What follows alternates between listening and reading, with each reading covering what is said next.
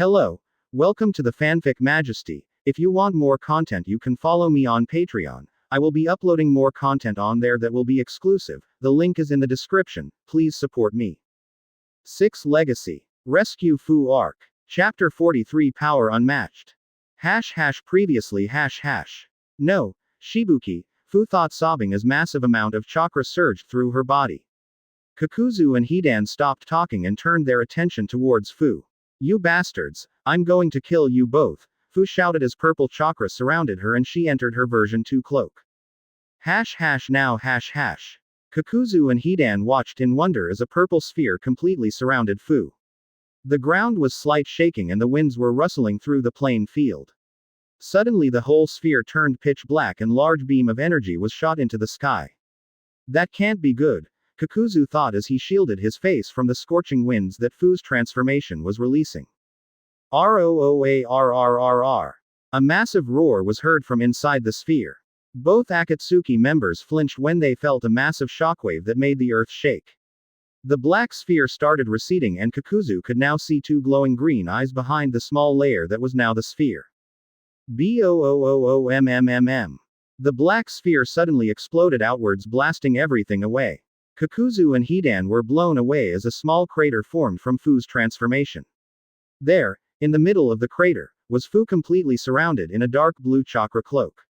She had 5 tails swinging wildly and wings protruded from her back. She was on all 4 like some hungry lion ready to pounce on his dinner. Around her blue shell was a protective layer of bones. The bones covered about half of her body. The bones were shaped like claws in her legs and around her head was a white cranium with 2 massive horns. Even through her helmet, of sorts, the 2 green eyes remained glowing in the background and shining through the bone structure. Fu, are you in there? Chome asked her host. Chome wondered how did Fu manage to pull so much chakra from her since the seal was still intact. Rooarrrr. Fu roared at the 2 Akatsuki members who braced themselves for their upcoming doom. Kakuzu cursed Hidan for the 1000th time. He just had to kill and bring with him a person that the Jinchuriki seemed to like, and in such a condition. She's completely lost it. She isn't in control, Chome thought as she wrestled through the seal for control. Fu was a wild gun at this point as she was nothing but instinct. Fu was nothing more than pure destruction, lusting for revenge against her 2 enemies. Things could go really bad from here, for either the Akatsuki members or anyone that stood in front of Fu using her version 2 cloak. Fu coiled herself and leapt forward at blinding speeds. Before Hidan could react, Fu leaned her head forward and completely pierced him with her 2 horns. 1 horn in each shoulder, pinning him to the ground. Hidan screamed and tried to get away, but he wasn't going anywhere soon. Kakuzu quickly rushed his teammate and tried to kick Fu away, only to be swatted away by one of her tails, like some bothersome fly.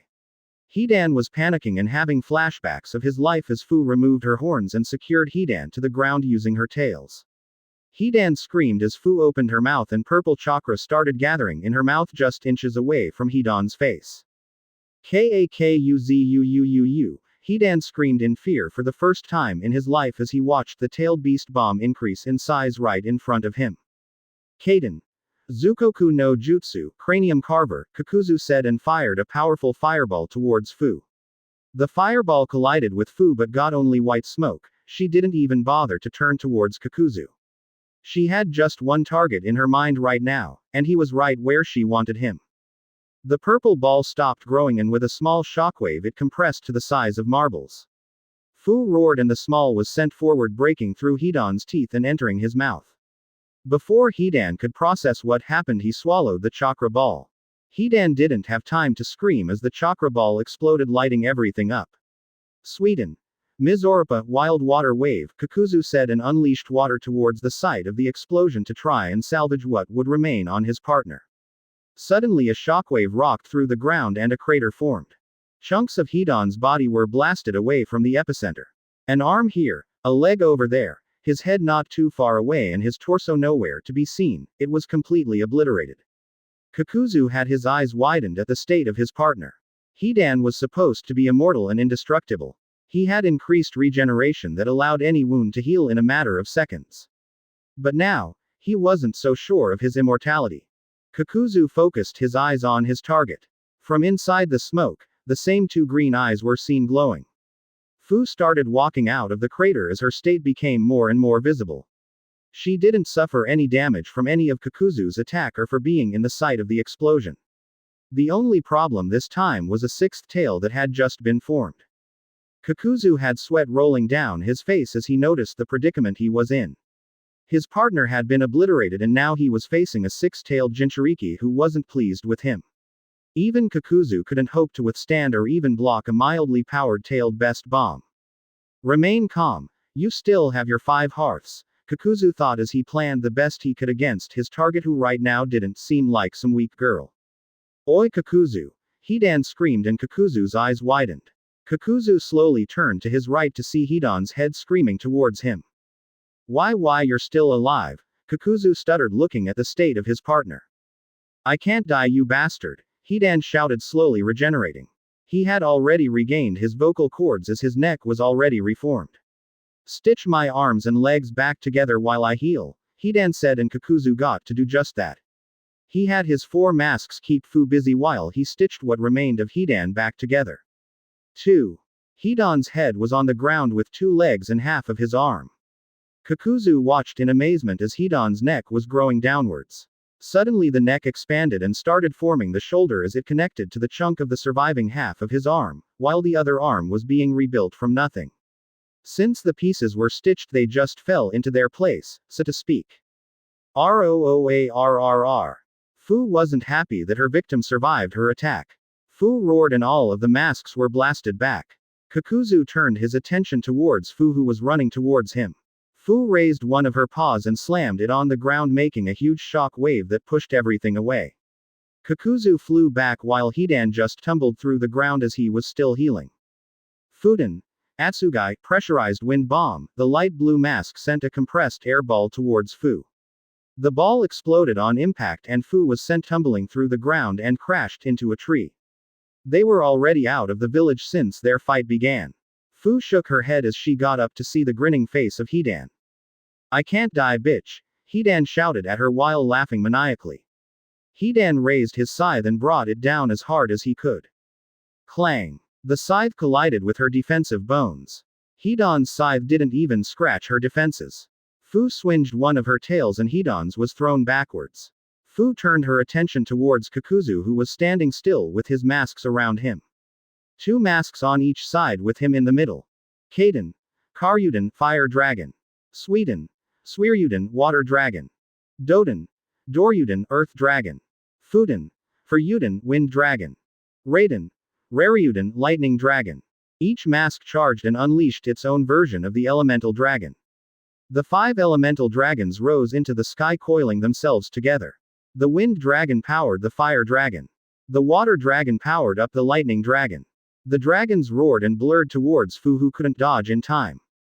BOOOMMMM. A big explosion was felt and Kakuzu smirked knowing that not even Fu could escape that combination without suffering any damage. He had to thank Senju Naruto for showing him the lightning dragon all those years ago. Maybe he could thank him in person if he ever got the task to capturing the 9 tails. The smoke started clearing and Fu was struggling to get up. All of the bones were cracked and some even gone. Even with her chakra-reinforced blue shell, anyone could burn marks from the explosion. Hidan now! Kakuzu shouted as Hidan appeared next to Fu and brought his scythe down right on her burned parts. Hidan chose the burned chunks because it was where Fu was more fragile. Fu was able to dodge slightly and avoid being completely pierced by his scythe but Hidan managed to cut her deep enough to draw blood. Hidan laughed as he jumped back. He brought his scythe to his mouth and licked the small amount of blood there was on the tips of his weapon. Slowly but surely, Hidan's skin started turning pitch black with white drawing of his bones. Hidan cut open his wrist and let blood flow out into the ground. Hidan drew a triangle inside a circle and stepped into the middle of both. Hidan took out a spear and shouted, "For you Jashin Sama," and pierced right through his chest, puncturing his right lung and nearly missing his hearth. ROOARRR. Fu roared in pain as he dropped to the ground and writhed in pain. She roared as she tried to stand back up but to no avail. Fu started losing her cloak as the bones disintegrated into dust and her tails started receding. Oh lord, the pain, it feels good, Hidan said as he took pleasure in the pain coursing through his body. In the meantime, Fu's version 2 cloak completely dissipated, leaving her cloak transparent. Anyone could see the horrible state she was in. A large hole in her shoulder that was sizzling as Chomei's chakra focused solely on it. Her skin was blood red, meaning that it had been completely burned off. Suddenly the whole cloak vanished and Fu was left on the ground panting and barely conscious. I'm an idiot. Why did I lose myself? Fu thought to herself. She gave in to her anger and could have gone on a rampage, destroying everything, even her village. What a mess, Kakuzu said, looking at the battlefield. Everything in a 100-meter radius was gone and replaced with nothing but death. There was no plant life, no nothing. There was nothing but destruction. Why you? Fu started saying, making Kakuzu turn to her. Why you have made a grave mistake, Fu said, chuckling weakly, slowly opening her eyes. You are all gonna die, Fu said, making Kakuzu raise an eyebrow. And what mistake would that be? Kakuzu asked, amused, and decided to hear her explanation. You should have knocked me out when you had the chance, Fu shouted, and faster than anyone could reacted, she took out a 3-pronged kunai from her pouch and stabbed it on the ground in front of her. Fu almost buried the kunai to the hilt from the speed and power she put behind it. Kakuzu's eyes widened when he recognized the kunai. He was quickly brought out of his thoughts when the clearing was illuminated with a yellow flash. Once Kakuzu and Hidan regained their vision, Kakuzu's blood ran cold. Senju Naruto was standing in front of them, and by the look of his face, he was pissed. His blood-red eyes were glowing and the ground was shaking from his chakra pressure.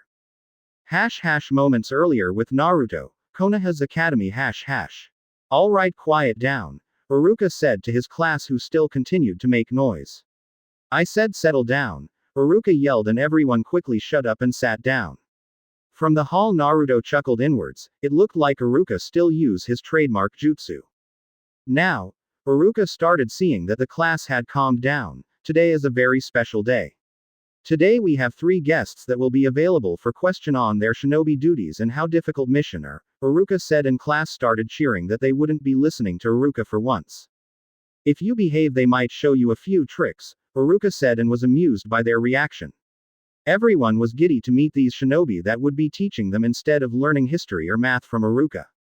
Now, without further ado, I introduce you Sarutobi Konohamaru, Iruka said, and Konohamaru poofed into existence in the middle of class, shocking all of the academy students, saying that he came from nowhere. Konohamaru is a genin that graduated just last year and is already signing up for the next Chunin exams, Iruka said, and the class cheered. Believe it, Konohamaru shouted, pumping his fist into the air.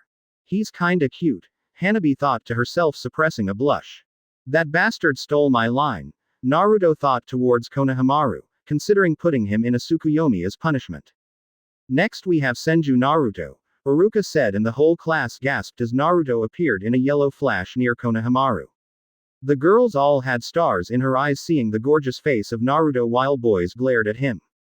After all, Naruto was good looking, strong, and famous. As you all know, Naruto-kun here is a Chunin, the head of the Senju clan and grandson of our Hokage, Iruka explained, and Naruto nodded. And finally we have our final guest. Hitaki Kakashi, Iruka said, and waited, and waited. 5 minutes had passed and there was no smoke and no door opening. All right, back, Naruto said, sighing, and vanished in a yellow flash. Iruka sighed, knowing that Kakashi still had his nasty habits. Not 1 minute later, Naruto arrived with Kakashi in tow, completely wrapped with rope. Naruto, was this necessary? Kakashi asked as Naruto dropped him to the ground with a thumb sound. Yes it was, Naruto said, nodding his head. As I was saying, Hitaki Kakashi, one of our best Junins. He is known as the copy ninja Kakashi, the man who knows over 1,000 jutsu, Iruka explained, and the class got giddy at such shinobi. Too bad neither of them knew that Naruto could defeat Kakashi with a flick of a finger. Now, are there any questions? Iruka asked, and the class exploded, much to Naruto's amusement. Alright, settle down. Emi-chan, you go, Iruka said, and girl nodded in appreciation. Senju-sama. Emi started but got interrupted. Just Naruto will do, Naruto said, and the girl shyly nodded. Naruto-san, I heard you are quite strong, so why are still a Chunin? Emi asked, and Iruka was admired as it was a pretty decent question. It's simple really. There are two ways to be promoted to Junin. You can either get a field promotion based on the reports of your performance or you can take the Junin exams. The reason I'm still a Chunin is because a few weeks ago I returned from a 3-year training trip, Naruto explained and Emi nodded happily. Next, Kimi-chan, Iruka said and the boys groaned as Iruka was only picking girls. Kakashi-san, how did you get that scar on your eye? Kimi asked and Naruto flinched as he knew the story behind that. Kakashi hummed as he closed his pervert book and gathered his thoughts. It was the first mission after my promotion to Junin. I got slashed by a sword and ended up blind on this eye, Kakashi explained, but Kimi got confused. Blind. But your eye looks fine, Kimi said and Kakashi shifted uncomfortably. One of my teammates died on that mission. His name was Uchiha Obito. He sacrificed his life to save mine and gave me his eye as a gift, Kakashi said, sighing and activating his Sharingan for the whole class to see. He gave me his Sharingan so he could see the world through my eyes, Kakashi stated. He was a hero, Kimi said and Kakashi happily nodded. That is the way of the shinobi. Make no mistake, Kakashi started in a serious tone, death is a constant. The only way to survive and be strong is to form bonds. Train and fight for those you hold dear and you will achieve power beyond your wildest dreams, Kakashi said and Naruto nodded while Konohamaru was drawing blanks. Alright, Iruka said, breaking everyone from the sour mood. Next, Jiro-kun, Iruka said. Finally, Jiro shouted, much to Iruka's amusement. Hey brat, how old are you? Jiro blurted out towards Konohamaru. Who are you calling a brat, brat? Konohamaru asked, fuming. You, Jiro replied. You look weak. I bet I could take you on, Jiro replied, standing from his chair. Bring it on, Konohamaru said as he placed his hands on AT formation ready to form shadow clones. Enough. Iruka stopped the growing argument and advanced towards another student. Hanabi-chan, you're up, Iruka said and Hanabi nodded. So she's Hinata-chan younger sister. They kinda look alike, Naruto thought to himself before Hanabi drew his attention. How is Hinata so strong? Hanabi asked and the whole class went silent. Some students muttered around asking who this Hinata was. I don't intend to badmouth your father if I can call him that, Naruto started and Hanabi flinched. The Juken style you are learning never suited her. The Juken style was built to work around a steady stance with quick counter strikes. However, Hinata-chan is a water-natured user. She's supposed to flow and avoid her enemy like water finding its path. Naruto explained and Hanabi listened. As such, Hinata-chan would never truly master the original Juken. Your father never noticed this or just didn't want to see it, so he kept pushing her towards something she would never be able to achieve.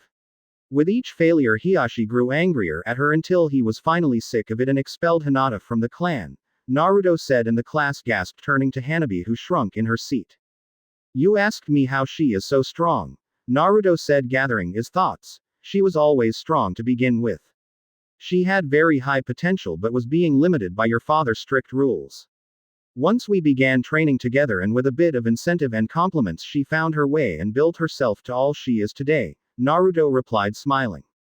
He really loves her, Kakashi replied, looking towards his little brother. You should swing by the Senju compound, she would be happy to see you, Naruto said and Hanabi could only nod. Excuse me, Hisao interrupted and gathered the attention of everyone. Who is this Hinata? Hisao asked. That would be Hyuga Hinata, Hanabi's older sister and my girlfriend, Naruto explained and sighed when he heard the pouts from some girls. I think I know a way to rid them of their fangirl ways, Naruto thought to himself as he flared his chakra. Why did you flare your chakra, Naruto? Kakashi asked, confused, but Naruto waved him off. A few seconds later everyone felt chakra usage and they could see water swirling in the middle of the room.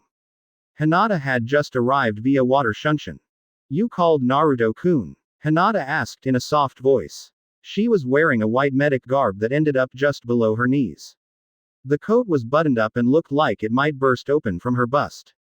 She had her hair trapped in a long ponytail. Naruto brought his hand to his nose as he didn't expect her to look so hot in a simple medic outfit. You like it, Naruto-kun? Hinata cutely asked, bringing a finger to her chin.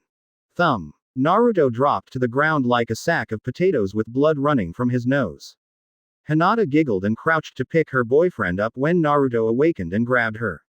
He leaned up and whispered, "Save that outfit for later," and Hinata blushed but quickly let it go as they were in front of kids.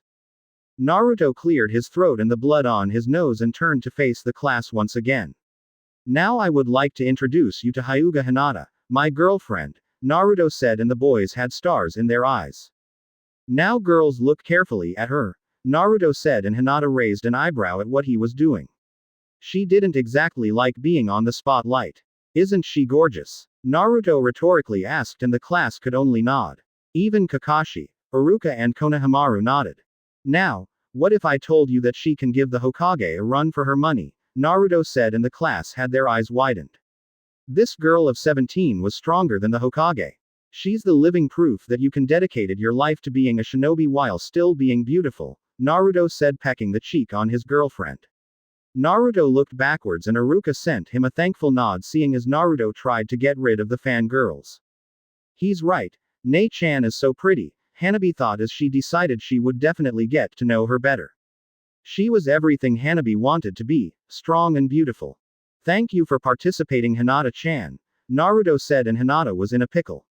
Naruto had basically flaunted her to these kids like a piece of meat, but she knew he intended to bring these girls out of their ways so she would forgive him.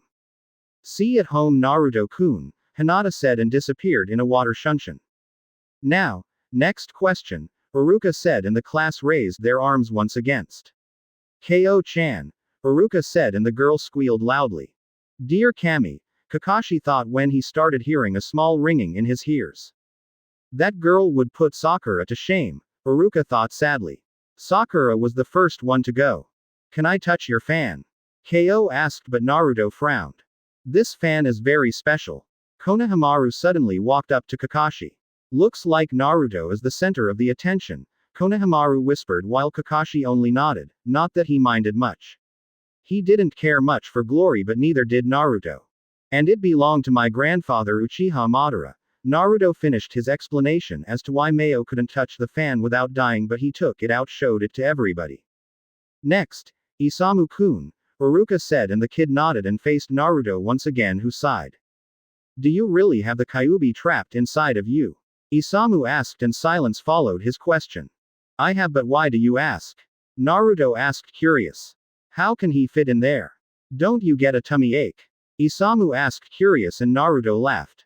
"They are naive but funny," Naruto thought before a wild thought occurred in his mind. He wouldn't, Kurama thought as he noticed the face his host had. "He is," Kurama thought as he noticed Naruto bit his finger and slam his hand on the ground. "Kuchio's no jutsu. Kyuubi no Yoko, summoning technique. Nine-tailed demon fox," Naruto said, slamming his hand on the ground. "Chibified version," Naruto added in afterthought as the smoke disappeared to reveal a small nine-tailed fox. Kurama was on the outside world and nothing bigger than a bunny. "I'm not amused," Kurama stated as Naruto picked him up and placed him on top of his head. "Class, meet the Kyuubi," Naruto said, and the girls squealed at how adorable the little fox looked.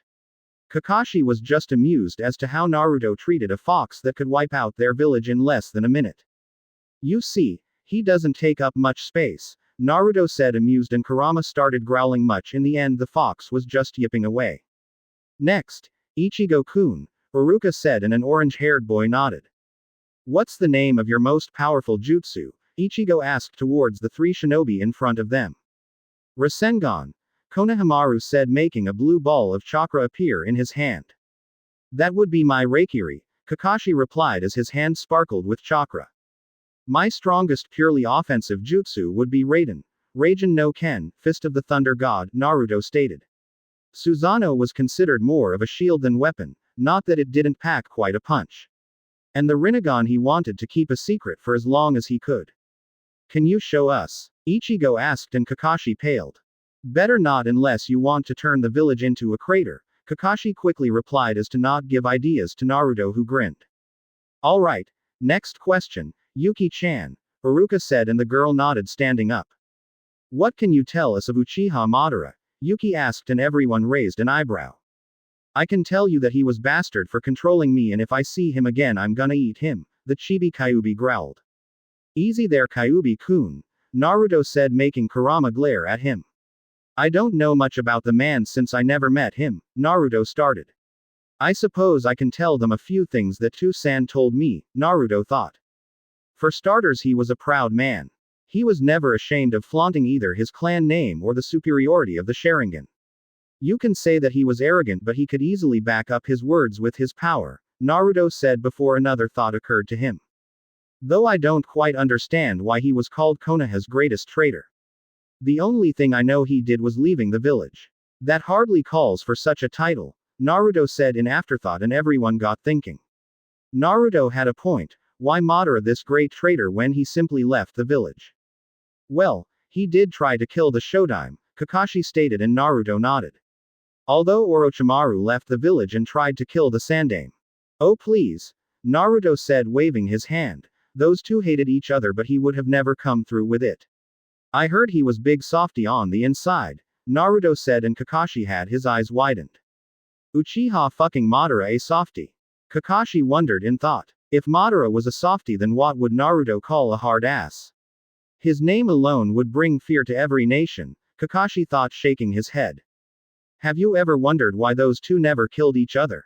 Naruto rhetorically asked. They fought countless times as they grew up and old, and they never killed each other. That's because, even though they were enemies, they were like brothers.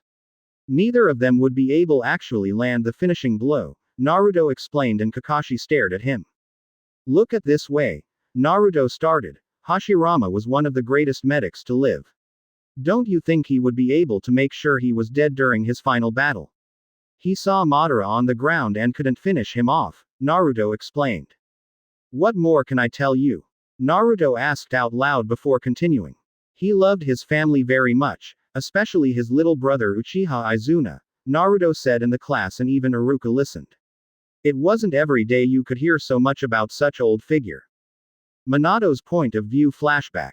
Tu-san, a 5-year blonde-haired kid ran through the forest yelling to his father. Minato-kun, Madara said as Minato stopped near his father. Come look quick, Minato said, and dragged an amused Madara after him. Once they stopped running, they were at the entrance of a forest. Look, Minato said, and took a deep breath and suddenly started running towards the tree. As Minato arrived near the tree, he placed his right foot on it, sticking himself to the bark. He then continued running all the way up the tree, reaching the top. I finally did it, Minato shouted from the top of the tree. I can see that, Madara said, amused at cheerful attitude of his son, and you only took a few days. If you keep this going, you will be strong as your old man in no time, Madara said as Minato jumped down and landed in front of him. Really? Minato asked hopefully. Of course, Madara said, ruffling Minato's wild hair. You are my son after all, Madara said, and both left towards their home where Hanako was preparing dinner. Tu-san? Minato asked his father while they were walking home. Madara turned to Minato and motioned him to go on. Do you know why Ka-san is sick? Minato asked slowly. There's nothing for you to worry about, Minato-kun, Madara said, laughing. Let's just say your mother is cooking your little brother, Madara said, amused when Minato jumped into the air at the prospect of a little brother. Minato didn't have many friends as they lived quite a distance away from the nearby town. Really? Minato asked hopefully, and Madara nodded. What's his name? Minato asked, curious about his little brother to be. Since Hanako-chan named you, I'll be the one naming your brother. He's going to be called Izuna, in memory of my own little brother, Madara said sadly. That bastard of my brother took out his own eyes and gave them to me, Madara thought angrily at the memory of losing his brother. Madara told him that he could still fight even when he was blinded by an enemy. Madara sighed and removed the dark thoughts of his mind, and continued making their way home. Ka-san, Minato called out. Hanako turned to see both Madara and Minato arriving. She was surprised when Minato rushed her and looked towards the food pan on the oven. When is Izuna-kun finished cooking? Minato asked, and Hanako faltered for a moment before turning to an amused Madara. End flashback. And there isn't much I can tell you about him, Naruto said, although he didn't them about this particular episode as it would reveal Minato's identity. Alright, next. Iruka didn't manage to finish as Naruto's head snapped upwards as if he felt something. Something's wrong. Fu just activated her marker. Kakashi, let Ba-chan know where I'm going, Naruto said, and vanished in a yellow flash. Kakashi hummed in thought. He never did say where he was going, did he? Kakashi asked. # back with Fu #. Loop bleach ost. 9 enemy unseen. The ground was shaking as both Akatsuki members were frozen staring at the escalating chakra of Naruto. He was pissed that the Akatsuki would dare to try and take another Biju, even more that this Biju was sealed inside a friend. Naruto was sick of this Toby fellow, and then, Kakuzu and this silver guy tried to take Fu. This would be their last mistake. Naruto had just declared open season on Akatsuki and he would personally reduce them all to ashes. Naruto didn't even spare the Akatsuki members a glance as he turned his back to them and crouched near Fu. Naruto's eyes flashed silver. Naraka path. Naruto muttered, placing 2 fingers on Fu's forehead. Naruto's fingers glowed green and Fu's skin started regenerating quickly. Her shoulder's wound closed almost immediately. Those eyes, Chome thought, in fear, to herself deep behind her cage. This human had her father's eyes. She never thought she would ever see those eyes again, and, to be fair, it scared her to no end. Those eyes had no limit, they could do anything the wielder so wished. They were called eyes of the gods for a reason, they held no limit. What? Fu asked as she felt revitalized in under a few seconds. How did you do this? Fu asked curiously as she got up and turned to both Akatsuki members who had their eyes widened. I'll tell you later, Naruto said and turned around, coming face to face with Hidan and Kakuzu. Now I have a couple of worms to deal with, Naruto said darkly as a small smile made its way up his face. Kurama could feel Naruto's emotions, his thrill for battle. Ahahaha. Hidan laughed as he regained his wits and pointed his scythe towards Naruto. Who's this pathetic mortal? Do you really think you can take us both on? Hidan rhetorically asked. Shut up, you fool. Kakuzu yelled toward his partner. He is Senju Naruto, the Konoha no Raijin, Konoha's thunder god, the shinobi no kami, god of the shinobi, an S-rank shinobi with a flee on sight order, but above all, Kakuzu said, narrowing his eyes at his new opponent, Uchiha Madara's heir and Jinchuriki of the Kyuubi no Yoko, Kakuzu said as a bead of sweat rolled down his face. Great, Hidan replied. We get to take 2 Jinchurikis instead of 1. We can kill 2 rabbits with 1 stone, Hidan laughed. He still doesn't grasp the severity of the predicament we are in, Kakuzu thought to himself. He still remembers the battle he had with Naruto 3 years ago. Even though Kakuzu was weaker by using the body doubles, he still lost, and 3 years of training could do so much. And now Naruto was standing in front of him. Patiently waiting, stoically looking at him, it scared him to no end. Hidan, Kakuzu said as he gathered his partner's attention. We are leaving, Kakuzu said and got ready to leave. What? Hidan screamed in outrage. You heard what Leader Sama said. He's beyond the strength of any of us, Kakuzu said towards his annoying partner. That fool seemed to have a death wish. They are running away just because Naruto shows up. Fu thought to herself, wondering just how powerful Naruto was to scare them off. You won't be getting anywhere, Naruto said as a very large purple barrier rose from all sides of the battlefield. You didn't think I was just sitting here still, did you? Naruto rhetorically asked, smirking at the panicking face of Kakuzu. He trapped himself with both of them, Fu thought, shocked with Naruto's boldness. Was he so arrogant that he thought he could take them both on? Or was he confident in his power? Deep inside Fu, Chome was completely focused on the battle. If this person could really wield the Rinnegan, then the Akatsuki were no match for him. Enough! Hidan shouted as he rushed Naruto head on. Let's kill the bastard, Hidan said as he jumped high in the air and swinged down his scythe. Hidan, stoop! Kakuzu yelled, but to no avail as his partner charged Naruto. Hidan's scythe came down in a diagonal arc. Naruto ducked and let the scythe pass safely above his head. The scythe buried itself on the ground. Naruto swatted Hidan's hand away from the scythe and brought his knee to his stomach. Hidan's eyes popped out and he buckled in pain. Naruto caught Hidan's neck and raised him into the air with a single hand. Do you want to dance? Naruto asked with his Sharingan glowing. Hidan was writhing in pain. He tried to make Naruto release his hand around his neck, but he couldn't. Naruto's grip was too firm. Hidan just stayed there, slowly choking to death, except he couldn't die. You are either very brave or very foolish, Naruto said, laughing at Hidan's predicament. Naruto turned his attention to Kakuzu, but the man was frozen in place and could only look as Naruto slowly choked his partner. Interesting, Naruto thought as he looked towards Hidan. The man was not dying. Naruto shifted his attention towards the necklace Hidan carried. It was a hollow circle with a triangle inside. I've seen that before, Naruto thought to himself. Careful, Naruto. Fu yelled from outside the barrier. Chome says that one is immortal. Fu yelled and Naruto raised an eyebrow looking intently at Hidan. Naruto released Hidan and kicked him the chest, sending him flying into Kakuzu. Arg! Hidan screamed in frustration as he crashed into Kakuzu. I'm going to enjoy sacrificing you to Jashin-sama, Hidan yelled and turned to his teammate. Get up, you pussy, Hidan said and brought Kakuzu from his thoughts. Who are you calling that? Kakuzu asked in a dangerous voice. You, Hidan said pointing at him. You froze against some teenager, Hidan explained. I froze. Kakuzu thought to himself as made sure to never repeat the same mistake. It won't happen again. We need to work together against him, otherwise we will both die, Kakuzu said and Hidan laughed again saying he couldn't die. I remember now. Naruto thought as he was hit with a realization when Hidan said something about Jashin. Naruto read about people that prayed to this god Jashin and, as long they gave him human tributes, this god would grant the humans immortality and advanced regeneration. Turn him into ash and let's see him regenerate from that, Kurama suggested from inside Naruto's mind, which he agreed. Either that or I could remove his soul, Naruto replied, which the fox also agreed. Naruto would use which one came first when the opportunity presented itself. Naruto bent slightly forward before he disappeared in a burst of speed. Fast, Kakuzu thought as he brought both arms to his face in an X formation. Naruto's fist collided with Kakuzu's arms, but he was flinged back nonetheless.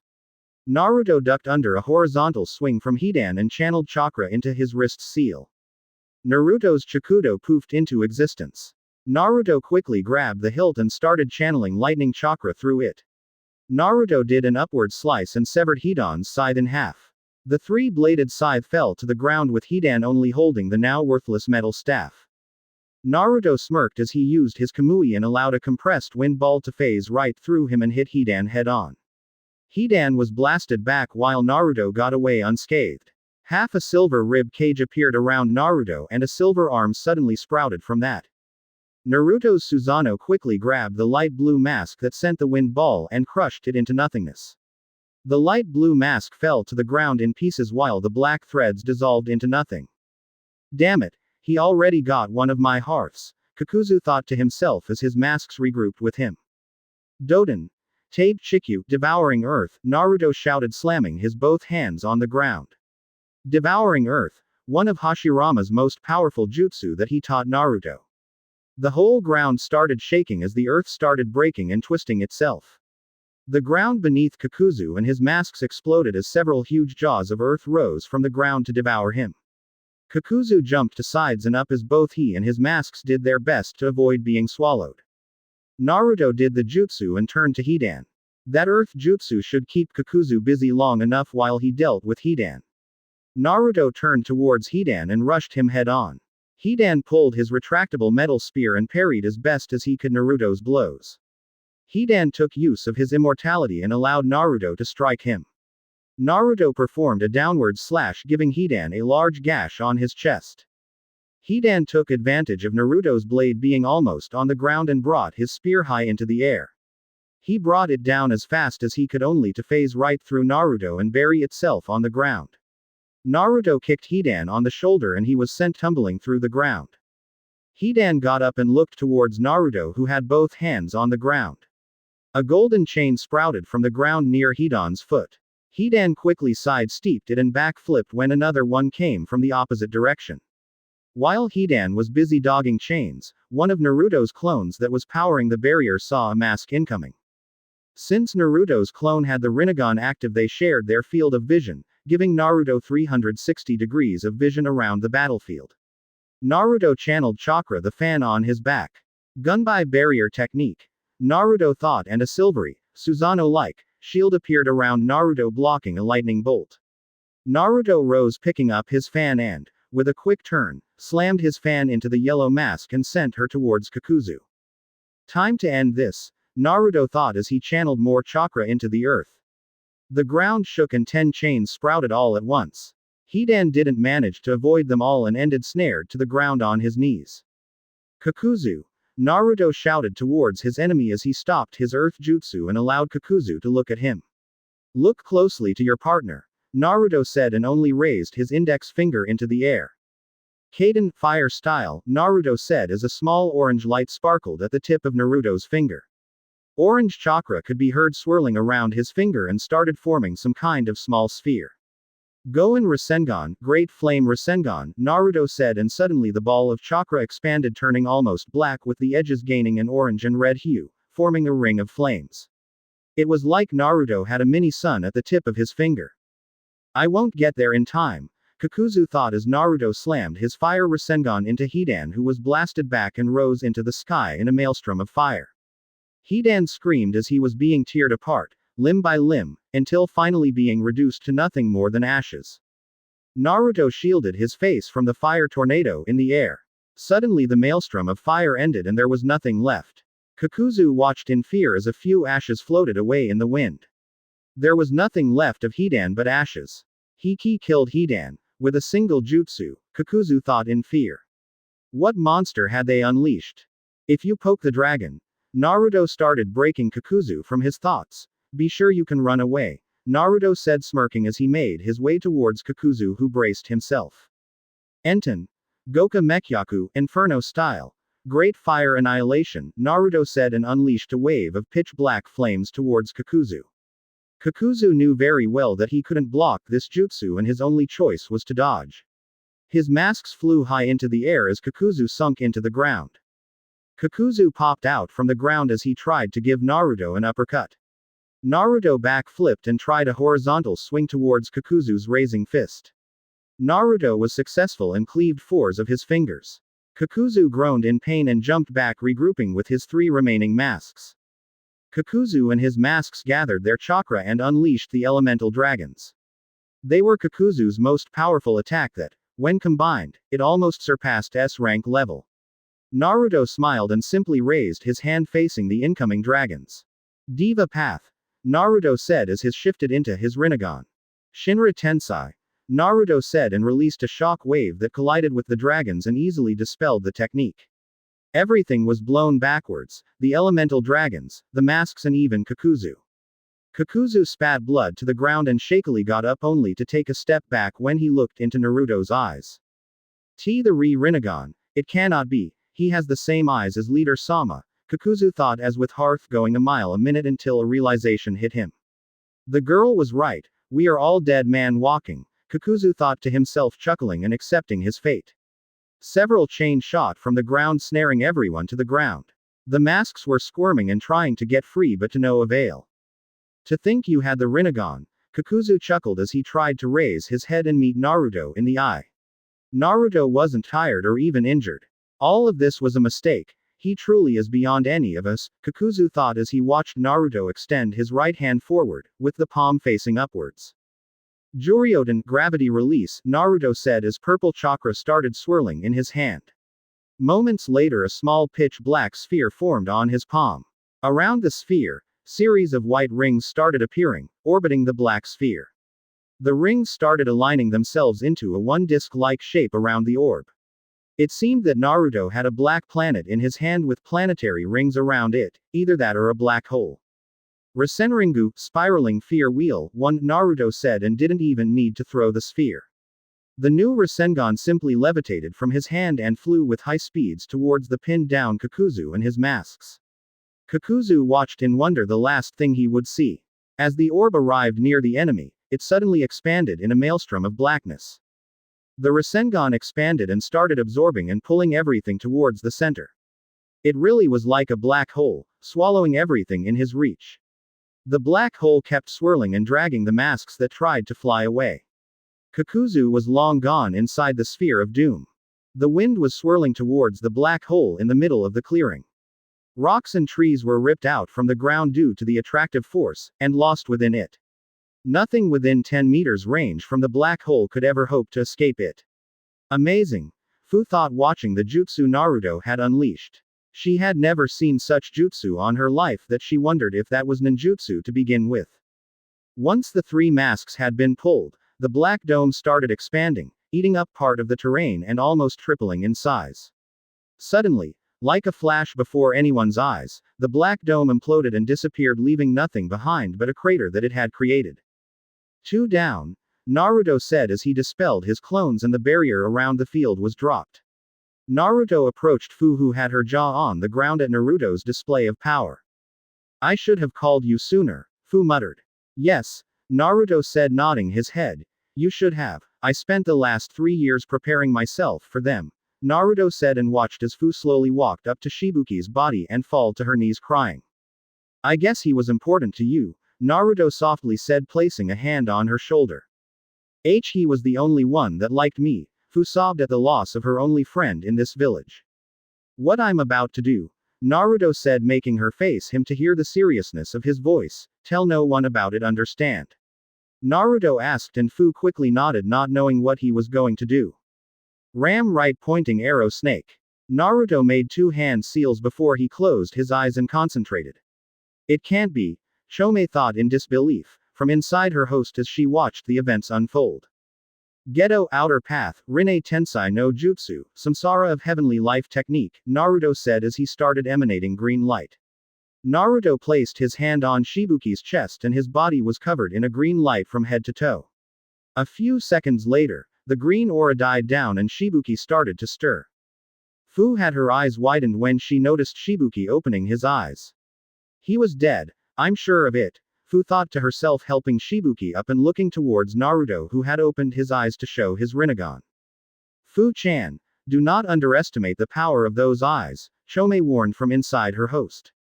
With the Rinnegan, Naruto can do anything he wishes. You are as close to a god as you will ever be, Chome said, and Fu slowly nodded. What happened? Shibuki asked as he raised to his feet. The last thing I remember was that silver-haired guy becoming all black and white, Shibuki explained and looked towards Fu, who was wiping away a few tears. You were unconscious from the fight.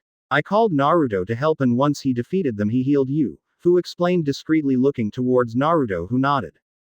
Well then, you have my deepest thanks, Naruto-san. You not only saved my village but also Fu-chan, Shibuki said, giving a small bow as a thank you. Take Fu and go rest. There is something I have to do first. I'll catch up with you later, Naruto said, and both Shibuki and Fu nodded and left towards the village. Once they were gone, Naruto walked to the middle of the battlefield and crouched near the fingers of Kakuzu that he had sliced earlier. In the middle of the fight, Kakuzu's ring started emanating chakra. It was strange for a ring to give off chakra.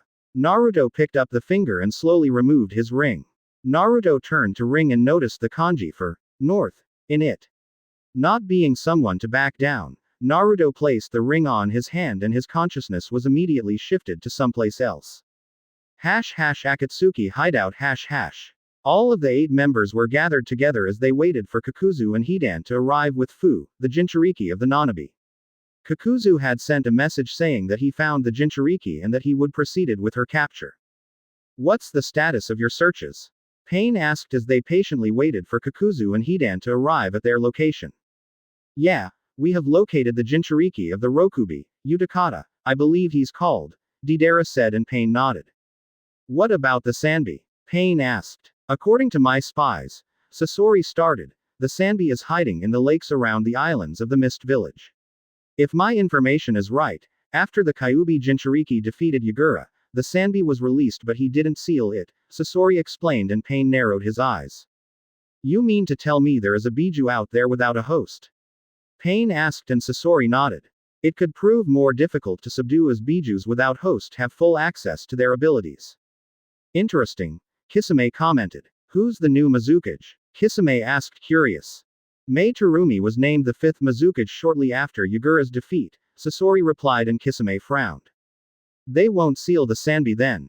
The Kyuubi brat left the Sanbi without a host for a reason, and most likely Mei agreed to it. The turtle won't be sealed, Kisame explained. It matters not. I'll capture it myself if need be, Pain said, and turned towards Itachi. What about the Gobi and Yonbi? Pain asked, and Itachi simply opened his eyes to reveal his blood-red Sharingan. Both of Aiwa's Jinchurikis have Sanin travel rights. They are loyal to their villages but don't have a fixed location. We have the Yonbi's location but the Gobi still eludes us, Itachi stoically replied. Zetsu. Work on tracking down the Gobi, Pain ordered. Yes, Leader Sama. Zetsu replied. In the meantime, Itachi and Kisame will proceed with the Yonbi's capture. Deidara and Sasori will proceed with Utakata's capture, Pain ordered and both parties nodded. Ga! Kisame shouted. What's taking them so long? Kisame asked as he was bored out of his mind. Pain's eye twitched as he was also tired of waiting for them to deliver. Zetsu. Pain called out. Yes, Leader Sama. The white Zetsu replied. Go find out why they are taking so long, will you? Pain said in a bored tone. Yes, Lead. They will not be coming. Everyone flinched at the new voice.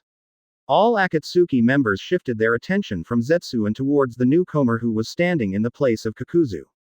The new holographic image had long blonde, waist-length, spiky hair with fangs that framed his face and partially covered his right eye. He also had 3 distinctive whiskers marks on each cheek.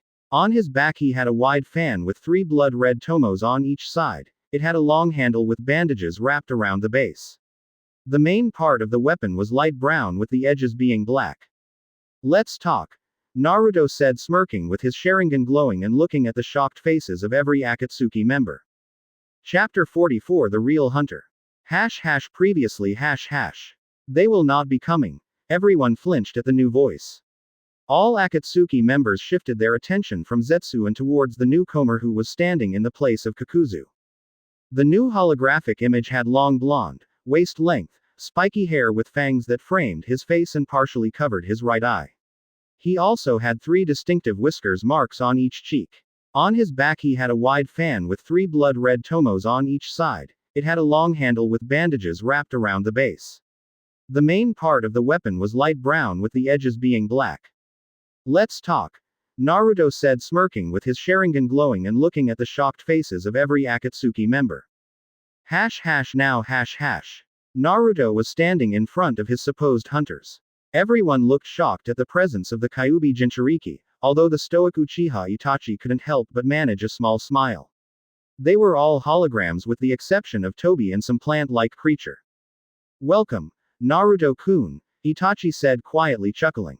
So quiet that if it weren't from the petrified faces of everyone, no one would have heard it. I've gotta say, Naruto started carefully looking at every single member of the Akatsuki, keeping in mind to remember every detail he could. He looked around and saw that every single person adorned the traditional Akatsuki cloak, black cloak with red clouds. Beginning at this right, he spotted someone who was arched down. Naruto couldn't see much of him as he had his face covered with a face mask, similar to Kakashi in fact. Behind his body he had a tail menacingly waving. It was a long mechanical, scorpion-like tail. Next to him was a blonde man.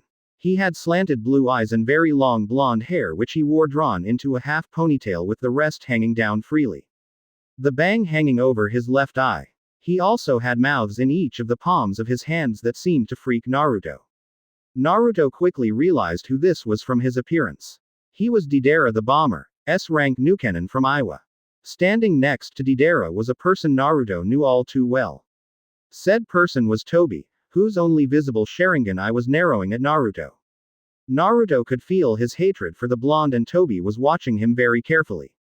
Tobi only shivered as he looked at the smirking face of Naruto. Everything about him screamed Uchiha Madara. His posture, his appearance, and the way he fought. If it weren't for their different personalities they could pass for twins. Naruto continued looking around and near Tobi was something. He had 2 large Venus fly-trap-like extensions that envelop his head and upper body, giving him a plant-like appearance. Said extensions were slightly opened at the top, revealing what seemed to be a head of a person. Although this head was half black and half white, split perfectly in the middle. He had short green hair and yellow eyes. Naruto repressed a shiver after seeing the weird things Akatsuki had but continued. Naruto looked towards the remaining members standing in front of him. There were 2 members that he already fought and knew well. Hoshigaki Kisame, Nukenin of the Mist Village, wielder of the Samahata, and Uchiha Itachi, Nukenin from the Leaf Village and master of the Sharingan bloodline. Nothing new there, so Naruto turned his attention to the last 2 members. He was surprised to see a female in such group but observed her as well. This woman had blue hair, amber-colored eyes, lavender eye shadow, and a labrae piercing.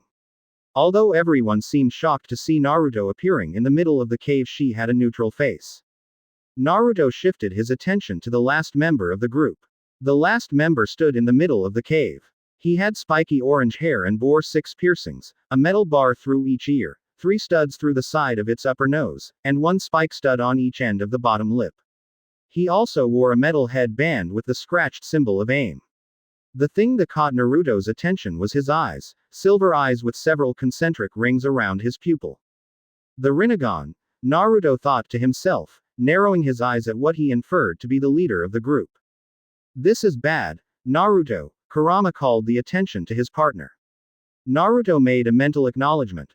Look carefully to where you are standing, Kurama said, and Naruto raised an eyebrow but looked down all the same. He and everyone else of the Akatsuki were standing on top of big fingers. Naruto carefully observed where these fingers were connected and saw that it were hands. Naruto jumped down from the finger and stood in the middle of the cave, facing every member and getting a good look at this statue. It was some kind of earthen-colored humanoid entity with most of its body looking decayed. It had 9 eyes, although the eyes were all closed for some reason. Its back also has a number of spike-like protrusions. The statue hands were also chained together. Is this, the Geto Mazo? Naruto asked, shocked that this statue was summoned. But Naruto wasn't wrong. He could feel the statue, something that only someone with the Rinnegan could do. This is bad, very bad, Naruto thought, pondering what to do with the things he learned. What do you plan to do? Kurama asked, also concerned. There was only one reason to summon the Geto Mazo from its resting place in the moon.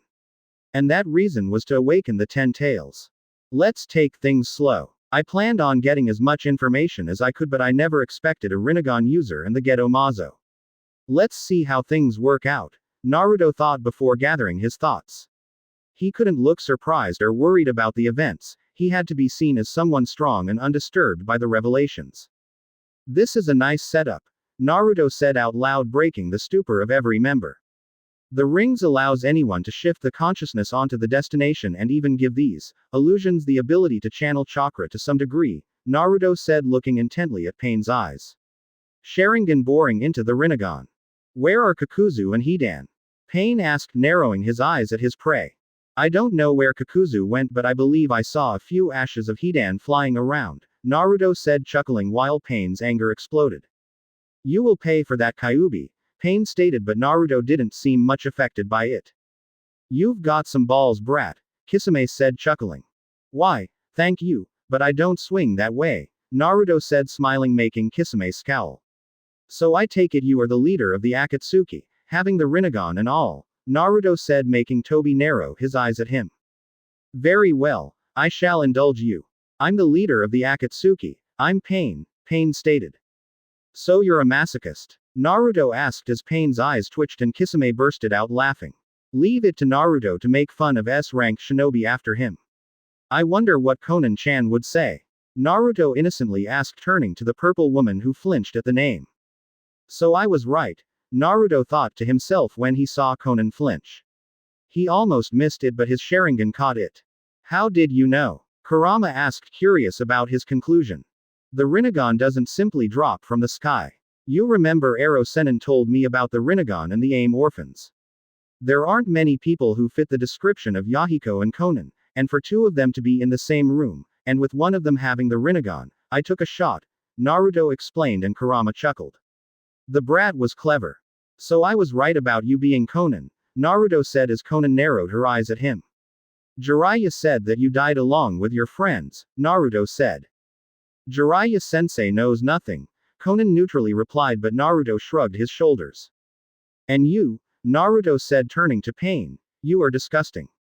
To think you would drop so low to use your own friends as paths, Nagato, Naruto said, and Nagato's eyes widened. This is bad, Toby thought to himself. Nagato should have dropped the meeting the moment the Kyuubi brat appeared, as to keep secret everyone's identities, but now was too late. Behind that goofy attitude of yours lies a very bright mind. You are much smarter than you let on, Pain stated, getting a smirk in return. Deception is the way of ninja after all, although you seem to have the wrong thoughts. Naruto started.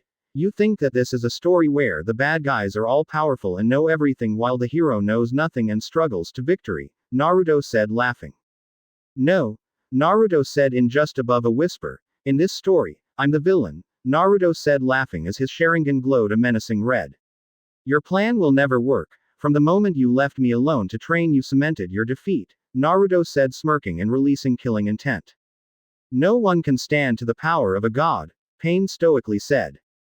Was I like this? Going on about being God Almighty? Naruto thought to himself as Kurama only nodded. Even gods die Nagato, Naruto said. Although I'm curious about what your plans. Why do you want the Biju for? Naruto asked playing the ignorant role. With the power of the Biju I'll create a weapon that would destroy every nation. With it, no one would ever dare to attack one another. With this weapon, under my rule, there will be peace. A never-ending peace with no bloodshed, no wars and no hate, Pain said, and Naruto was surprised to see that he wanted peace. Peace through fear is nothing more than an illusion, Naruto seriously said, his goofy attitude gone. After all, the Raikudo did ask for any descendant to try and achieve peace and Naruto would do his best. Through fear and pain this peace will last, Pain said with confidence. No, it won't. You will cage people and eventually their animal side will come out, Naruto explained. It doesn't matter in the end as you will never be able to finish this weapon, Naruto said. Once you experience true pain you will understand why this world is doomed without a god to watch over it, Pain said, and Naruto turned him off. You will understand it so, Naruto was saying but quickly shut up and turned to the plant-like thing on the room. This chakra. That thing has two completely separate chakra signatures, Naruto said focusing his Sharingan at Zetsu. Tobi watched silently as Naruto observed Zetsu. Tobi could see Naruto's eyes glowing and he concentrated on the plant-like creature. Your chakra feels familiar, Naruto said towards Zetsu who remained silent. Both of them, Naruto said, and Zetsu was surprised. Who are you? Naruto asked. I'm the white Zetsu and I'm the black Zetsu, Zetsu replied, and Tobi turned surprised towards his pet. Why did you answer him? Tobi curiously asked. I find myself in a pickle. The white Zetsu started. Madara-sama created me and, as such, I'm obligated to answer to him and his blood. On the other hand, he told me to obey you, so, can you understand my situation? The white Zetsu asked, completely unaware of the different reactions he got. Conan was right. He isn't Madara, Pain thought to himself, narrowing his eyes at Tobi. Interesting, Naruto said as Tobi narrowed his eyes towards Naruto. I know now why you feel so familiar. Your black half, your chakra is very similar to mine. If I had to guess, I would say that you are some clone of Uchiha Madara himself, Naruto stated, and Tobi had his eyes widened. Censors were a real pain in the ass. Yes, Zetsu was replying but didn't get to finish as Tobi used his Kamui and warped him away into his dimension. I look forward to talking to him again, Naruto replied, and Tobi was furious. Zetsu was supposed to be his most loyal pet and now he found out that Zetsu was primarily allied to Madara. It looked like that Madara and any descendants' orders took priority over Toba's. Another thorn on my end, I might have to call him back sooner than I thought, Tobi thought to himself. Is it not strange? Naruto asked, but Tobi got confused. How easily loyalties can change, Naruto said, chuckling. Tobi, where are you hiding Sasuke? Naruto asked, and Itachi's head snapped towards Tobi that he almost broke his neck. Itachi still thought that Sasuke was behind bars at Konoha. It appears that the Hokage kept things hidden better than he thought. Eyes like his are rare, but what is it you expect to achieve here? Tobi asked. Nothing much, Naruto said, shrugging his shoulders, just to show you that no matter how much you try, how harder you try, you will fail, Naruto said, smirking. Big words for a 17 brat, Tobi asked. You forget that I just decimated 2 of your members. Besides, I'm not alone, Naruto said. Ah yes, Hyuga Hinata, Tobi said, and Naruto narrowed his eyes at his tone. It would be a shame if something were to happen to her, Tobi playfully said. Don't let him get under your skin, Kurama said, and Naruto nodded, knowing it was very true. You won't do anything to her, Naruto simply said, and Tobi raised an eyebrow. And I know this because you are a coward, Tobi. You would never dare to face me and you know it very well. You hide behind that mask of yours, telling the world you're my grandfather Uchiha Madara when you clearly don't have the power to back it up, Naruto said, and everyone member turned to Tobi. You are just some Uchiha with a Mangekyo and delusions of grandeur. Take those eyes away and what are you? Naruto rhetorically asked. Some loser who couldn't handle it back in the leaf and wants to prove the world he's something, Naruto stated to the fuming Tobi. You had to resort to controlling the Kyuubi to attack Konoha, and even then, my father managed to seal the Kyuubi and defeat you. Not even with the power of the strongest of the tailed beasts did you manage to defeat my father, Naruto said, and he could feel Toba's anger and chakra just coming out of every pore. What happened? Naruto rhetorically asked. Did you want to be Hokage but my father beat you to it? Was that it? Naruto asked, and Tobi was already thinking of swirling away towards Konoha and start a massacre. Or you couldn't get it up in the bedroom and needed a boost of morale? Naruto asked, and Kisame bit back a laugh as he thought it wouldn't be good to him if he laughed at his true leader. I will find who you are eventually, and when that day comes, you will end at the tip of my blade, Naruto said as his Sharingan swirled into his Mangekyo. You don't know who you are messing with, Naruto, Tobi stated, saying his name with as much venom as he could. I'm going to enjoy making Hinata my personal slave when I'm done with you, Tobi said, chuckling evilly. Let me at him. I'll slaughter him for insulting your mate, Kurama yelled from inside Naruto. What did you say about not letting him get into our skin? Relax, Naruto said as his whiskers returned to normal from the sudden chakra surge. Who said I'll be waiting for you? Naruto quickly replied with a smile, throwing Tobi off for a moment. Anyone else would just wait and train until the moment this group chose to come after them, but you're wrong, Naruto said, looking Tobi dead in the eyes. In this story, I'm the hunter and you are simply my prey, Naruto said with a twisted smile that sent shivers to everyone. And like any good hunter, I enjoy a good chase. I'm going to hunt the Akatsuki down, one by one, and when I'm finished with everyone else, I'll be coming for you, Tobi, Naruto said, smirking. You shouldn't underestimate us, Nagato said. The rest of the group was rather quiet and could only watch as their target threatened them with death. You may call it arrogance, but I'm not underestimating any one of you, Naruto said before he started pointing and going through each member of the group. Sasori of the Red Sands, destroy his puppets and he becomes nothing more than a Junin. Deidara from Iowa, low S-class Nukenin, known for using clay explosives as long-range attacks. My Kamui makes him useless against someone like me. Naruto started as he turned to the remaining members. Kisame the Tailless Biju, take away your Samahata and your power decreases exponentially, Naruto said, and Kisame scoffed. Uchiha Itachi, prodigy of the Uchiha clan, very skilled in Genjutsu and fire ninjutsu. However, almost blind from overusing the Mangekyo, Naruto said, but Itachi remained silent. From Zetsu I got the feeling that he wasn't really the fighting type, Naruto said and continued on. Tobi, take your Kamui away and you're pathetic, Naruto said. Konan. According to Jiraiya, you have some control over paper and origami techniques. Simple paper will melt before my fire techniques, Naruto said, but Konan remained silent. And finally Nagato, wielder of the Rinnegan. You are a coward just like Tobi. While he hides behind his mask, you choose to hide behind your paths. Too scared to come into the battlefield yourself? Naruto asked, but Nagato remained silent. You see, when I say that I'm not overconfident or arrogant. I know everything about you while you know nothing about my true power or abilities. Naruto said and turned to Tobi. I know you saw what I did back in Kiri. I could feel your presence the moment I entered the village. I could feel you watching me from the Mizukage Tower. If you think that was all I could do, you are sorely mistaken. That wasn't even half of my true power, Naruto said, but Tobi remained silent. I'm stronger than Hashirama and even Madara were back in their primes, Naruto explained. Why don't I give you a preview? Naruto rhetorically asked, smirking while everyone tensed. If you are coming after me, you should know the difference, Naruto said as his chakra flared and he was surrounded by a small silver layer of chakra. Even inside the small cave, a small breeze flew by. Small rocks started levitating around Naruto as his hair also started to levitate ever so slightly. 1. What's this pressure? Tobi wondered as he felt Naruto's chakra starting to increase. No, now. The gap between us. Naruto's chakra suddenly spiked and a small shockwave was felt. The ground cracked and shook as Naruto released more chakra to the point that the air was rustling fiercely. His body was covered in a powerful and bright silver aura. So bright that the Akatsuki couldn't see much but for his eyes who seemed to glow a dark red. The ground started shaking and the cave started crumbling. His chakra flared even more and chunks of the cave started falling down, exposing what was once a beautiful and sunny day.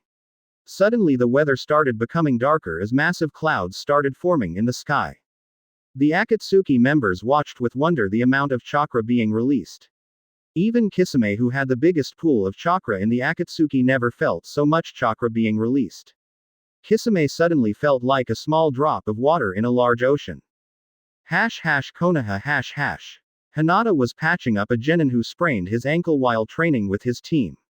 Just keep your weight off this foot for a couple days and you will fine, Hinata replied, and genin thanked her. Hinata was filling the report when she felt an ominous presence wash over her. This chakra, Hinata muttered to herself. It's Naruto-kun's chakra, but it isn't coming from the academy, Hinata said to herself and was about to drop her coat when an Anbu suddenly appeared.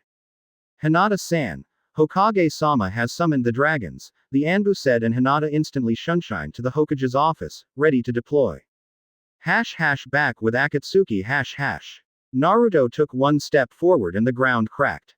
The sky sparkled with thunders upon thunders that lit up the darkened cave. The whole cave started shaking even more and forced every Akatsuki member to drop from the statue. Arrghhhhhh, the statue screamed as it brought his hands to his head.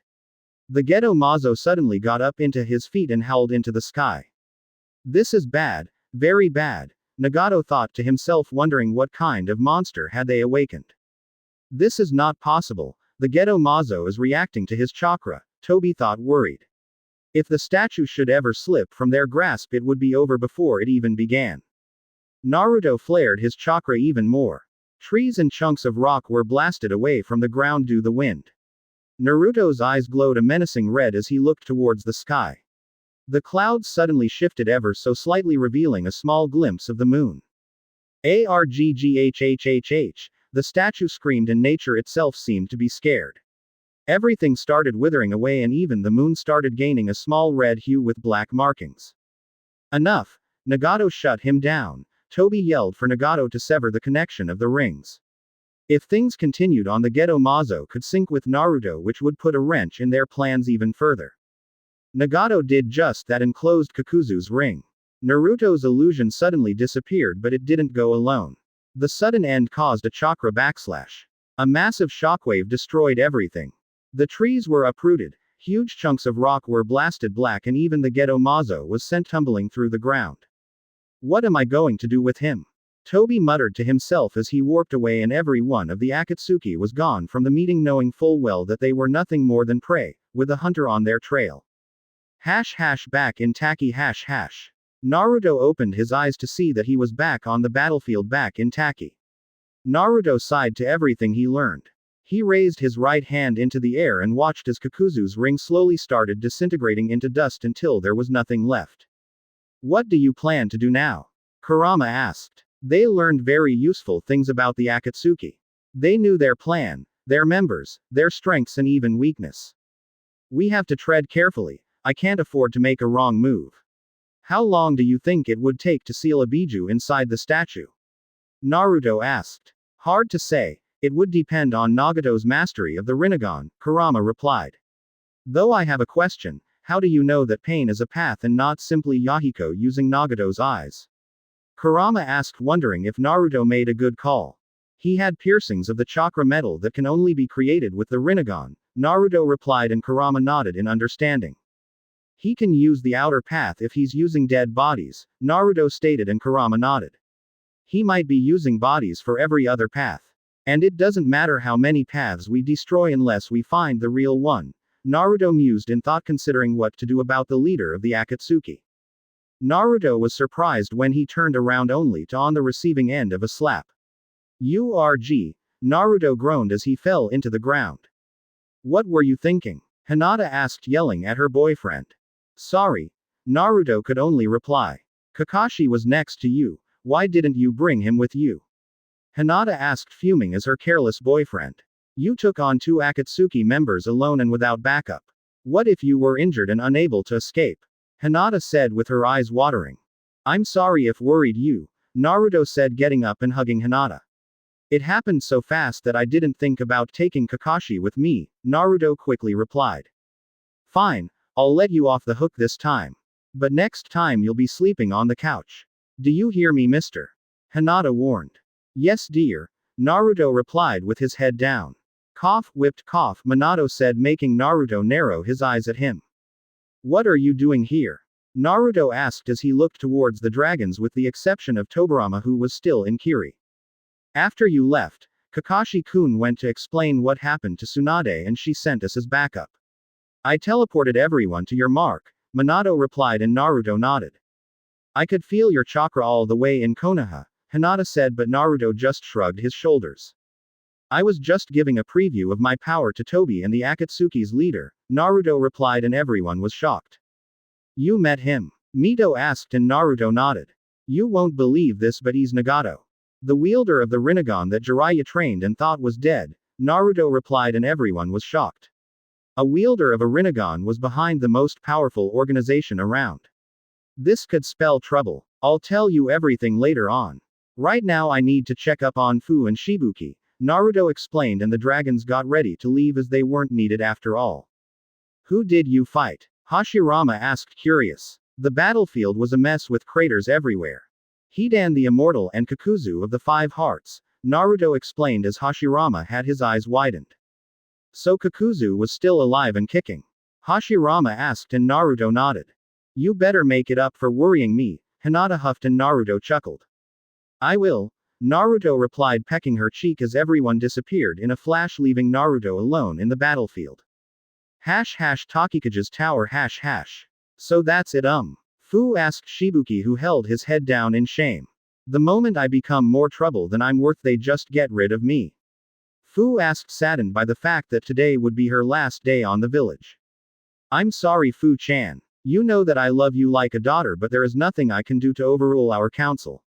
I don't have the same power as the other cages do with their villages, Shibuki reasoned, but Fu huffed. Knock knock. Come in, Shibuki said, and in entered Naruto, who had returned from his meeting with the Akatsuki. The moment Naruto came inside, he felt the tension floating around.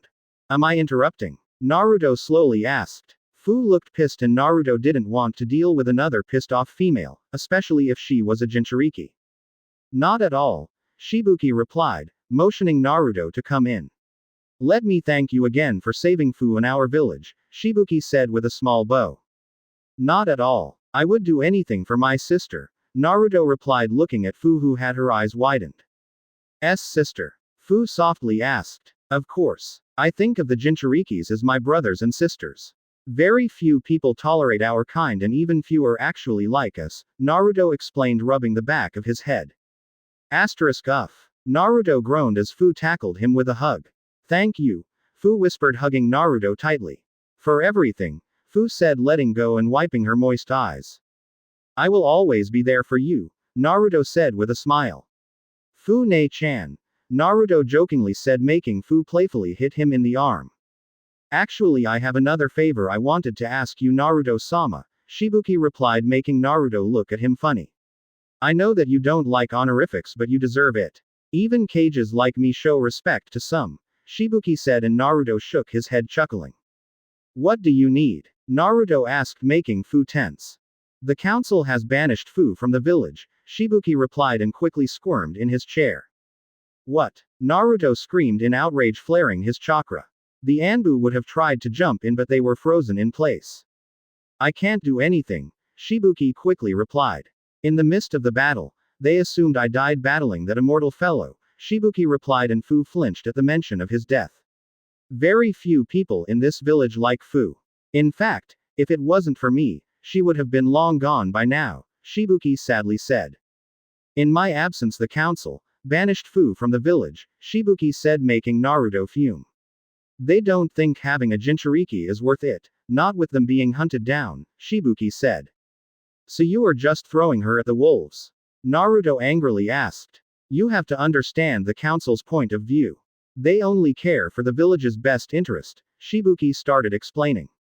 We don't have the military force of one of the great nations. A single member of the Akatsuki killed almost 10% of our military force. We don't have the resources to fight the group should they ever send anyone else, Shibuki explained. Even so, she's one of you, Naruto replied. That is why I ask you for this favor, Shibuki said looking at Fu. She won't stand a chance against this group. And now alone and without the support of a village, Shibuki said looking Naruto dead in the eyes. I want Konoha to take Fu in and make her a leaf shinobi, Shibuki said and Fu's eyes widened. You are a crafty old man, I give you that, Naruto replied chuckling. I try my best thank you, Shibuki playfully replied. Hello, Fu said waving her hands. Can someone fill me in? You keep talking as if I'm not even here, Fu replied. Since you were banished, Taki has given up ownership of Chume. As such, you are able to join any village you wish without any repercussion, either be it economical or military, Naruto explained and Fu was shocked. To put it simply, you can do what you want, Naruto explained. Maybe this won't be so bad. At least I won't have to deal with these ignorant, Fu thought happily for the first time today. This is where I come in, Naruto said breaking Fu from her thoughts. If you wish, you can join Konoha and become a leaf shinobi, Naruto explained. Are you sure? Fu asked a little bit worried. Won't they hate me? And what about the Akatsuki? Fu quickly asked but Naruto waved her off. For starters they won't hate you. I already took care of that. Besides, no one will know your burden, Naruto said and Fu happily nodded. Your concern about the Akatsuki is unnecessary. Konoha already has 2 Jinchurikis, me and Gaara. They will make their move on us eventually. And finally, you have friends there. You have me, Hinata-chan, Gaara and I believe you remember Shino, Naruto said taping his chin and Fu quickly nodded. So, will you come with me? Naruto asked. Just like that. Don't you have to ask your Hokage? Fu asked concerned about the politics. One thing at the time. I'll take you to live with me at the Senju compound, Naruto asked and Fu nodded. Unless of course, you prefer the Aburame compound. Naruto teased. I idiot, Fu said smacking his head and quickly turning away to hide her blush.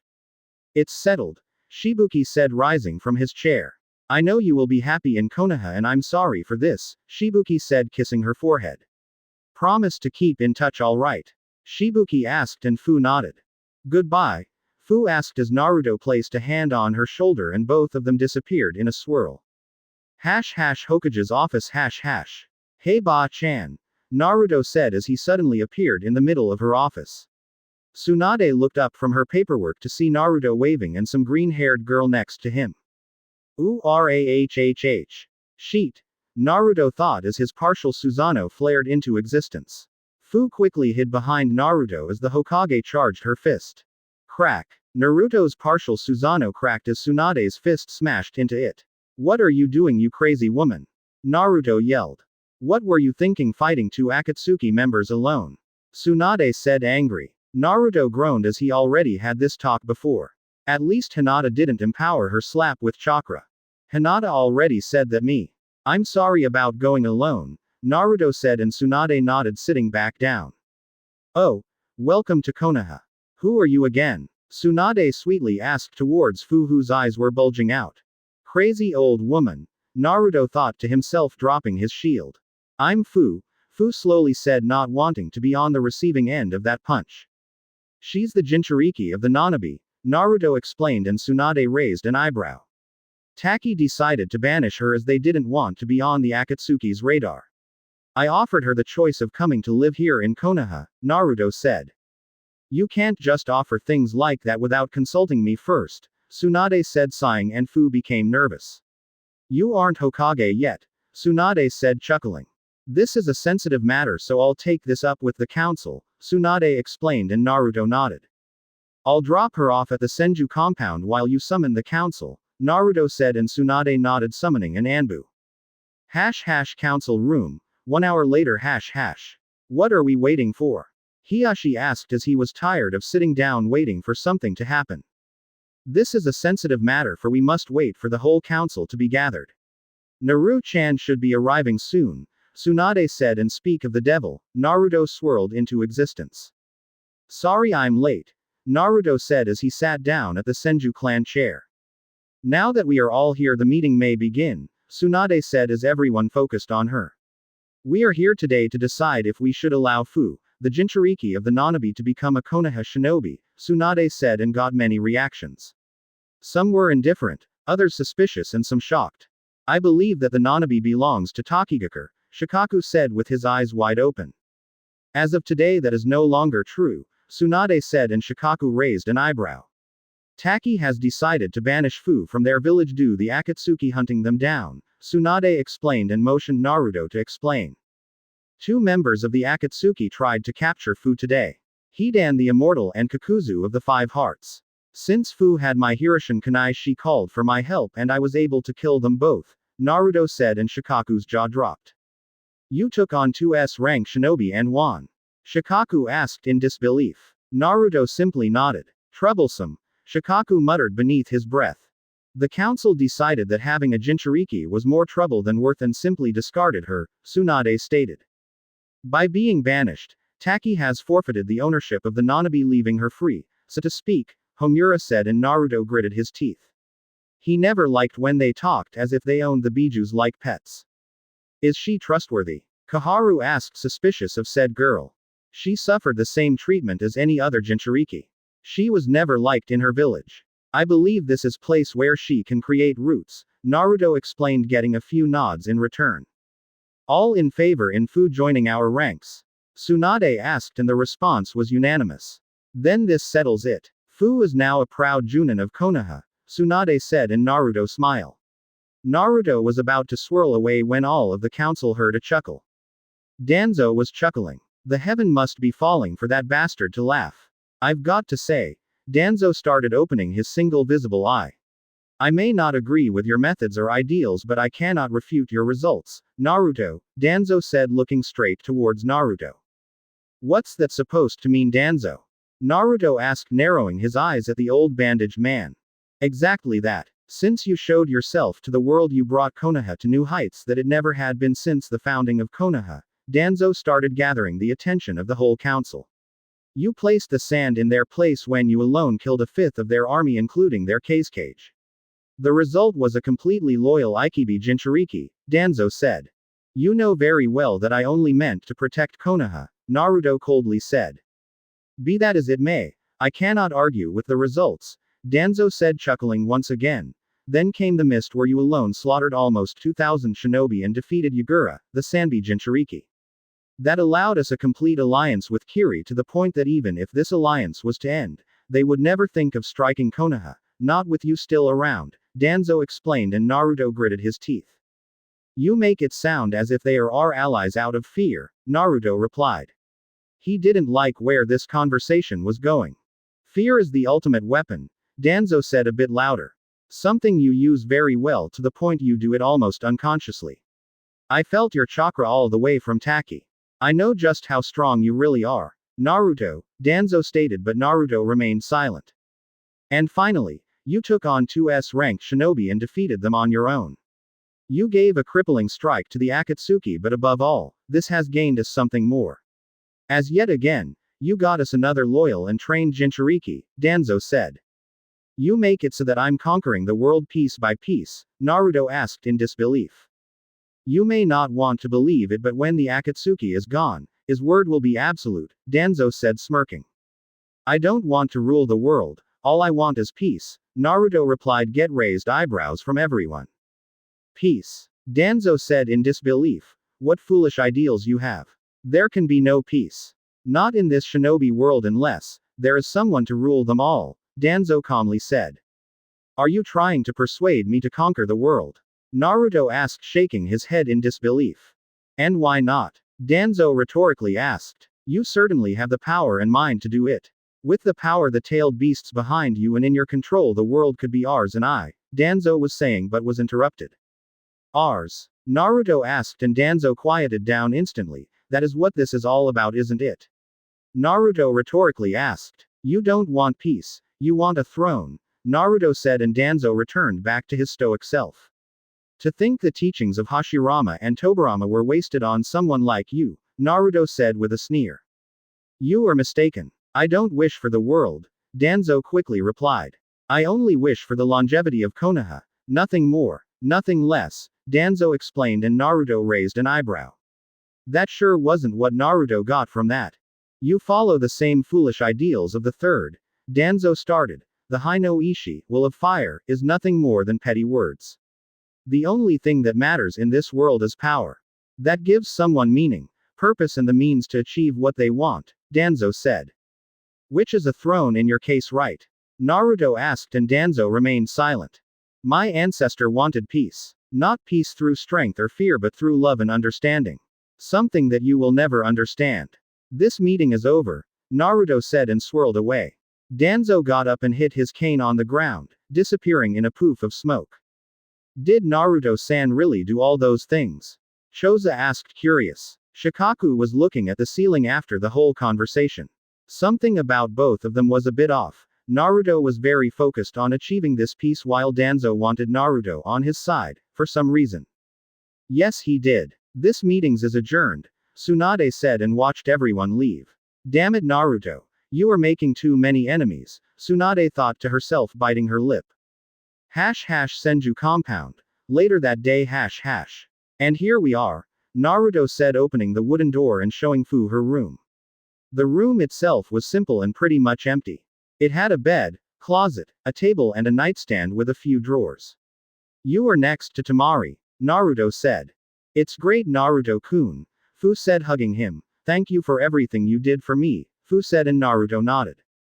There is a problem though, Naruto said with a glint in his eyes.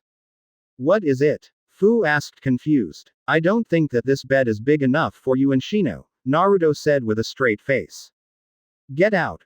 Fu yelled and pushed Naruto out of her bedroom, slamming the door shut. Naruto chuckled and made his way towards his room. Squeak. Naruto was broken from his thoughts when he heard a small squeak. He turned around and blinked again.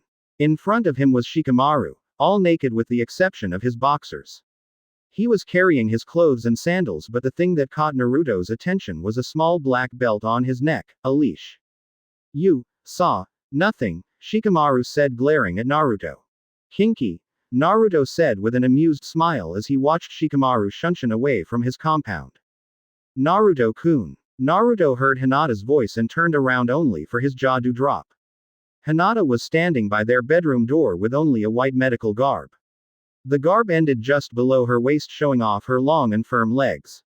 The garb was slightly opened in her chest area, revealing her cleavage. You coming? Hinata asked in her best bedroom voice. She bit her finger as she repressed a blush. They had never engaged in role-playing before. Oh, I'm coming. Clans of Konoha Arc. Chapter 45 Beginnings. Otogakure. Somewhere deep in Otogakure, in a cave almost pitch black, stood a single figure, stoically looking towards his enemies. The cave looked more like a fighting arena than anything else. Huge stone walls surrounded the battlegrounds. A single man stood in front of hundreds of enemies. He had but only one purpose, to kill them all. The figure calmly observed his enemies as they tensed for battle. The figure calmly removed his blade from its sheath. Even in the dark cave, the sword glistened. It was a simple chakudo, a straight one-edged blade with a black hilt. The sword glistened once again as the figure suddenly disappeared and reappeared on the shoulder of one of his enemies. The figure swinged his blade effortlessly and watched as the enemy's head fell to the ground. Blood spurted from the wound, but the figure had already vanished. The blade sparkled with electricity as it electrocuted multiple enemies. The figure ventured deep inside the arena where the only thing visible were the sparks of the sword. Squelch. Thumb. With a single stroke of his blade, enemies fell by the groups. The figure had yet to receive a single drop of blood in his clothes. An enemy managed to hit the figure with a fierce punch. The figure poofed in smoke to reveal that it was a clone. The enemy didn't even have time to understand what happened until he was pierced in the chest by the figure. Magnificent. A dark voice whispered in a corner. The said figure had golden eyes with a black vertical slit. He was a tall man with extremely pale skin, waist-length black hair and purple markings around his eyes. And they say hard work can outgrow a genius, Orochimaru said, chuckling darkly. Genetics is what determines the skill of a shinobi, Orochimaru licking his lips. Orochimaru was watching another figure train. This figure had a white long-sleeved shirt which was open at the torso. He wore dark blue pants with a blue cloth hanging from halfway up his stomach to his knees. He also wore black arm guards that covered his forearms and stretched up to reach his upper biceps. He also wore a purple rope belt around his waist, tied in a bow, in which he carried his sword. Kaden. Gukakyu no Jutsu, great fireball technique, the figure said as he released a massive fireball towards his enemies, melting 3 of them. The figure ducked beneath a punch and disappeared in a show of speed. He reappeared a few meters away only to watch his enemy's body being split in half. The figure continued his onslaught upon his enemies. They stood no chance against this figure who had superior speed, strength and sight. The figure disappeared and another group of enemies fell to the ground. He flicked his sword and let the blood fall to the ground. The figure turned backwards to gaze at Orochimaru. His black locks of hair flowed freely in the wind. Blood-red eyes with 3 black tomos gazed impassively towards Orochimaru, who couldn't help but smirk. 1,000 enemies stood before him and he didn't even flinch, Orochimaru thought to himself. You have done well, Orochimaru said, walking into the arena and placing his hand on his shoulder. Young Sasuke-kun, Orochimaru said, chuckling. I live to serve you, Orochimaru-sama, Sasuke replied as he bowed his head. Both of them turned around as they saw the Edo Tensei form of Kabuto walking towards them. Of you go, Sasuke-kun, Orochimaru said. As you wish, Orochimaru-sama, Sasuke said, bowing deeply and calmly walking out of the room. Kabuto watched as Sasuke left the arena and walked away before turning to his master. He has matured well, Kabuto stated, and Orochimaru could only nod. How long do you think it will take until his physical conditioning is complete? Orochimaru asked Giddy to take his new vessel. I'd say about a couple more weeks. He's already invulnerable to all poisons and he has accepted the curse seal very well, with full control over the level 2. All in all, I would say that he's an A-rank shinobi bearing on S rank, Kabuto explained, and Orochimaru nodded, agreeing with the analysis. Though I wonder why you called him Sasuke, Kabuto stated, pushing his glasses up. He's supposed to be a clone from the original Sasuke, so I think that he should have the same name, Orochimaru said, shrugging his shoulders. In the meantime, get him a friend, Orochimaru said, chuckling darkly. A friend? Kabuto asked, confused, until Orochimaru nodded. You wish for him to awaken the Mangekyo, Kabuto stated, and Orochimaru only chuckled. You realize that he's a half-blood. Unlike Naruto-kun, he's going to go blind should he ever use them too much, Kabuto explained, but Orochimaru shook his head in denial. There are many ways to prevent the loss of sight, Orochimaru said. Many ways, kukukuku. # Senju compound #. A new day was just arriving at Konoha. It was summer and, as such, it was already a pretty warm day. Konoha always had a nice weather, neither too hot in the summer or too cold in the winter. Not that it mattered for our favorite couple who were lying down together in their bed. Naruto was lying on the bed with Hinata lying on top of his chest. Both of them were awake, they were just enjoying the company and warmth of the other. Hinata shivered as Naruto softly ran in his hand over her back. Hinata looked up to see Naruto deep in thought. What are you thinking so hard about? Hinata asked. Naruto looked down from the ceiling and into Hinata. Nothing. Naruto said, gently kissing her forehead. I'm just going through the things I learned from the Akatsuki, Naruto said, sighing. Why don't you tell me? I might be able to help, Hinata said, and Naruto nodded. Sure, but first I need to tell you a story, Naruto said, and Hinata raised an eyebrow. It was a time of war, and so Naruto told her everything he knew about the origin of chakra, Raikudo Sennin and the Jubi, their battle, the creation of the tailed beasts, and the sealing of the Gedo Mazo in the moon for protection. Wow, Hinata said, surprised that Naruto knew so much about how it all began. So the Akatsuki plan on sealing all of the bijus on this statue to bring forth the Jubi? Hinata asked, and Naruto pondered. Well, they didn't exactly say that they wanted to bring the Jubi, but it is the most logical outcome, Naruto explained, looking back to the ceiling. Why don't you summon the statue? Hinata asked, confused. You said that only a Rinnegan user can summon and control the statue, Hinata explained. I can summon the statue, but doing so would reveal that I have the Rinnegan. Something that I don't want they to know as of yet, Naruto replied. Space-time ninjutsu is the pinnacle of chakra manipulation. There is nothing preventing them to summon the Gedo Mazo back should I ever summon it here, Naruto explained. That is my biggest problem. There is no way to keep the statue away from their hands until we kill Nagato and destroy his Rinnegan. If we destroy his eyes we win, Naruto said. How about sending the statue to your dimension? Hinata asked, but Naruto shook his head again. The summoning jutsu can cross dimensions. Nagato can summon the Gedo Mazo no matter where it may be. I have been thinking about a seal to block the summons, but I didn't get much far. Like I said, space-time ninjutsu is the peak of chakra manipulation. Even the smallest of techniques is dangerous, Naruto explained. Have you ever thought about destroying it permanently? Hinata wondered, but Naruto only chuckled. If the statue could be destroyed, the sage would have done it long ago, Naruto replied, sighing. You seem to have this well thought out, Hinata said, chuckling. Of course, Naruto quickly replied.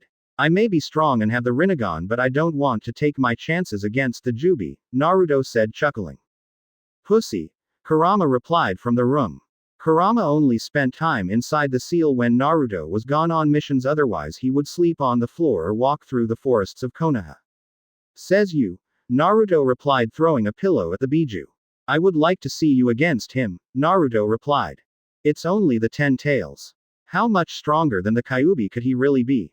Hinata wondered. It's not just the 10 tails. It's the combination of all the Biju. All the power of the tailed beasts gathered under one host. It's the real god of this planet. Although he doesn't have a conscience, he's more instinctive, Kurama started. He's the primordial entity of this world. The first being, the creator and destroyer of everything. He's the one that breathed life into this planet and the only thing that can take it away, Kurama said. He's the god that created countries and has the power to swallow oceans, split the land, carry mountains, and so much more. You can't even measure his power. If there was someone to refer as Mother Nature, it would be the Jubi, Kurama explained as both Naruto and Hinata looked at him with blank stares. According to the legends, should the Jubi ever be revived, it would mean the end of the world, Kurama finished and Naruto blinked. Why didn't you tell me this earlier? Naruto asked, groaning. He never thought that the Jubi would be such powerful creature. You didn't ask, Kurama replied before yawning and returning to sleep. You see what I have to deal with, Naruto said, turning to Hinata, crying anime tears. Hinata could only chuckle. You don't need to worry so much, Hinata started. You are not alone in this. No man should carry this burden alone, Hinata stated. I know. But with me having the Rinnegan, I feel as if it's my duty to protect the planet, Naruto replied. But enough of this dark mood. How about we go for breakfast? Naruto asked and Hinata nodded. Senju compound. Kitchen / Morning. Naruto and Hinata both said as they arrived at the kitchen, greeting everyone. Minato replied, only for Naruto's jaw to drop. Why you? Naruto stuttered when Minato gave him the traditional Uchiha grunt.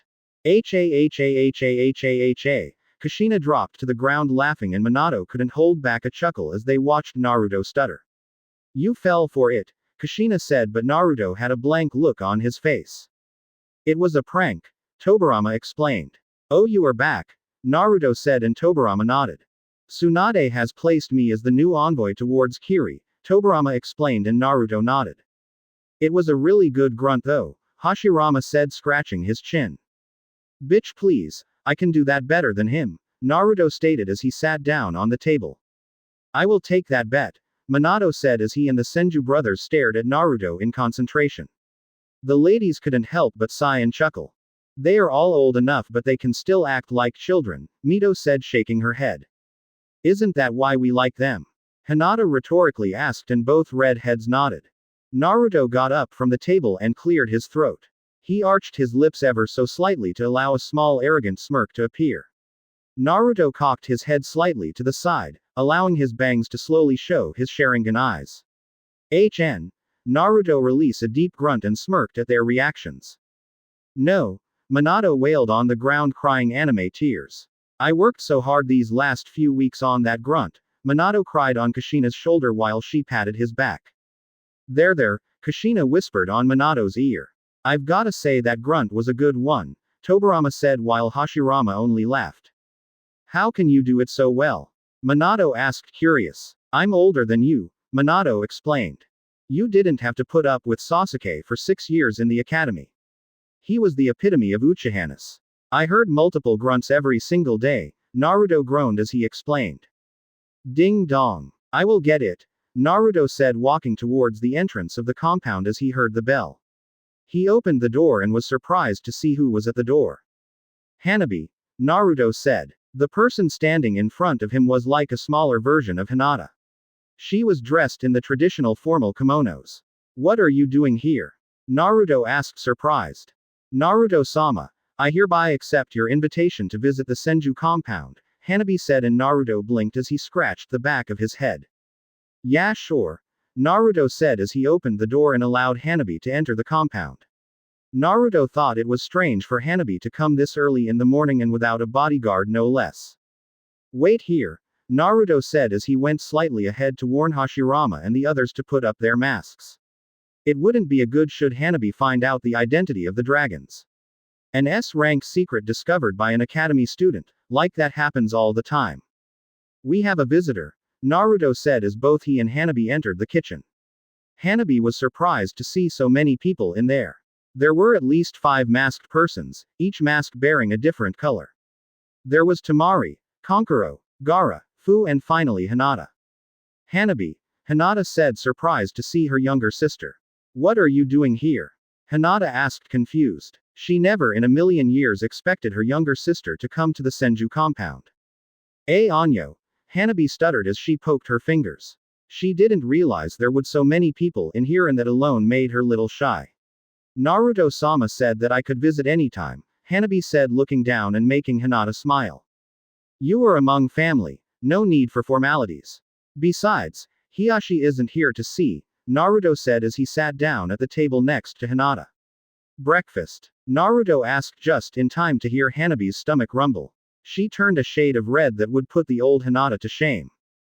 Don't mind them. They are just grown-up kids, Red Kushina said as the males snickered. Red approached Hanabi and placed a hand of her shoulder, leading her to the table and seating here to Hinata's right. Hanabi hesitantly picked up a piece of bread as Hinata smiled and turned to her, handing her the butter. She ate breakfast rather quiet and preferred to observe everyone else. Everyone talked and laughed out loud. It was such a different ambient from the Hyuga clan. The Senju clan was the only one, besides the Uchihas, that had enough status to compete with the Hyugas. And yet, the Senju weren't all uptight like her father and family. The Senju had a warm and welcoming ambient. She smiled slightly as she watched Naruto compete with the red-masked woman to see who could finish the meal faster. Everyone was sitting in random places. In the Hyuga clan, Hiashi, the clan head, always sat at the edge of the table with her daughter, the clan heiress, to his right. It was a way to signify his power and status inside the clan. But, unlike Hiashi, Naruto sat in the middle of the table. He didn't even seem to care for manners while eating. Hanabi giggled as she watched Hinata wipe Naruto's mouth as he was completely stuffed. One thing you should know about the Senju, Hinata started gathering Hanabi's attention. When it comes to food, especially ramen, they can put the Akamichi clan to shame, Hinata said giggling as she watched Naruto glare at Red. Is it always like this? Hanabi asked in disbelief. She was surprised as to how the strongest clan in the world could act so casual. The compound was so full of life unlike hers that gave a cold and lonely vibe. Even if the Byakugan could see through walls. Pretty much, Hinata replied and taking a sip, though it's difficult for all of us to gather together for breakfast. Each one of us has their duties and schedules that rarely coincide, Hinata explained and watched as Hanabi picked up a napkin and cleaned her mouth very slowly. Hanabi then proceeded to straighten herself and adopt her neutral face. No need to be so formal Hanabi-chan, Hinata said and watched as Hanabi's back slightly slumped backwards. How are you so strong? Hanabi muttered beneath her breath but loud enough for Hinata to hear. Sama always says that I'm weak and that I'll never be anything like you, Hanabi said sadly breaking Naruto from his eating contest. Why would Hiashi compare you to Hinata-chan of all people? Naruto asked confused and watched as Hanabi became slightly uncomfortable in her seat with all the attention. She didn't want to come off as weak or needy. Sama says that Hyuga blood runs strong in her. He says that I will never become strong as her and that I can only chase her shadow, Hanabi said sadly, making Hinata place her arm around her protectively. He's doing the same thing he did to me. And now he's undermining her because she can't reach his expectations once again, Hinata thought sadly.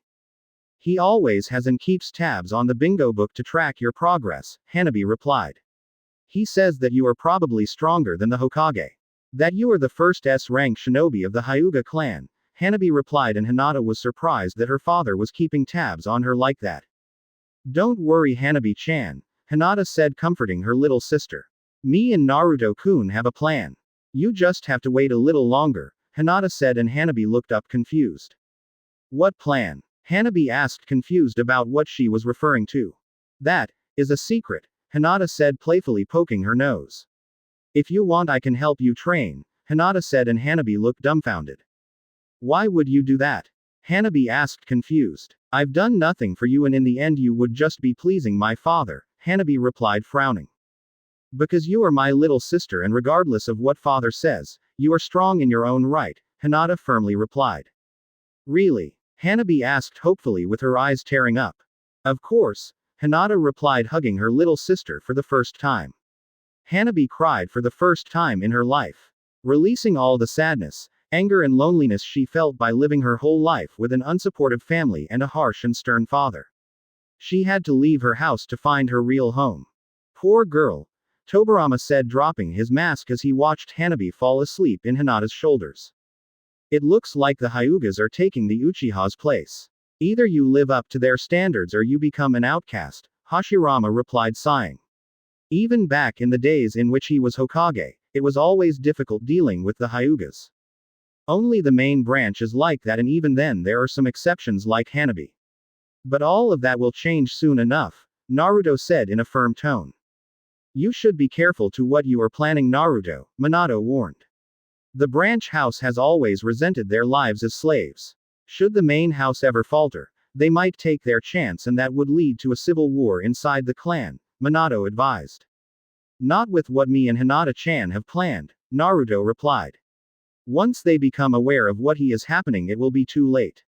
Our plan will be swift and effective. There will be no time for a civil war, Naruto replied as he watched Hinata carry Hanabi away to their bedroom. The poor girl was exhausted. A few minutes later Hinata returned with Hana. That prick is going to get it for not raising any of you properly, Hana said, pissed off that her husband would treat her children like this. Don't worry Ka-san. That will change soon enough, Hinata assured. In the meantime, why don't you get to know Hanabi-chan? She has never met you, Hinata said, and Hana was surprised but happy since she could bond with her younger daughter. The one she never got to see. 1. Later that day Ding dong. Again. Naruto groaned to himself, propelling himself from his bed. He didn't have much to do today other than train or meditate. Everyone else was busy. The dragons were busy in Anbu, Gaara and his brothers had missions with Anko, Fu went to the Aburame compound, and Hinata was bonding with her little sister and mother. Naruto opened the door and immediately frowned at who stood at the gate. He had long, black hair, and white eyes. He wore a very traditional, loose-fitting robes with a long-sleeved, brown haori. Hyuga Hiashi was standing in front of Naruto with an impassive gaze, as if Naruto should be honored to be in his presence. Next to Hiashi stood a single-branch bodyguard. That particular bodyguard was none other than Hyuga Neji. Long time no see Neji, Naruto said, and Neji simply nodded. What can I do for you Hiashi? Naruto asked, and Hiashi scoffed at his blatant disrespect for his social status. And even more that Naruto greeted his bodyguard first instead of him. I've come to fetch my daughter, Hiashi replied, placing both hands in the opposing arm's sleeve. I know that she came to the Senju compound early in the morning, Hiashi replied in his monotone voice. What makes you say that? Naruto asked, curious, making Hiashi snort. She is only an academy student. Do you really think someone of her skill level could evade our all-seeing eyes? Hiashi rhetorically asked, almost poofing his chest with pride. A branch guard saw her and immediately informed me of what had occurred.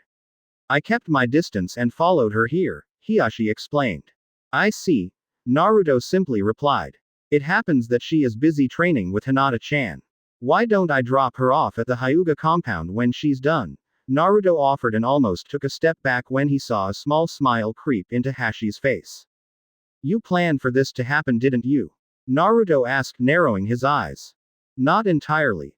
Hiashi simply replied. I knew that you invited Hanabi to visit her sister, and I knew very well that she would accept this offer. That is why I refused when she asked me, to further her incentive into coming here and into the welcoming arms of her older sister, Hiashi explained, and Naruto shook his head. You are going to lose her too if you keep treating her like that, Naruto explained, and Hiashi scoffed. I'm not stupid, Senju-sama, Hiashi replied, almost smirking. I know my daughter far better than you think I do. And I know that Hinata wouldn't hesitate to help her little sister should the need ever rise, Hiashi replied, and Naruto just stared at him.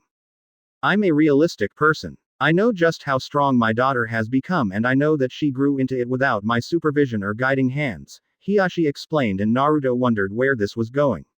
Who better than her to mold Hanabi into a strong shinobi? Hiashi asked, slightly smirking. Naruto simply smiled as two golden chains sprouted from the ground and snared Neji. What are you doing? Neji yelled as he struggled to get free of the chains. Hiashi was about to question just that when Naruto blurred out of his sight.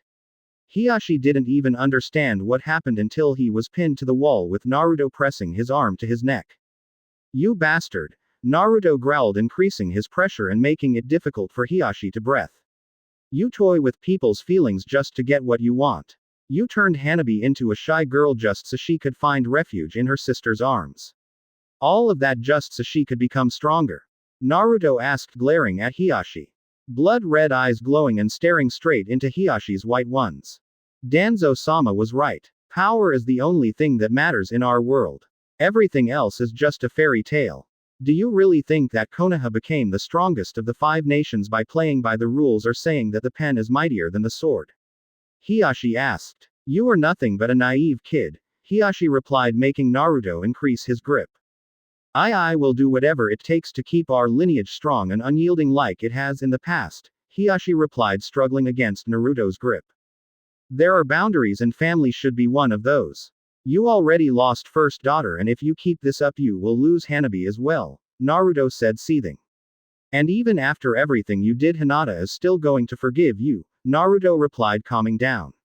Because that is the kind of person she is. I should kill you right now, Naruto replied as his Sharingan started spinning. That is enough, Naruto-kun, Hinata said as she arrived in a shunshin with Hanabi in tow. Naruto calmed down and released Hiashi as he fell to the ground, coughing and nursing his throat. Hinata approached her father and quickly applied a healing jutsu to heal the damage he took. Thank you, Hinata-chan, Hiashi replied, as he stood up, smiling and making Naruto growl at him. Father, Hinata said and walked very slowly to him. Hiashi almost took a step back when he saw her smiling. Hinata approached Hiashi and whispered into his ear. I'm going to keep an eye on you. If I find that you have continued this treatment of her, I will kill you myself, Hinata whispered and backed off, locking eyes with her father. Understood, Hinata asked, and Hiashi nodded, going back to his stoic self. Come, Hanabi-chan, Hiashi said, motioning her daughter to take his side. Hanabi hesitated for a moment before remembering what she and Hinata agreed.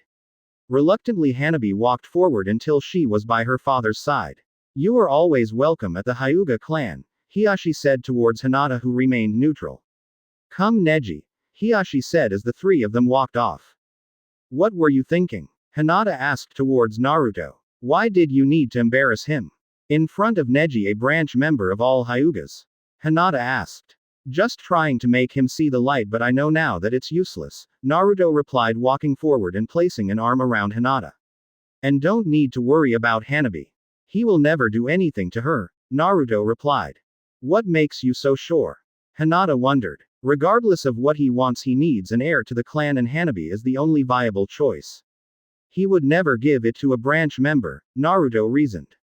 Everything he did was to ensure that he got a strong heir to lead the clan. I think we should move up our timetable on dealing with them, Naruto explained, and Hinata nodded. It was time to begin their plan, and the preparations would take a few days. Toba's hideout. Mountain's graveyard. A swirling sound could be heard in a cave deep beneath the earth. Toby had just arrived from his rather colorful reunion with Senju Naruto, Jinchuriki of the Kyuubi. Naruto had just threatened his entire organization with death. But the problem was that the brat could back up his threats. Naruto had just killed 2 members of his group. The Kyuubi brat intrigues me to no end, Toby said to himself as he wondered how the Geto Mazo could react to Naruto's chakra. It was true that Naruto released enough chakra to match a Biju, but even then, something was off. The air around Toby swirled again and Zetsu was dropped to the floor. Toby narrowed his eyes at the plant-like men and wondered what he would do with him. What do you intend to do? The white Zetsu asked, breaking Toby from his thoughts. If I gave an order that would conflict with Naruto's orders, whose orders would you follow? Toby wondered. My allegiance is to my maker, so Madara-sama's blood will always be my master, the white Zetsu replied, making Toby curse in his breath. And your clones? Toby asked. My clones are but blank soldiers. They can be programmed to obey only you if that is what you wish, Zetsu replied, making Toby smile behind his mask. Excellent, Toby replied. What will you do now? Zetsu asked. Naruto revealed that I'm not Uchiha Madara to the whole group at once. That will make Nagato an unstable pawn on my side. I will have to tread carefully dealing with him as of now, Toby replied, bringing his hand to his chin. If it comes to that, I will personally kill him and takes his Rinnegan, Toby said, sighing. Though he still had his uses, Toby said, chuckling. We will let things unfold for now. Let's wait and see what Naruto's next move is, Toby said as he walked off into the hideout. In the meantime, I'm going to give Naruto a little present, Toby said, smirking behind his mask. I'm going to show him that I am no prey, Toby said, looking at the shinobi kneeling in front of him. I have a mission for you, Toby said, making the shinobi rise her head and display her glowing blood-red eyes. Now Chan. Chapter 46, The Choices We Make. Previously. I have a mission for you, Toby said, making the shinobi rise her head and display her glowing blood-red eyes. Now Chan. Now. What's the mission, Fugaku-sama? Now asked, raising her head to lock eyes with her leader. Blood-red eyes with black tomos shining behind her black bangs of hair that threatened to block her eyes. This mission is to be completed at all costs, Fugaku said behind his orange mask and now only nodded. Naruto decided to threaten all of the Akatsuki with death and me particulars since I was responsible for the death of his father and mother, Fugaku explained, and now simply heard what he had to say. I want to show Naruto that there are no lengths to where I would go. There is nothing I wouldn't do to complete the Tsuki no Mi Kikaku, Eye of the Moon plan, Fugaku said with his lone Sharingan glowing. You wish for me to assassinate Hyuga Hinata?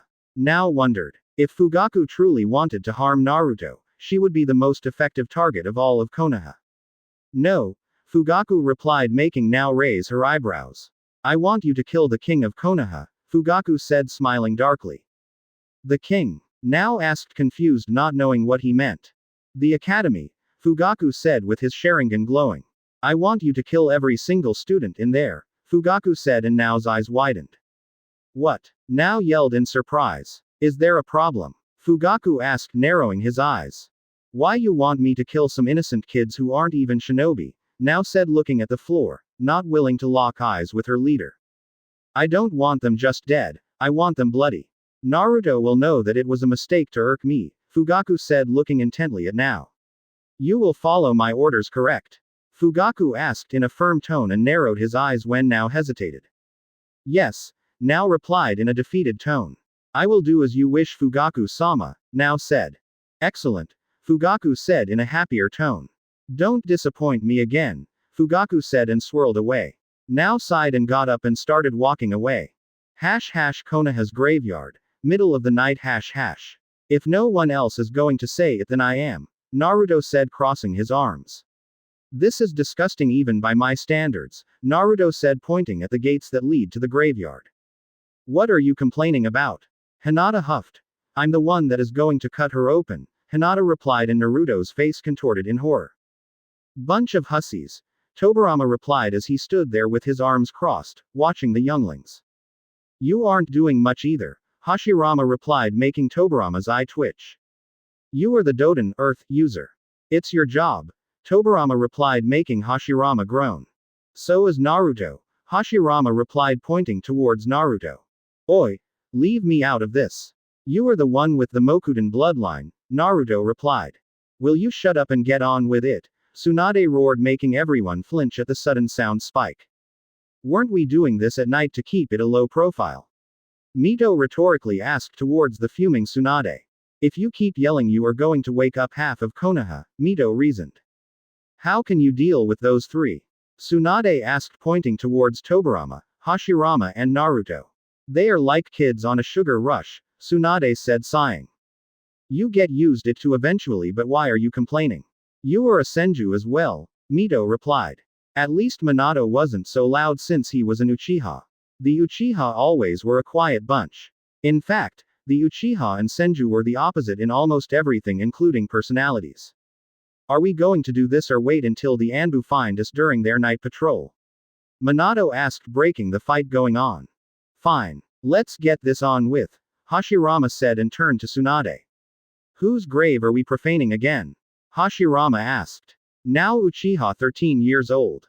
She was the daughter of Mika Uchiha and Sora Uchiha and had an older sister by the name of Nana Uchiha, Tsunade replied, opening and reading her file. She graduated at age 7 along with Itachi Uchiha, and both of them were enrolled in the same team. They both became Chunin at the age of 10. Then they split up. Itachi joined Anbu and now continued her job becoming a Junin just before getting killed, Tsunade read from the file. It says here that she was very talented in fire ninjutsu, even among other Uchihas. She was the only one that came close to even rivaling the Uchiha Itachi before he did the cleanup, Tsunade explained as she closed her file and everyone walked towards the grave site. A good Uchiha is a dead one, Tobirama answered, much to the shock of everyone. Tobirama, Hashirama yelled and Tobirama huffed. You know I'm right, Tobirama replied. What about Minato? Hashirama asked, pointing towards the blonde. He's all right, Tobirama replied, and everyone's sweat dropped. Let's just dig her up and be done with this, Tsunade stated. Here lies Uchiha now. A proud Uchiha. May she rest in peace. Hashirama kneeled, placing both hands on the ground. The ground shook a little bit as the earth slowly began to break apart. The ground split in two as the coffin slowly made its way up towards the surface.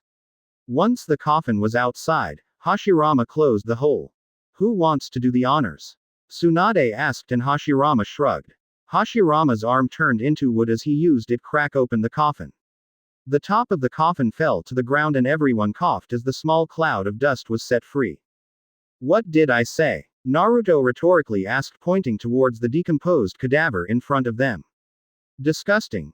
Naruto replied. The cadaver in front of them at least still had skin, but it was all dried up and brownish looking. She was just a little girl, Hinata said, overlooking the cadaver of a 13-year-old. Hinata kneeled down and ran a small diagnostic jutsu. Prognosis. Tsunade asked as Hinata worked her magic on the cadaver. Her eyes are missing, Hinata said in shock when she found empty eye sockets. Members of the Uchiha and Hyuga clans have their eyes removed and destroyed at death to prevent exactly as we are doing right now, Tsunade explained, and Hinata nodded, going back her work. Cause of death, blade through the heart, Hinata replied. It doesn't seem to be a fake. All the normal indicators are here. This is a normal human body, Hinata replied, and Naruto took a kunai and cut off a piece of her skin. A blade through the heart, Hinata wondered out loud, gathering the attention of everyone. Once the blade pierces it, the organ structure is immediately compromised and the blood flow is severed. The lack of oxygenated blood shuts down the human brain in just a few seconds, Hinata said, looking over the body of the young girl. Death is almost instantaneous, Hinata said sadly. What are you doing? Hinata wondered until she saw Naruto sit on the ground and go through hand seals. Kuchiyos. Edo Tensei, Impure World Resurrection, Naruto said, slamming his hands together as the ground glowed purple around the shadow clone. A few seconds passed and nothing passed.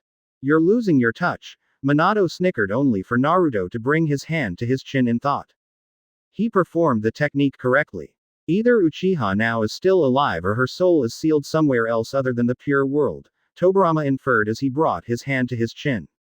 Did she had any medical training? Naruto asked towards Tsunade, who looked over the file. Only the basics. She was strictly a taijutsu, ninjutsu and genjutsu user, Tsunade said and watched as Naruto looked around. What are you thinking, Naruto? Tsunade asked in a serious voice. Did the coroner or the one who performed the autopsy cross-match the DNA to the files? Naruto asked and Tsunade narrowed her eyes. That's classified information, Naruto. Only myself and the top medical officers know that we have a DNA database of all of our shinobi. Care to explain how you found out? Tsunade asked. When you found Sakura's remains in ash. You said it's a yourself. Naruto replied and got thinking. According to Hinata-chan, this is a human body and its DNA matched the one in the database, Naruto wondered out loud. A 13-year-old without any medical training, while still a Junin, wouldn't be able to fake her death to this extent, Naruto said as he walked around until he stopped next to another grave. Here lies Uchiha Makoto. Loved by her family. Cherished by her friends. May she rest in peace. Naruto tapped his foot on the ground and watched the earth split itself and another coffin rose to the ground. Wait, Naruto, Kushina said as she rushed her son. She was a dear friend. Be respectful, Kushina said looking over the headstone. Naruto nodded and used his kunai to spread the coffin apart. Inside the coffin laid another cadaver. It was in a similar shape of Nao's, the skin was dry and withered. Though this cadaver belonged to a fully developed woman. Like Nao, she had the markings of a blade in the middle of her chest. Naruto cut off a piece of her skin sat on the ground once again. Kuchio's Edo Tensei and Pure World Resurrection, Naruto said as the ground glowed purple around the shadow clone. A few seconds had passed and nothing had happened yet again. Something is off here, Naruto said and turned to Hinata, but she was already on the cadaver of Uchiha Makoto. It's a human body as well, Hinata replied, and Naruto was wondering what the hell was happening. Did Itachi use some type of sealing jutsu when he slaughtered his clan? Tobirama, Mito, Naruto called out, gathering the attention of both of them. Set up a small barrier around the graveyard so that we aren't interrupted, Naruto ordered, and both of them went to work on it. Father, Naruto said and turned to Minato. Set up a genjutsu on the barrier to disguise it, Naruto said, and Minato nodded. Who died and made you boss? Kushina asked jokingly, but Naruto didn't reply as he was busy. What are you planning, Naruto? Tsunade asked, curious about what Naruto had planned. Taju Kage Bunshin, multiple shadow clones, Naruto called out with his fingers in a T shape. Spread out in groups of 2. Each group takes a tomb. Once Hinata has verified that the cadaver is really human, use the Impure World Resurrection, Naruto ordered and watched as the clones went to work. Hinata quickly made enough shadow clones to match the number of tombs and everyone went to work. Something is off. The Uchiha were always secretive since they lived in the outskirts of the village. But suddenly one of their own turns on them and kills them all but leaves his brother alive. Naruto questioned in doubt. A few years later, not one but 2 Uchihas appear out of nowhere. And to make matters worse, their souls are not in the pure world, where they are supposed to be, Naruto explained. Something is off in all of this, Naruto stated out loud, and everyone nodded. This Uchiha massacre stinks, and Naruto would go to the end of it to find the real truth. It took half an hour for everyone to go through every single coffin of the Uchiha clan, and he wasn't able to revive anyone. Everyone's bodies were still there minus the body of Uchiha Shisui. Do you think it's possible for Itachi to have sealed everyone somewhere? Naruto asked towards Minato, Mito and Tobirama. Nothing like getting a second opinion. Possible. Yes, although it's very unlikely, Mito replied. They were all killed by a blade through the heart.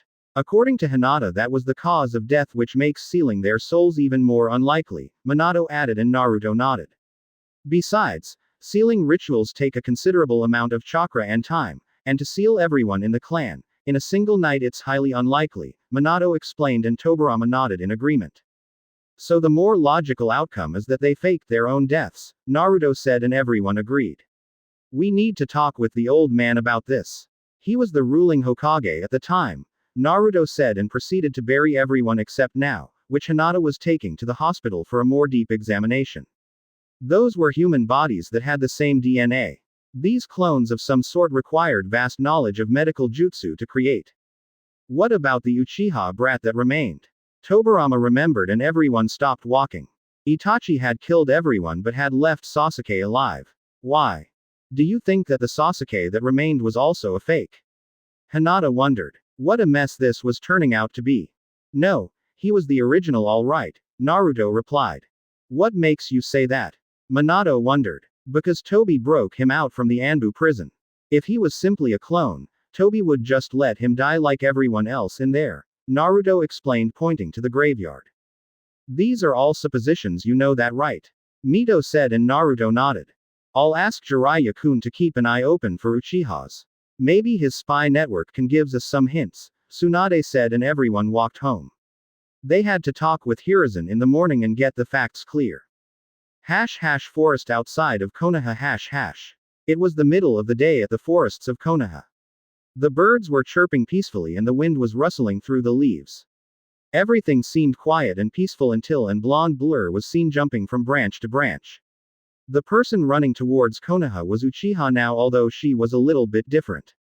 Instead of her usual black hair, she was now blonde and the once pitch black eyes were now a dark brown. Her usual attire was also different. Instead of the traditional dark blue vest with the Uchiha clan and her sword on his back, she now supported simpler clothes, more civilian clothes to be specific. She wore a short-sleeved pink shirt with the end of the sleeves and the collar being red in color and had black pants. Now continued jumping from branch to branch. She looked up and noticed the big green gates of Konoha. She was nearing Konoha. She jumped to the ground and started walking as a civilian should. Halt! Katetsu yelled as he blocked Nao's path. Nao smiled as she stopped walking. Sorry for the outburst, Katetsu said, scratching the back of his head. He had a little red tinge on his cheeks as he looked towards the beauty in front of him. No problem at all, Nao replied, smiling Katetsu's embarrassment. Cough cough. Katetsu cleared his throat as he tried to regain his bearings. Reasons for vising Konoha? Katetsu asked as he tried to look professional. That would be telling. Nao smiled as her eyes gained a red color. She gazed at Katetsu with her Sharingan cast a small genjutsu. Of course. Enjoy your stay, Katetsu replied. Nao smiled as Katetsu went back for his booth and Nao went on her way. How nostalgic, Nao said to herself as she looked around the busy streets of Konoha. It was the middle of the day and the streets were booming with activity. Nothing has changed, Nao smiled as she looked over Konoha. Everything was still the same as it was almost 10 years ago. The only difference she could see was the fifth face on the Hokage monument. Nao had almost forgotten the warmth of Konoha. She looked to her left and saw a few villagers laughing. To her right she saw a man trying his best to drag on drunk friend around. She went to a shop and bought a few dango sticks. So good. I've almost forgotten how good this was, Nao said as she continued walking while eating her sweets. She looked forward and her heart almost stopped when she saw two people coming right towards her. The male had long blonde, waist-length, and spiky hair with fangs that framed his face and partially covered his right deep blue eye. He also had 3 distinctive whiskers marks on each cheek. The female to his side had straight, waist-length, Heim-style haircut. Her eyes were white, trademark of the Byakugan. Thump. Nao could feel her heartbeat increasing with each step she took. Step by step she could see them getting closer and closer. She steadied herself as she couldn't do anything out of the ordinary. She knew that both of them were skilled sensors and any altercation on her chakra and her mission was blown. Thump. Nao took a deep breath and time almost stopped as she crossed both of them. She tilted her body to the side as she slightly grazed Hinata's shoulder due to the crowd. Nao almost panicked but continued forward as if nothing had happened. She let out a breath of relief when she felt their chakra getting farther and farther away. Suddenly Hinata stopped walking and turned around to look at the crowd. Something wrong? Naruto asked as he noticed Hinata look at the crowd. It's nothing. I just thought I saw someone I knew, Hinata replied and Naruto nodded. Hinata turned around and both of them went of their way. That was way too close, Nao thought to herself as leaned against a wall in an alley. If she had been caught she would been killed. If I remember correctly the academy was this way, Nao thought and made her way towards the academy. At the academy Come on. Nao heard as she arrived the academy.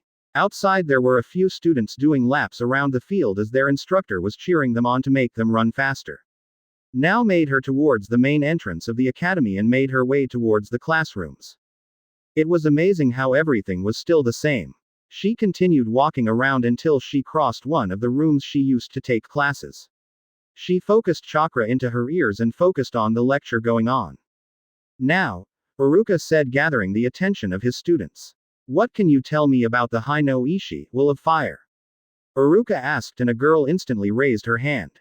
The will of fire is something that the Sandaime Hokage used to say in his lectures.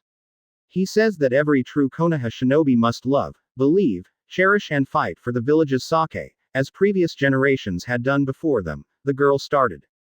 According to Sandaime-sama, this is what gives Konoha shinobi the strength to continue fighting against all odds, the girl explained.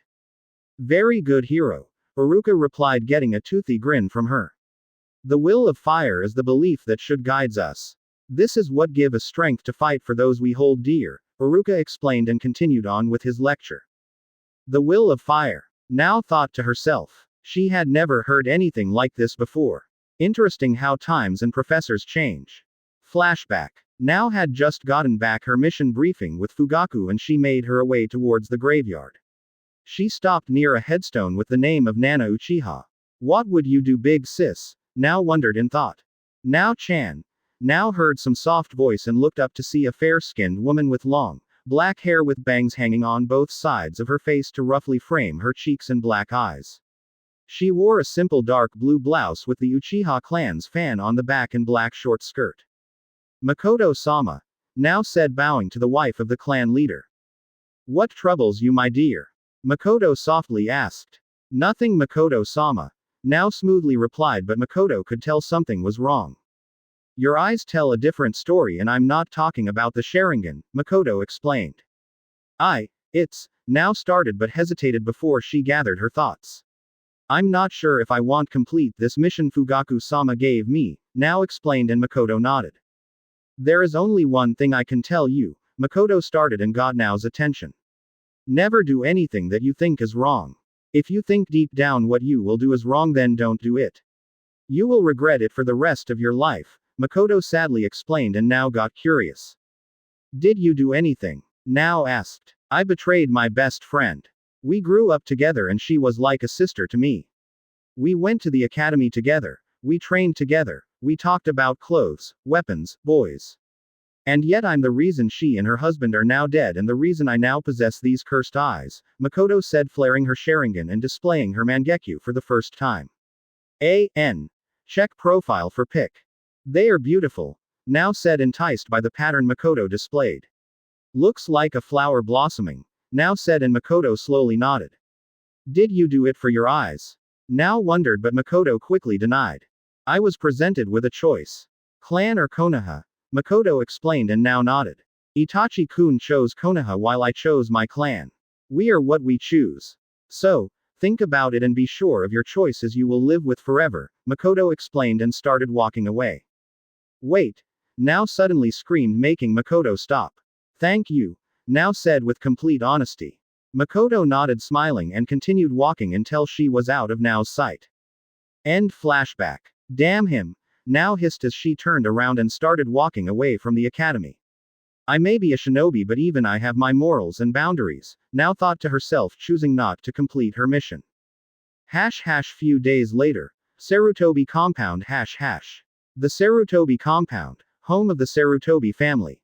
They had never applied for clan status, so they didn't possess a seat in the council, but that didn't seem to affect them. The Sarutobi clan members were all extremely skilled in taijutsu and both earth and fire ninjutsu. Some members even managed to surpass the Uchihas in the skill with fire.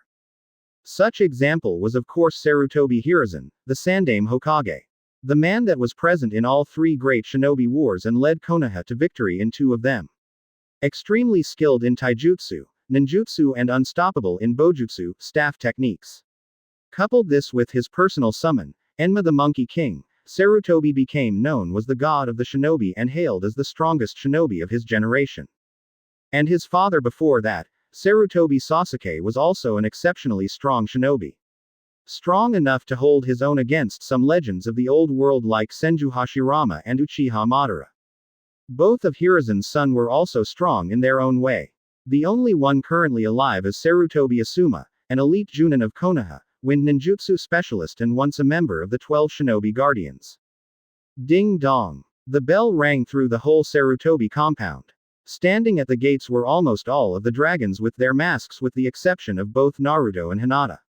Tsunade was also there as she was the Hokage and she needed to know everything that went down on her village.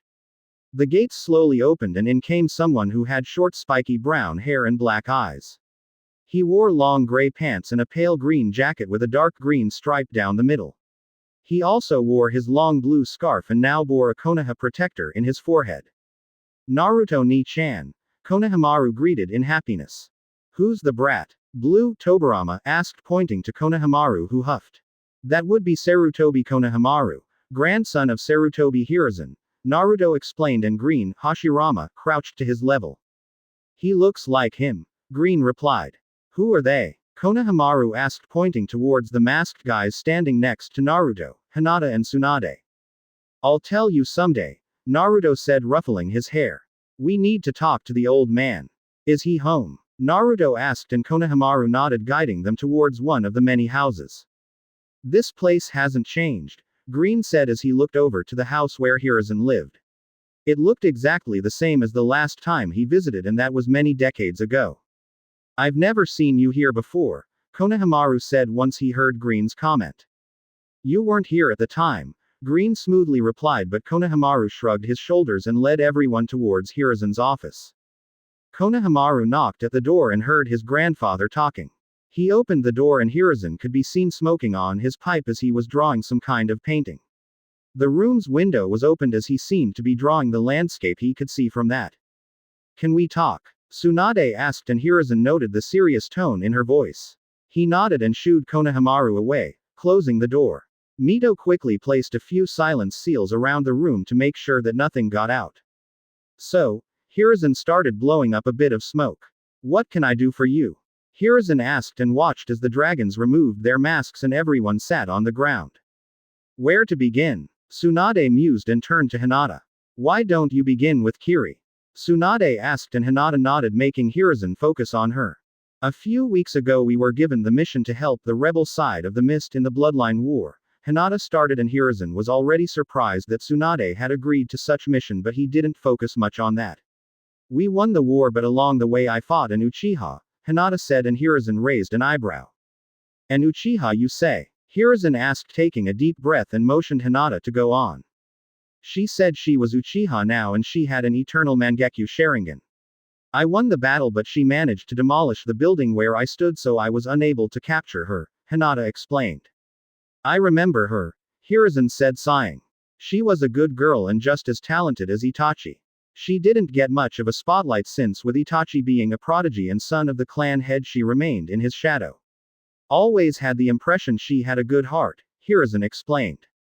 She was strong. She could use the Amaterasu flames, Susanoo and some type of genjutsu that would completely freeze the enemy's chakra network, paralyzing her opponent and leaving him completely exposed to an attack, Hinata explained.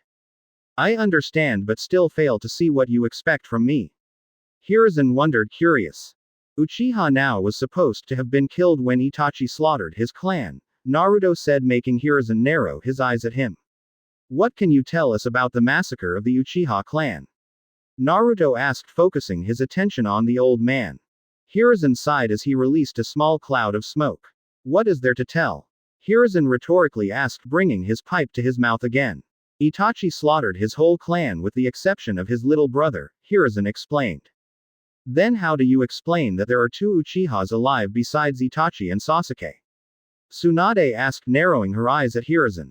That I do not know, Hiruzen simply replied.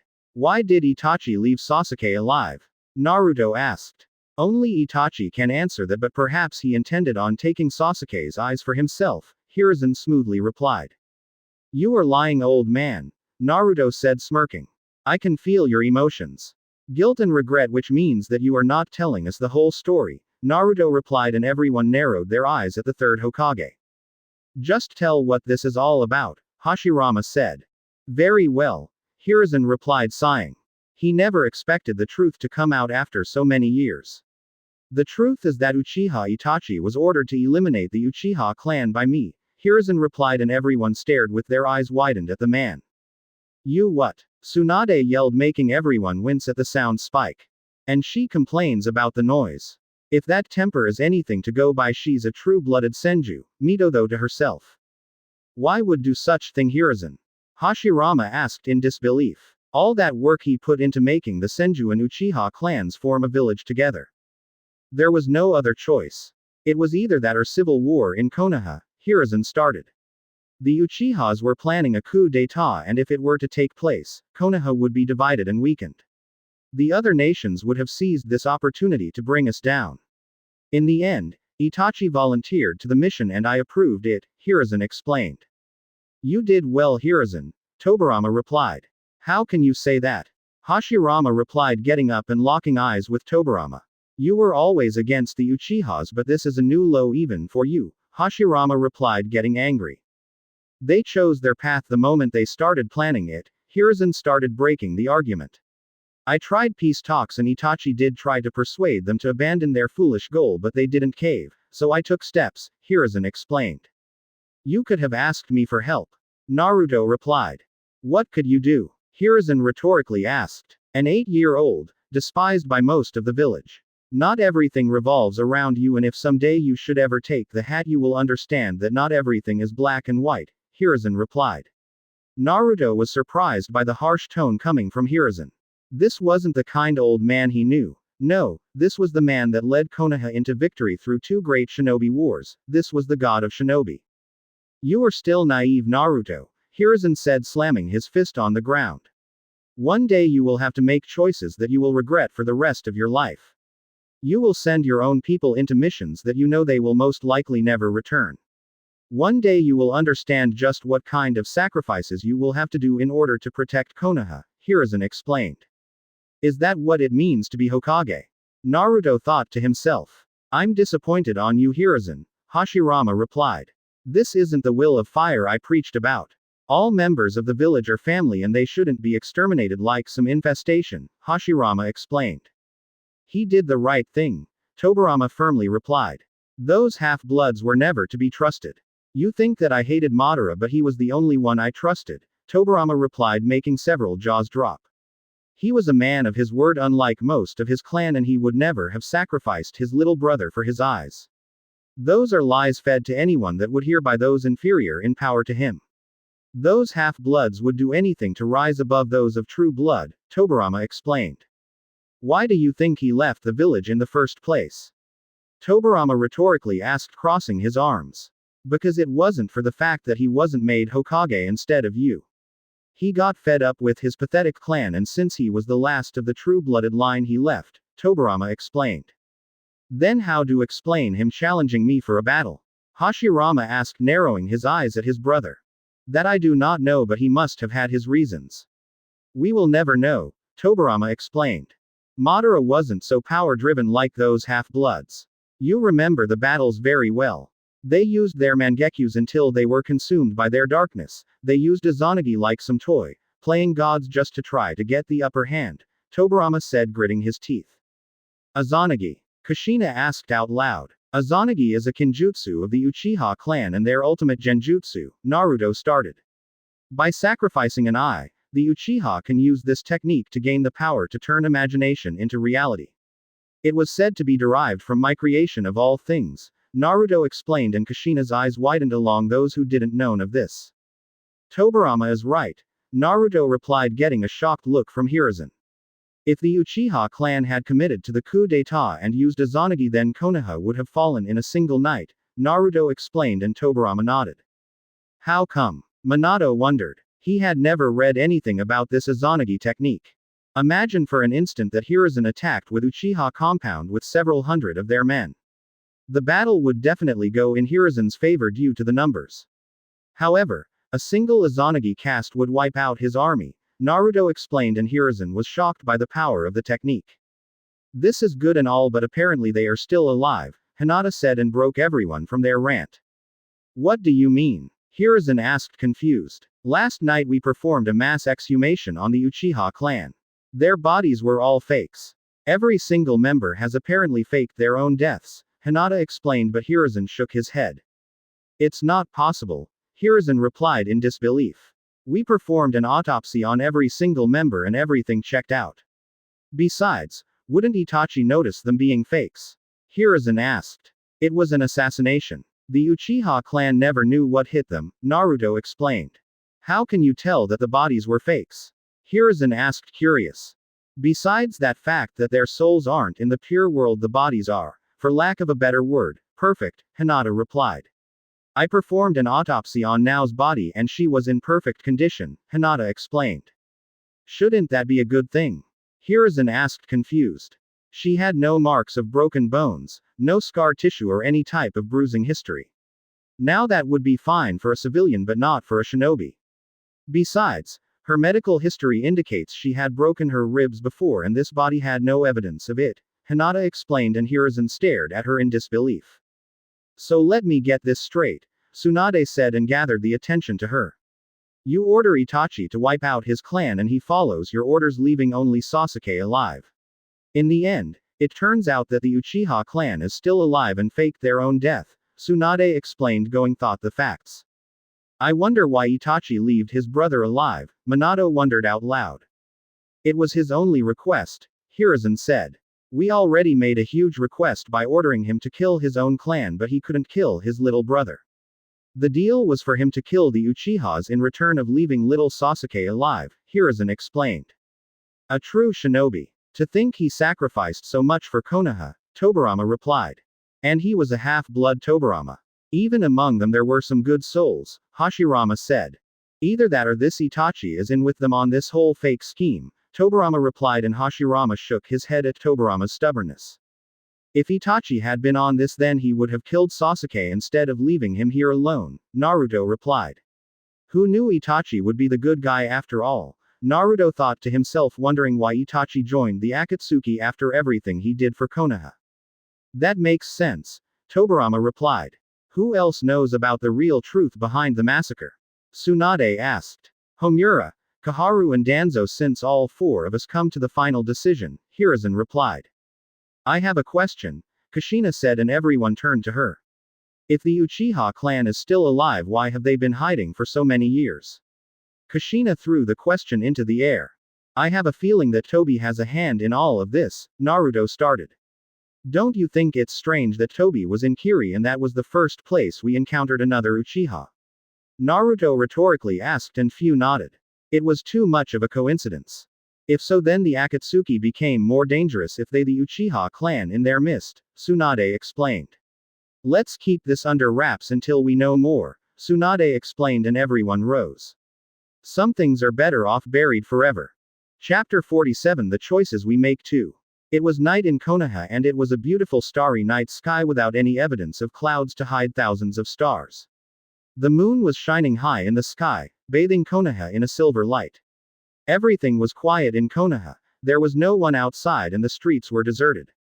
The only sound was that of the nature, the wind rustling through the trees and a few animals. Just outside of the walls, a single shinobi could be seen hopping from tree branch. His high-colored black with red clouds flowed in the wind as the shinobi blurred through the trees, intending to arrive as soon as possible. The shinobi opened his eyes and a familiar blood-red color with black markings blazed to life. A three-tomoed Sharingan scanned the surroundings as the shinobi hopped down to the ground, still concealed in the shadows of the forest. The shinobi blinked as he saw a large transparent dome around what seemed to be the entirety of Konoha. It was a sensing barrier to prevent any foreign shinobi access to Konoha without anyone knowing. The shinobi simply walked right through the barrier like it never existed. A perk of the job, as he used to belong to the Leaf. The shinobi looked ahead and noticed that the big green gates were closed. He jumped high in the sky and, landing on the wall, proceeded to run up them until he reached the top. The defensive walls of Konoha were the biggest structure of the village with the exception of the Hokage Tower. The shinobi scanned the surroundings, making sure that no Anbu team was around, and jumped down and into the depths of Konoha. Senju compound #. As in all of Konoha, the Senju compound was also quiet.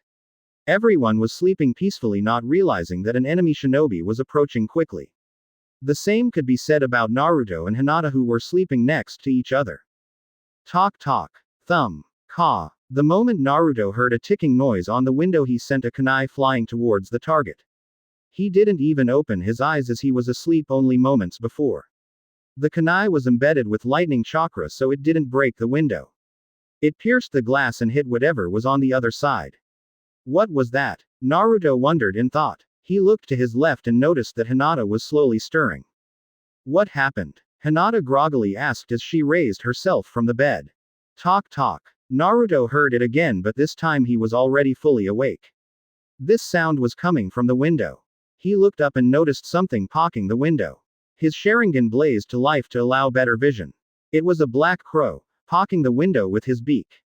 What is he doing here? Naruto thought in confusion as he slowly got up without disturbing Hinata and quickly got dressed. Nothing. Naruto replied, kissing her forehead. I'm going for some fresh air. Go back to sleep, Naruto said, and Hinata mumbled something before going back to sleep again. Naruto silently got out of his room, leaving behind a shadow clone to guard Hinata. Just in case, Naruto thought, and walked out of the Senju compound, following the crow. Naruto made his way deep into Konoha and arrived into a training ground. Naruto watched as the crow flew and landed on the shoulders of someone standing on a tree branch. What did my crow ever do to you? Itachi asked, shaking his head. This is one ballsy move, Itachi, Naruto said, looking carefully at the other shinobi. I did not came here to fight, Naruto-kun. I only came to talk, Itachi stoically replied. I know, Naruto whispered behind Itachi's ears. Itachi's eyes widened as he quickly jumped down from the tree. He landed on the ground and looked up to see another Naruto where he previously stood. He got behind me with me realizing it and with my defenses up, Itachi thought in amazement and watched as one of the Narutos dispelled in smoke. Naruto sat down on the ground, with his legs crossed. I feel no ill intent coming from you, otherwise you would already be dead, Naruto said with a serious voice. Now, what can I do for you? Naruto asked, focusing on Itachi. I have a few questions I was hoping you could answer, and in return I shall tell you what I know of the Akatsuki, Itachi replied in his monotone voice. Really? Naruto asked, surprised. I thought you were loyal to the Akatsuki, but you are willing to betray them for this info I may not even ever be willing to share, Naruto explained. I will take my chances, Itachi simply replied, and Naruto chuckled. I still wonder what you are doing in that organization, Itachi, Naruto said, and Itachi raised an eyebrow. The same as every other member, capturing the tailed beasts, Itachi replied, but Naruto shook his head. I don't think so, Naruto replied, and Itachi just looked at him with a blank face.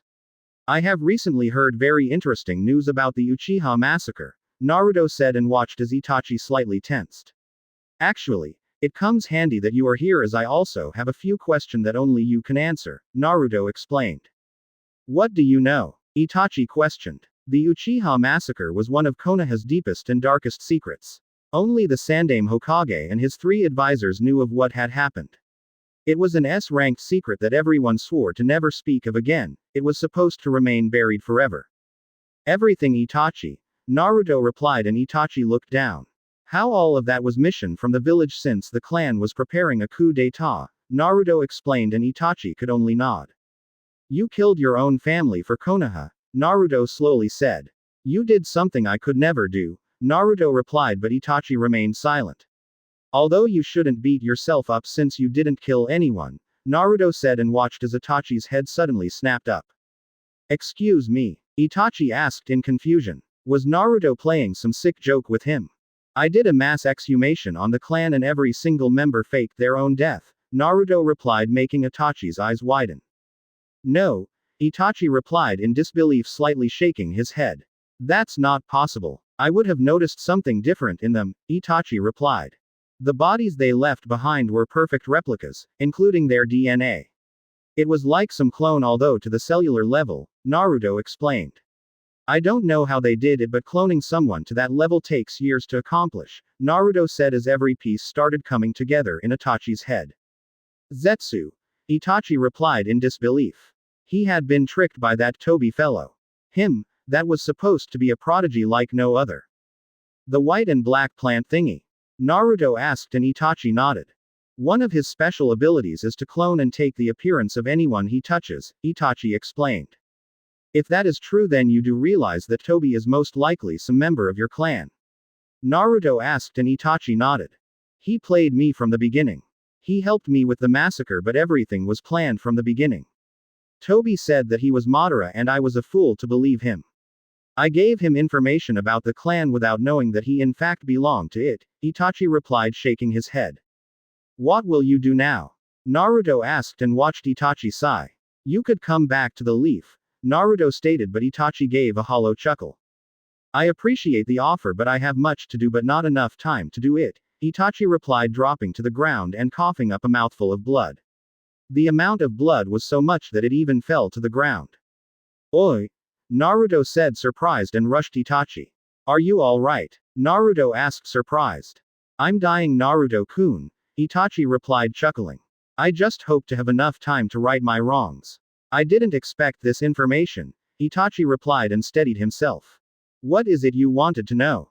Naruto asked as he sat back down. Is it true what you said about Toby taking Sasuke-kun from his prison? Itachi asked, focusing on the blonde. Every word, Naruto replied and watched Itachi sigh and raise his head to look up at the stars. I never wanted for anything of this to happen. The plan was for me to kill the whole Uchiha clan and leave my brother alive. By making him hate me, I wished for him to grow strong and one day come for me. By doing so, he could purge me of my sins and begin a new Uchiha clan, a better one, Itachi replied sadly. No offense, but that plan was flawed from the beginning, Naruto answered. While hate may make someone strong, they make them unstable, and look what happened. He murdered his own teammate, in cold blood, just for his eyes, Naruto replied, thinking about Sasuke murdering Sakura to achieve his Mangekyo. One of many mistakes I did in my short life, Itachi replied solemnly. And one I intend to fix, Itachi replied sadly. You are going to kill him? Naruto asked, surprised. I thought you left him alive because you loved him, Naruto said, confused. I do love him. He's my little brother, Itachi replied, gritting his teeth. But I cannot overlook what he has done. Even if he was to kill me and supposedly avenge my clan, he wouldn't be welcomed back in Konoha. He would be fugitive for the rest of his life, Itachi sighed. Once again I'm forced to kill those I love for the greater good. I'm sure hell is a special place for someone like me, Itachi replied and blinked as Naruto was suddenly at his face. Naruto brought up 2 fingers and poked Itachi on the forehead. Did he just poke me? The Itachi Uchiha. Itachi thought with his eyes twitching and thinking about forgetting everything and killing the brat right here and now. Naruto's fingers started glowing green. After a few brief couple of seconds, Naruto released Itachi and watched as he fell to the ground. What did you do? Itachi asked in amazement. He never felt so strong and healthy. Itachi took a deep breath, filling his lungs with the night's cold air, and noticed that he felt no pain or difficulty. I've healed your body and gave you a gift, Naruto replied, looking at Itachi. I hope you use it well, Itachi, Naruto replied seriously and watched as Itachi rose from the ground.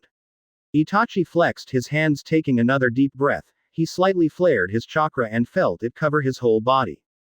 He never felt so strong in his life. His Sharingan flared into existence and started glowing in the night. Even his skin seemed to gain a stronger color. How did you do this? Itachi asked in amazement. Naruto had cured his disease, which everyone said to be incurable. Itachi had an autoimmune disease that every single doctor said to be incurable, and that Itachi had his days numbered, and yet, a single brat of 17 healed him in just a few seconds. Who knows? Naruto cryptically said, but allowed Itachi to see his silver eyes with several concentric circles. The eyes of the sage, Itachi said in just above a whisper as he stared at Naruto's silver eyes. He has the same eyes as Nagato, Itachi thought in disbelief. The Rinnegan eyes were legendary and had only appeared in a single figure throughout history, and now there were 2 users of them. Although Naruto seemed able to deactivate them, unlike Nagato. This Itachi, Naruto said, pointing to his silver eyes. This is the Sharingan's final form, Naruto said with his Rinnegan glowing in the night. You are full of surprises, Naruto-kun, Itachi said, chuckling. Not so sound ungrateful, but why did you do this? Itachi asked, confused. We tried to take you 3 years ago and even hurt your girlfriend, Itachi explained. You are a good person who got dealt a crappy hand, Naruto explained, shocking Itachi. And I believe in second chances for everybody, and this is yours, Naruto said. Thank you, Naruto-kun, Itachi replied, smiling. Now that he was fully healed, even his smile didn't seem that creepy.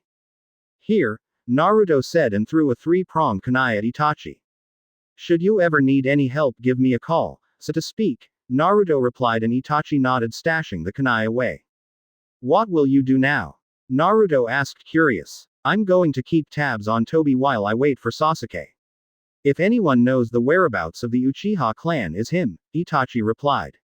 And Sasuke? Naruto questioned further. I'm doing what I should have done all those years ago, Itachi replied and turned his back to Naruto.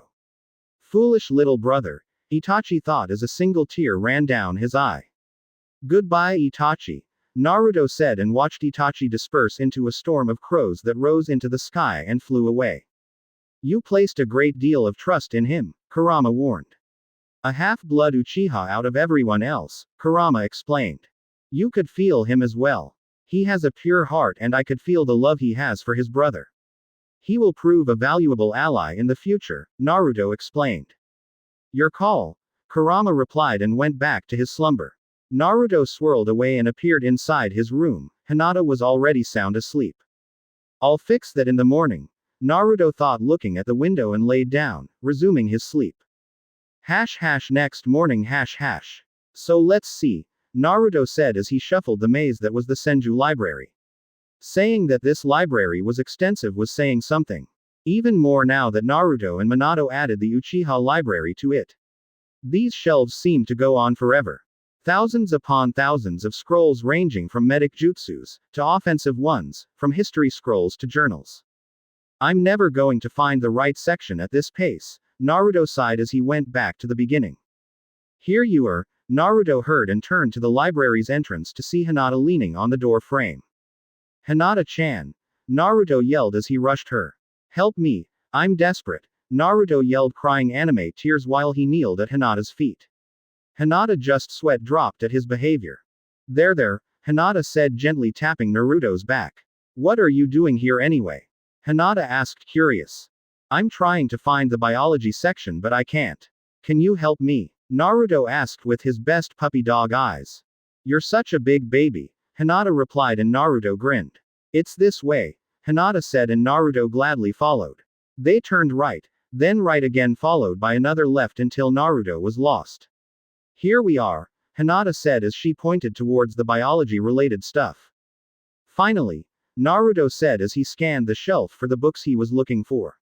Why are you interested in biology now of sudden? Hinata asked, curious, and looked over the book that Naruto picked up. Biology of Reptiles, Hinata read out loud the book's title. For what possible end would you want to read this book? Hinata asked. That is a secret, Naruto replied, chuckling as he scanned the content of the book. By the way, Naruto called out, getting Hinata's attention.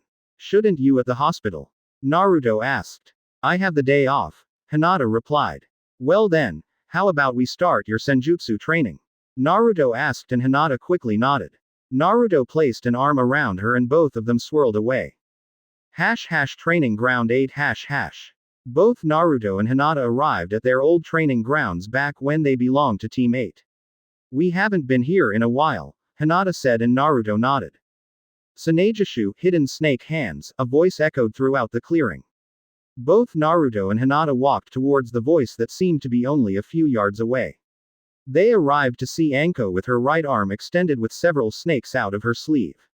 The snakes wrapped themselves around another shinobi who Hinata immediately identified as Kurenai.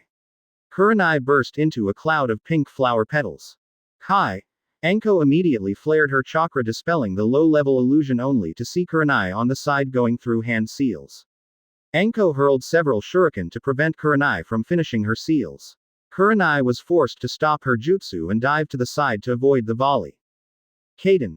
Ruka no Jutsu, Fire Dragon Technique, Anko said, pumping her lungs with air and mixing it with chakra. She unleashed a torrent of fire that spread through the training grounds. Shit, Naruto thought to himself, pumping his own lungs with chakra. Sweden. Sujinheki, water wall, Naruto said, and large dome of water surrounded him and Hinata, preventing any burns. Anko stopped when she saw a large cloud of steam form around the training grounds. Fuden. Daitapa, great breakthrough, Hinata said, releasing a strong gust of wind that blew the steam away and cleared the vision of everyone on the grounds. You should be careful to where you aim those things, Hinata replied towards Anko, who recognized the two.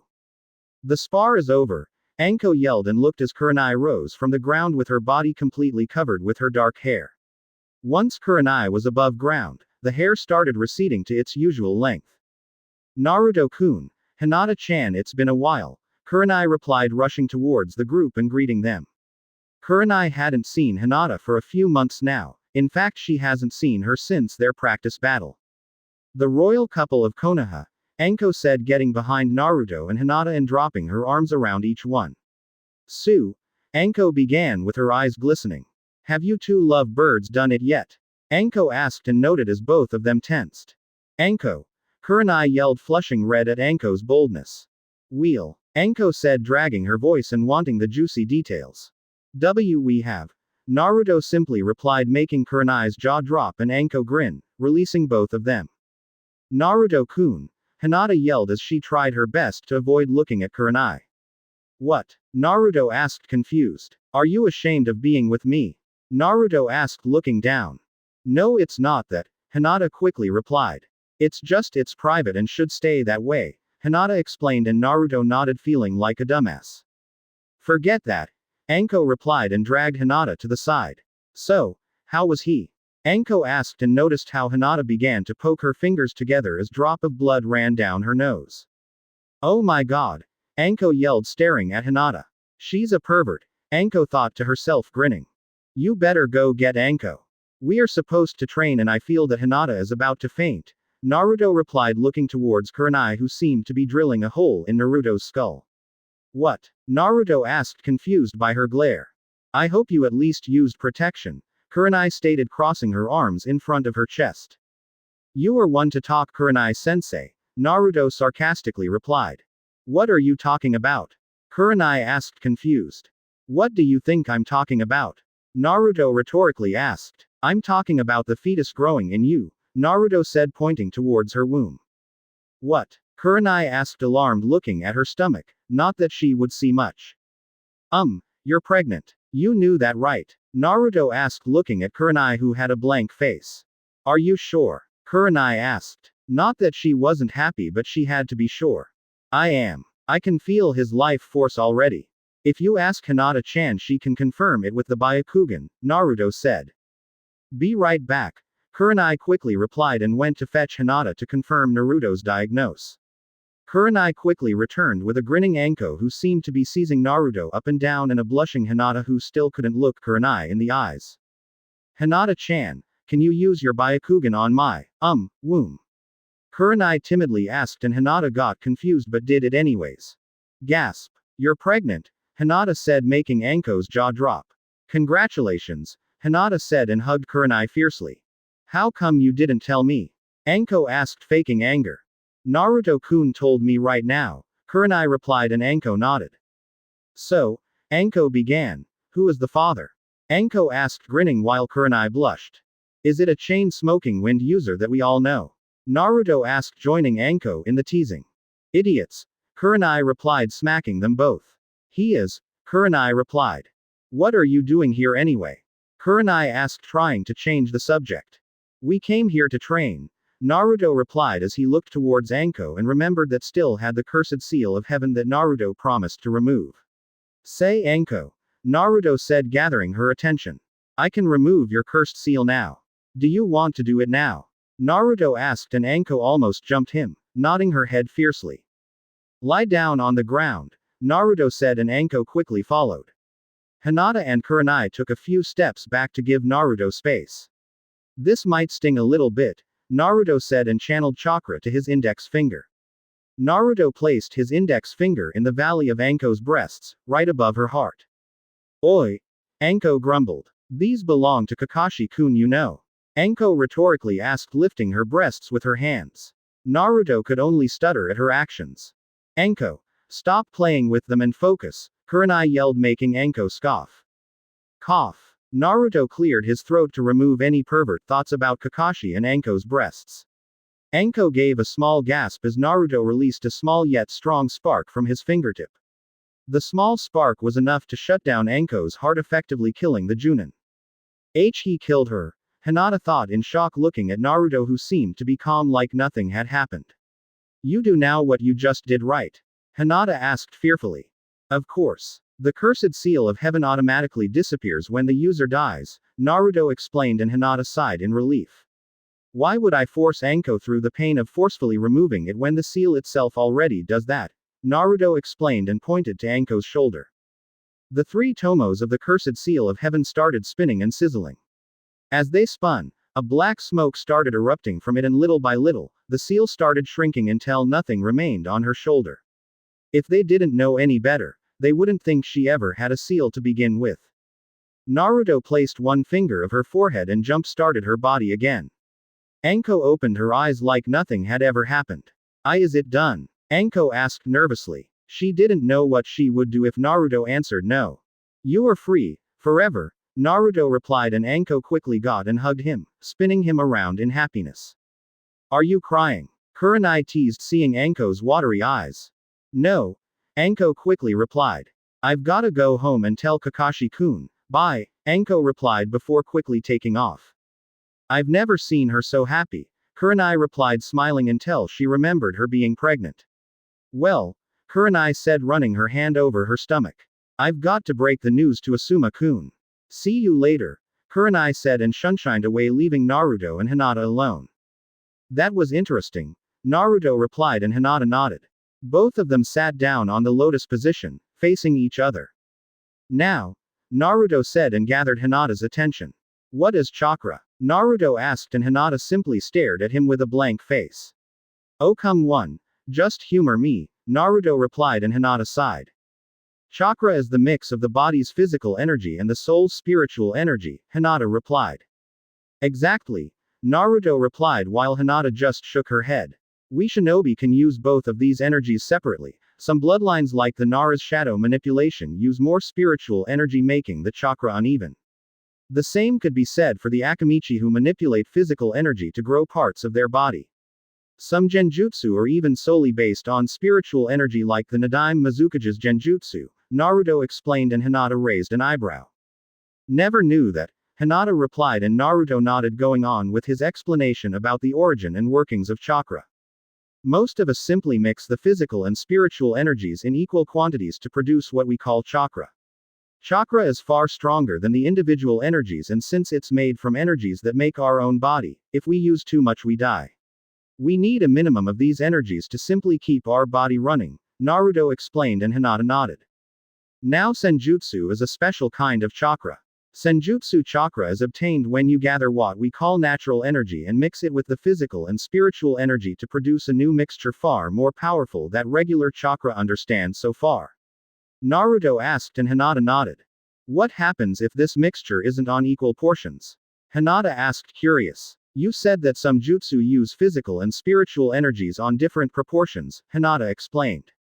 If you place too little natural energy you don't get anything, but if you place too much you turn into stone, Naruto said, giving already a warning of the dangers. Stone? Hinata asked fearfully. Natural energy is very powerful, and there is a reason why there only been a few to be able to use this energy since the dawn of chakra, Naruto explained. Only shinobi with big chakra pools can even think of trying to learn senjutsu. If you absorb too much natural energy it can overwhelm you and turn you into a statue, Naruto explained, and Hinata nodded, taking everything in. Besides being difficult to learn, there are very few that even teach this art. Ero Sennin learned his from the toads, who unlike other animals share a stronger connection to nature. Hashirama learned his from his summons, the ensign I learned from Hashirama since the foxes didn't have any senjutsu training, Naruto said. 1. This training is divided into 2 steps. First step is learning how to feel and gather natural energy, and the second step is learning how to find the perfect mix with the other 2 energies to produce senjutsu chakra. When you have enough of this senjutsu chakra you enter what is called sage mode, where your taijutsu, ninjutsu or anything chakra based get a boost.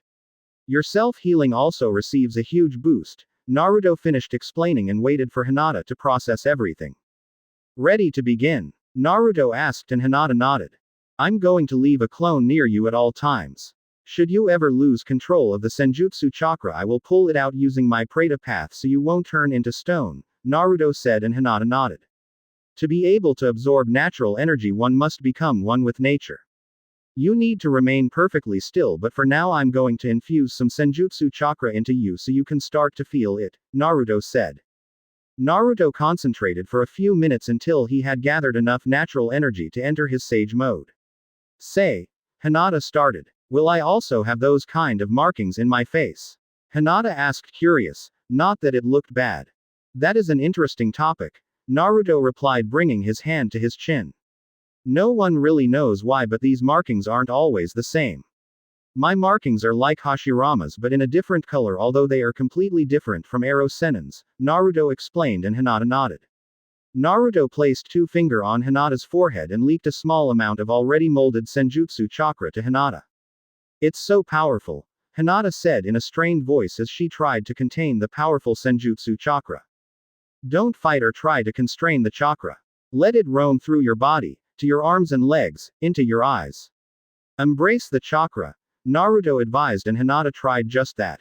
She channeled a small amount to her and activated her Byakugan on accident. Gasp. What's wrong? Naruto asked, worried. He was restraining most of the senjutsu chakra just to give Hinata a feel for it before she tried to create her own. I can see it, Hinata whispered. I can see the natural energy. I can see it rushing through the trees and into the leaves. I can see it running on the ground. It's everywhere. It's beautiful, Hinata said as she observed the natural energy. You mean you can see the energy with your Byakugan?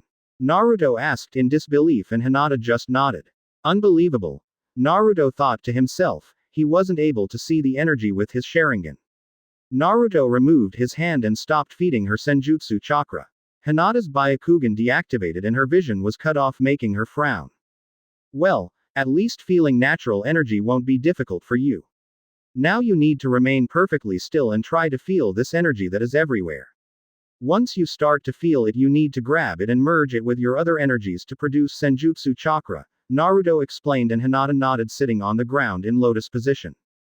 I'll be reading my book while you try it, all right? Naruto asked, and Hinata nodded, relaxing every sense and focusing entirely on the feeling she got earlier.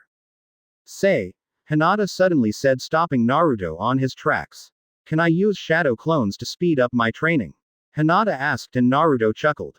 You can, but only 9 at most, Naruto said, and made enough shadow clones so that each Hinata had one Naruto. Why only 9? Hinata asked, confused. Like I said, natural energy is very powerful. By using shadow clones you split your chakra between them, lowering the quantity in each one. If make more than 9, your chakra pool will become too low for you to absorb natural energy without repercussion. And if one of your clones turns to stone, it's the end for the original as well, Naruto explained, and Hinata nodded. Let's see, Naruto thought to himself as he laid down on the ground, up against a tree, and opened his book to start reading. He looked up and smiled as he saw Hinata in deep concentration. 1 hour later. Need help? Naruto asked as he noticed that Hinata was having problems remaining perfectly still. Even for someone who had extreme flexibility for combat, it was difficult. Animals were never meant to stay perfectly still like plants. I guess, Hinata mumbled behind her breath, making Naruto chuckle. The original Naruto stood in front of all of the Hinatas and slammed his hands on the ground.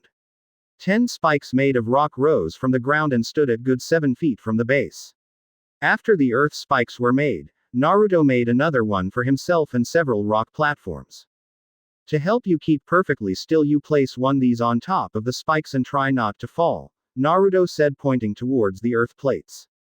Naruto picked one and jumped towards one of the spikes, landing perfectly on it. Naruto sat down and the platform didn't even waver as Naruto was completely still. Naruto chuckled as almost all of Hinata's clone fell to the ground instantly. Hinata glared at Naruto, who remained still on his own rock board, lazily reading his book. Naruto reminded Hinata of Kakashi, the way he was reading that book, lazily going over to the next page. I'll get this eventually, Hinata thought to herself before she picked another piece of stone and jumped towards the spike. Hinata fell once again and narrowed her eyes when she heard Naruto silently laugh. You keep laughing and you will end up on the couch, Hinata playfully said. Hinata-chan. Naruto whined, making Hinata grin. Few days later. Hinata was returning from the training grounds as she finished her senjutsu training for the day. She was happy that she completed one of her new techniques that she was almost skipping through the road. She arrived near the Senju compound when she felt Naruto's chakra nearby. She quickly located him and went towards him only to stare at him in shock. No, Hinata thought in disbelief, shaking as she looked towards Naruto. Naruto was grinding himself against some girl. He was kissing her all over her neck and chest and, by the looks of it, the girl was enjoying it. Naruto, Hinata said, gathering his attention. Oh shit. Naruto thought to himself as he stopped his ministrations and turned to see his girlfriend with a neutral face, too neutral for his taste. Wait, Naruto said, detaching himself from the girl and waving his hands in front of Hinata. I can explain, Naruto quickly said. And what is there to explain? Hinata said, narrowing her eyes at her boyfriend. I guess you grew tired of me, was that it? Hinata asked with her voice getting louder. No at all. Naruto stuttered as he tried to quickly come up with an excuse. Why, you see, Naruto said, but Hinata was already in front of him. After everything we have been through, you do this to me, Hinata said in a low voice. I gave you everything and you betrayed my trust with some hussy, Hinata said with her eyes watering. Slap. Naruto was thrown backwards by a chakra-powered slap. He crashed into the building, knowing down a wall. I hate you, Senju Naruto, Hinata yelled as she ran off in tears. The other girl was just curled in ball, trying not to faint from all the killing intent that was thrown around. Chapter 48: The Death of Hyuga Hinata. Hinata was returning from the training grounds as she finished her senjutsu training for the day. She was happy that she completed one of her new techniques that she was almost skipping through the road. A pair of white eyes followed Hinata from far away, the Byakugan blazing at full power as this Hyuga shinobi tracked Hinata's movements down the road. The shinobi adorned a white silk kimono as he jumped from rooftop to rooftop, concealing himself in the shadows. He decided to keep his distance as to not being either spotted or sensed. His eyes allowed him to track Hinata's path from far away. His eyes widened when he saw Hinata arrive near Naruto, who seemed to be otherwise occupied. The shinobi kept to himself and simply observed the events unfold. I hate you, Senju Naruto, Hinata yelled, running away with tears streaming down her face. This white-eyed shinobi couldn't believe what he had seen. Hyuga Hinata had caught her supposed boyfriend with another girl, and it ended badly for Naruto. Hiyashi-sama will want to know about this, the Hyuga shinobi thought to himself before sinking into the shadows and disappearing completely from view. With Naruto damn, Naruto replied as he pushed the debris of the wall away. Naruto coughed as he got up and cleaned his clothes from the dust.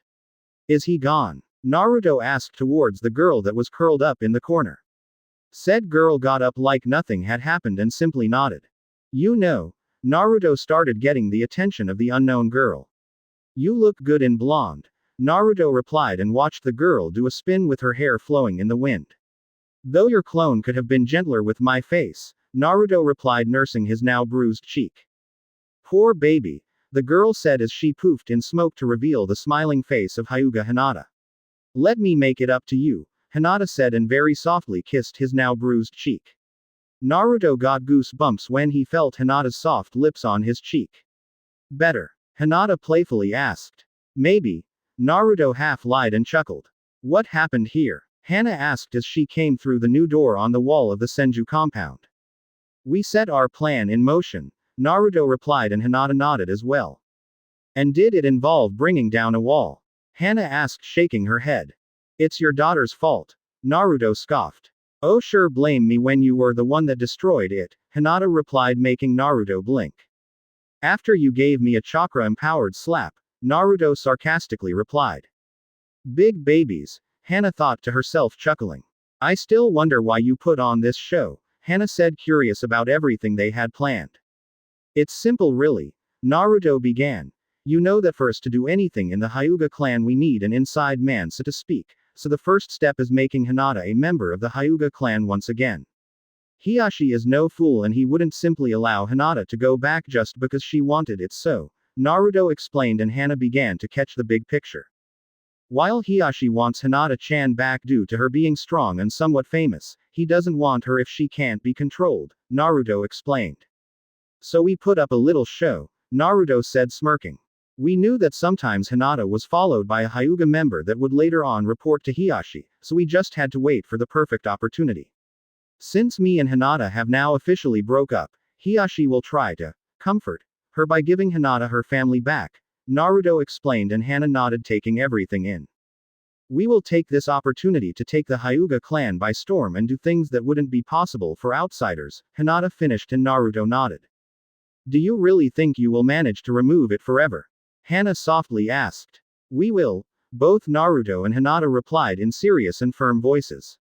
Only the clan head and the elders have the power to stop the cage bird seal from being enforced into the branch members. No one knows how to remove it, Hana sadly replied, and both Naruto and Hinata blanked out for a moment. Didn't you tell her? Naruto asked towards Hinata, who shrugged his shoulders. Tell me what? Hana asked, confused. Hinata-chan used to have the caged bird seal until I removed it, Naruto asked, and Hana turned towards Hinata, shocked. Why didn't you tell me?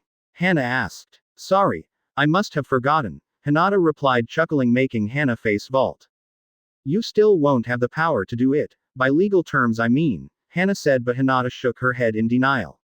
There is this law back from the clan's war's time that, Hinata whispered into Hana's ears, making her eyes widen as disbelief.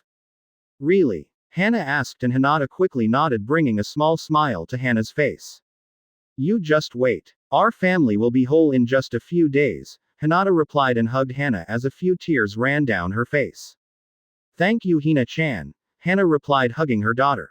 Let's go home, Naruto-kun, Hinata replied, and all three of them began walking home.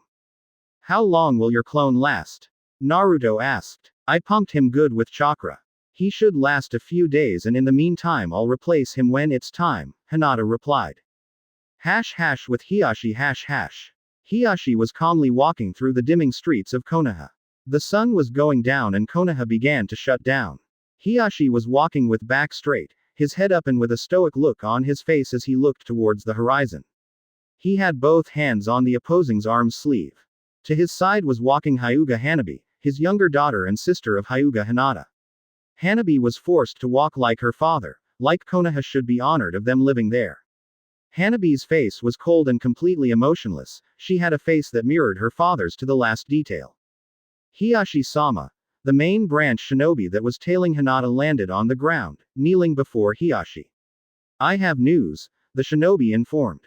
You may rise, Hiashi replied and watched as the Hyuga member rose and locked eyes with his clan head. What news do you have, Yasushi? Hiashi asked. It appears the Naruto-sama has betrayed Hinata-sama with another woman, Yasushi answered, and Hanabi was shocked. Though Hiashi was completely surprised and bewildered by such turn of events, his face portrayed none of those emotions. Are you certain? Hiashi asked, and Yasushi simply nodded. I see, Hiashi simply replied, taking everything in. Where is she? Hiashi asked. I do not know, Hiashi-sama, Yasushi replied and gulped when he heard Hiashi let out a sigh. She ran away from the scene in tears after finding Naruto-sama with another girl, Yasushi informed, and Hiashi nodded. You may go, Hiashi replied. Aren't you going to help her? Hanabi slowly asked, looking up towards her father. Of course I will, she is my beloved daughter after all, Hiashi replied, smiling. But let's give her a few hours so that the betrayal may properly sink in, Hiashi thought to himself and kept walking with his daughter in tow. Few hours later, with Hinata's clone Hinata had tired out from running and simply walked into an alley and sat down. She only looked at the ground, her face was filled with dried tears. She had a hollow look that could spook anyone. What you want? Hinata asked without looking towards the newcomer. She didn't have to, she knew his chakra all too well. I only wish to help you, Hinata, Hiashi replied and almost took a step back when Hinata raised her head and looked at him with those white dead eyes. It was like all the life had drained from her. Her eyes were white and plain, like there was nothing left. What can you do? Hinata replied as he looked back to the floor. She was curled up in a ball with her arms around her knees. He never wanted you, Hinata, Hiashi began, and Hinata flinched when Hiashi mentioned him. He only used you to shield himself from his pain and loneliness, and now that he's famous he doesn't need you anymore, Hiashi explained, and Hinata scoffed. Like you are any different, Hinata replied, getting up. You expelled me from your clan, your own daughter, Hinata said with the last part being just above a whisper. It was a mistake I deeply regret and one I intended to fix, Hiyashi added. Take my hand and let me take you home, your real home, Hiyashi said extending his arm forward. Hinata bit her lip as she hesitated. I have nothing left, Hinata said slowly and took Hiyashi's hand. Hiyashi smiled and brought his arm over her shoulder leading her to the Hyuga compound to where she belonged. Hyuga compound #. Both father and daughter arrived at the Hyuga compound and were immediately greeted by the two gate guards.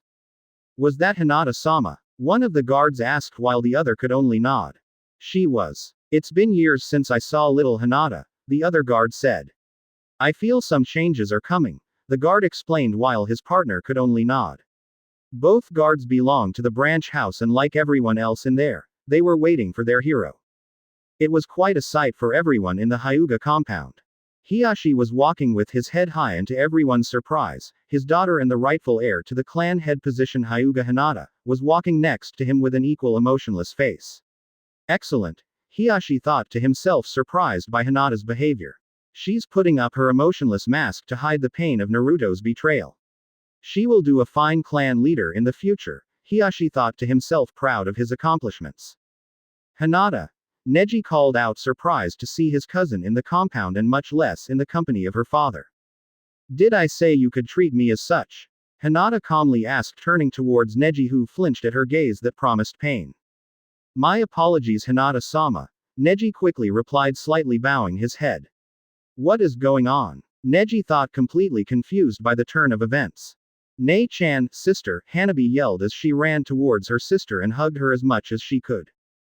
Hanabi, Hiyashi said and Hanabi squirmed under Hiyashi's stern gaze. Such behavior is unfit for a Hyuga member, Hiyashi coldly said and Hanabi slowly nodded before detaching herself from Hinata and taking her place at Hiyashi's left. Nei-chan, is it true what happened with Naruto? Hanabi slowly asked and Hinata turned her emotionless face towards her little sister. Yes, Hinata simply replied. Senju-sama has decided to indulge himself on other pleasures of the flesh, Hinata coldly replied. Hanabi asked blinking not really getting what she was saying. He cheated on me with another woman, Hinata replied in layman's terms making Hanabi flinch at her dismissive tone. So it was true, Hanabi mumbled to herself. I always thought those two be inseparable, Hanabi thought as everyone arrived to the dining table. After everyone had sat down Hiyashi rose again to make an announcement. As of today my lost daughter is returned to us, Hiyashi said as Hinata rose and stood next to her father. Let's us welcome back Hyuga Hinata to our family, Hiyashi said and everyone agreed. Few days later. Hokage's office Tsunade could only shake her head in disappointment as she stared at both Hiyashi and Hinata. Do you really wish for this Hinata-chan? Tsunade rhetorically asked. Even if my grandson betrayed you, you are still my apprentice and heir, Tsunade explained as she tried to be there for the girl. I am certain Tsunade-sensei, Hinata coldly replied. Swoosh. There was a swirling sound as Naruto arrived at the Hokage's office. Hey ba, Naruto was saying but quickly stopped when he noticed the presence of Hiyashi and Hinata on the office as well. Hinata-chan, can we talk? Naruto slowly asked. You have no right addressing me in such manner Senju-sama, Hinata coldly replied and Naruto sighed. Leave us, Hiyashi said towards Naruto but Hinata interrupted him. Let him stay. I want him to know what will happen, Hinata said and Hiyashi nodded forwarding the paper to Tsunade. You are an idiot Naruto. You threw away a wonderful girl, Tsunade said shaking her head. Last time I will ask this. Are you certain of this Hinata? Tsunade asked in a serious voice. In front of her were the papers to readmit Hinata back into the Hyuga clan and, as such, Tsunade would lose most of her authority over her. I am, Hinata replied and watched as both Hiyashi and Tsunade signed the papers. Hinata without even hesitating went over and signed her own name finalizing it. Is it done? Hinata asked and Tsunade nodded. As of now you belong to the Hyuga clan once again, Tsunade replied smirking for the first time. Hiyashi was a bit thrown off by that smirk but ignored it. Finally, Naruto yelled loudly with a shit-eating grin. You know how cold the bed was without you? Naruto rhetorically asked as picked up Hinata and spinned her in the air. Unhand my daughter, Hiyashi coldly said but was confused when he heard Hinata giggling. Hyuga Hiyashi. Hinata began drawing Hiyashi attention to her. I, Hyuga Hinata, heir to the Hyuga clan and member of the main house, hereby challenge you for the position of clan head, Hinata replied towards Hiyashi who was drawing blanks. What? Hiyashi asked confused as he tried to process everything. Did little Hiyashi get a brain freeze? Naruto mockingly asked. I said that I'm challenging you for the place of clan head, Hinata replied looking at her father in the eyes. You set this up didn't you? Hiyashi asked narrowing his eyes at the laughing couple. You really thought I would betray my princess? Naruto asked shaking his head in amusement. Looks like you don't know me at all. Your spy didn't even realize that the girl I was kissing was just a transformation of the real Hinata, the other was simply a shadow clone, Naruto said chuckling while Hiyashi had his eyes widened at the fact his spy was discovered.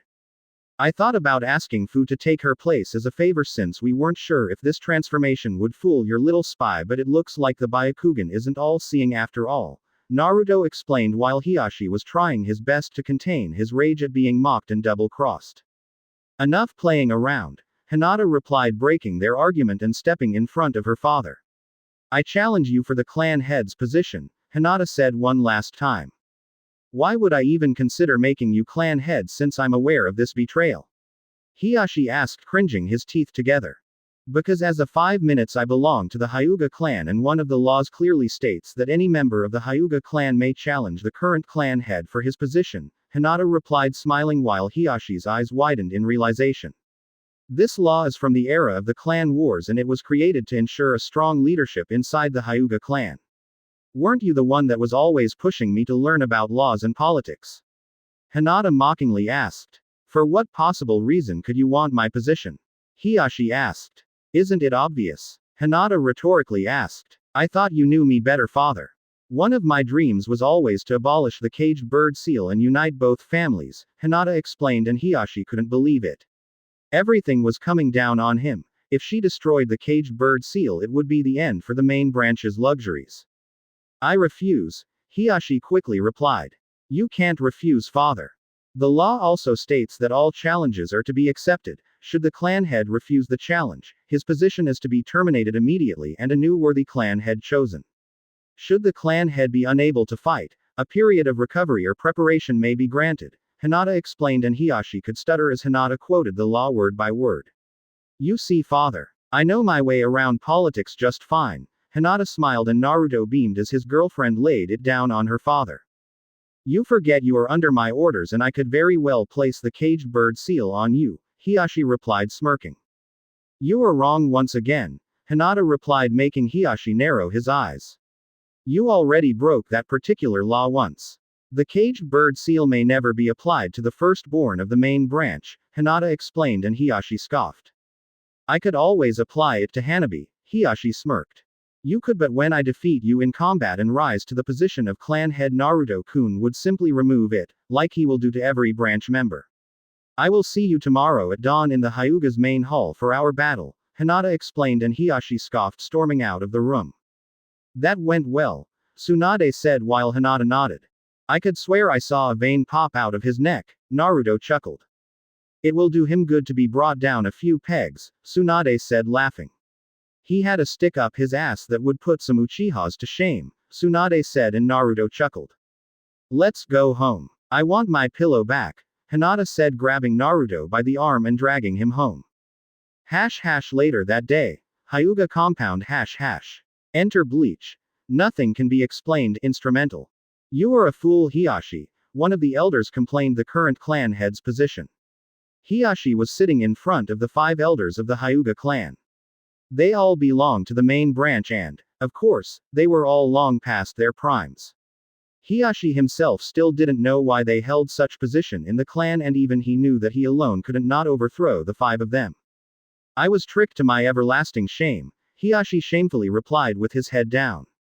He had been tricked by a couple of teenagers although the fault didn't rest entirely on him. The supposed spy also got his fair share of punishment. What do you intend to do, Hiyashi? Another elder asked making Hiyashi raise his head. You may be strong but no one in the whole clan can take down an S-rank shinobi, the elder replied. I know very well my skill level doesn't match that of my daughters if the bingo book records are anything to go by. Hiyashi sighed, thinking what he could do to keep his position as clan head. I have no delusions about my strengths.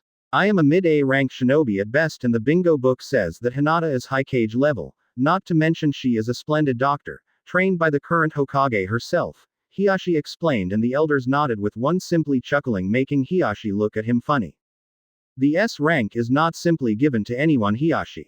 I have fought a couple of S rank shinobi through my career, and you have no idea the extent of their power. This rank is special and not everyone can achieve it. S-rank shinobi are masters of every field and extremely valuable to a village, Hiyashi's father began explaining. They are also known as army killers. Their abilities are sometimes so far out of reach that they can decimate entire armies of enemies with a single technique. Their chakra levels can sometimes reach Biju levels. You know very well the power that all of our previous Hokages had. Each Hokage alone could face an entire army and come out victorious, the elder explained. Look at the Shodaime Hokage, Senju Hashirama. He alone faced and took down almost 3,000 shinobi back during the First Shinobi War, and he wasn't defeated by any of them. If it wasn't for the injuries he suffered against his battle with Madara, he wouldn't have succumbed to chakra depletion after fighting them for almost 3 days. Then came his brother, the Nadaime Hokage, Senju Tobarama. He alone forced back the Kinkaku force, 20 of Kumogakure's elite shinobi, and among them 3 S-rank shinobi. Tobarama died, but the Kinkaku force returned to Kumo with 3 men left. Skipping the Sandaime Hokage, who was also strong in his own right, came the strongest and perhaps the scariest of them all, Namikaze Minato, the Yondaime Hokage, the elder explained and did a double back.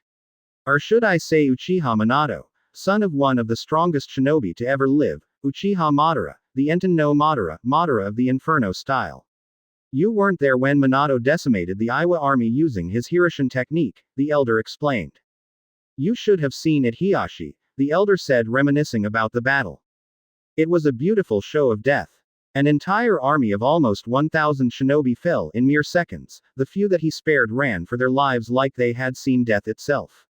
Even we, the Hyugas, and the Uchiha's Sharingan caught nothing of his speed. No one saw nothing but glimpses of this yellow light. It didn't matter what rank they had, if they were strong or weak, innocent or guilty, genin or junin, every single shinobi fell before his might. Even Onoki's own son, an S-rank shinobi capable of using dust release like his father and on par with him, the elder said as he released a dry laugh. I was strongest shinobi besides his father. Before he could even blink, he caught a kunai to the throat not even 1 second before Minato began his onslaught. You should have seen his days as Hokage. Even though he was young, no one dared to question his authority or power. His cold blue eyes and aura alone were enough to put the council in their rightful place, the elder explained. To think he was an Uchiha and the son of Madara himself, the elder said, shaking his head in disbelief. Look at him, Hiyashi. Minato was a monster and legend on his own right, and he never used his Sharingan. Could you picture his power if he developed his eyes like a normal Uchiha would? And then came the Kyuubi. No other person was ever able to fight a Biju until Minato came along. Hashirama could only suppress their chakra with his Mokuden. You read the reports of the events that happened that night. He teleported a tailed beast ball that would destroy the Hokage mountain, and he teleported himself and the Kyuubi itself away from the village. He teleported a Biju, Hiyashi. A Biju, the elder warned. Why you? Hiyashi stuttered for the first time. You are afraid of his son, Hiyashi stated in complete shock. He never saw his father in this state. He never showed any emotion, much less fear of all of them. I'm not afraid of his son, the elder quickly explained before frowning. I'm afraid of your daughter, the elder said, and Hiyashi blinked, not believing what he had heard. She may be strong but not that strong, Hiyashi wondered out loud. You are taking her too lightly, Hiyashi, the elder said, gritting his teeth. You don't understand the gravity of the situation. For instance, look at the Uchiha clan. They never had an S-rank shinobi before Itachi, and when they did, look what happened. Itachi unlocked the Mangekyo and alone decimated his whole clan in a single night, the elder explained.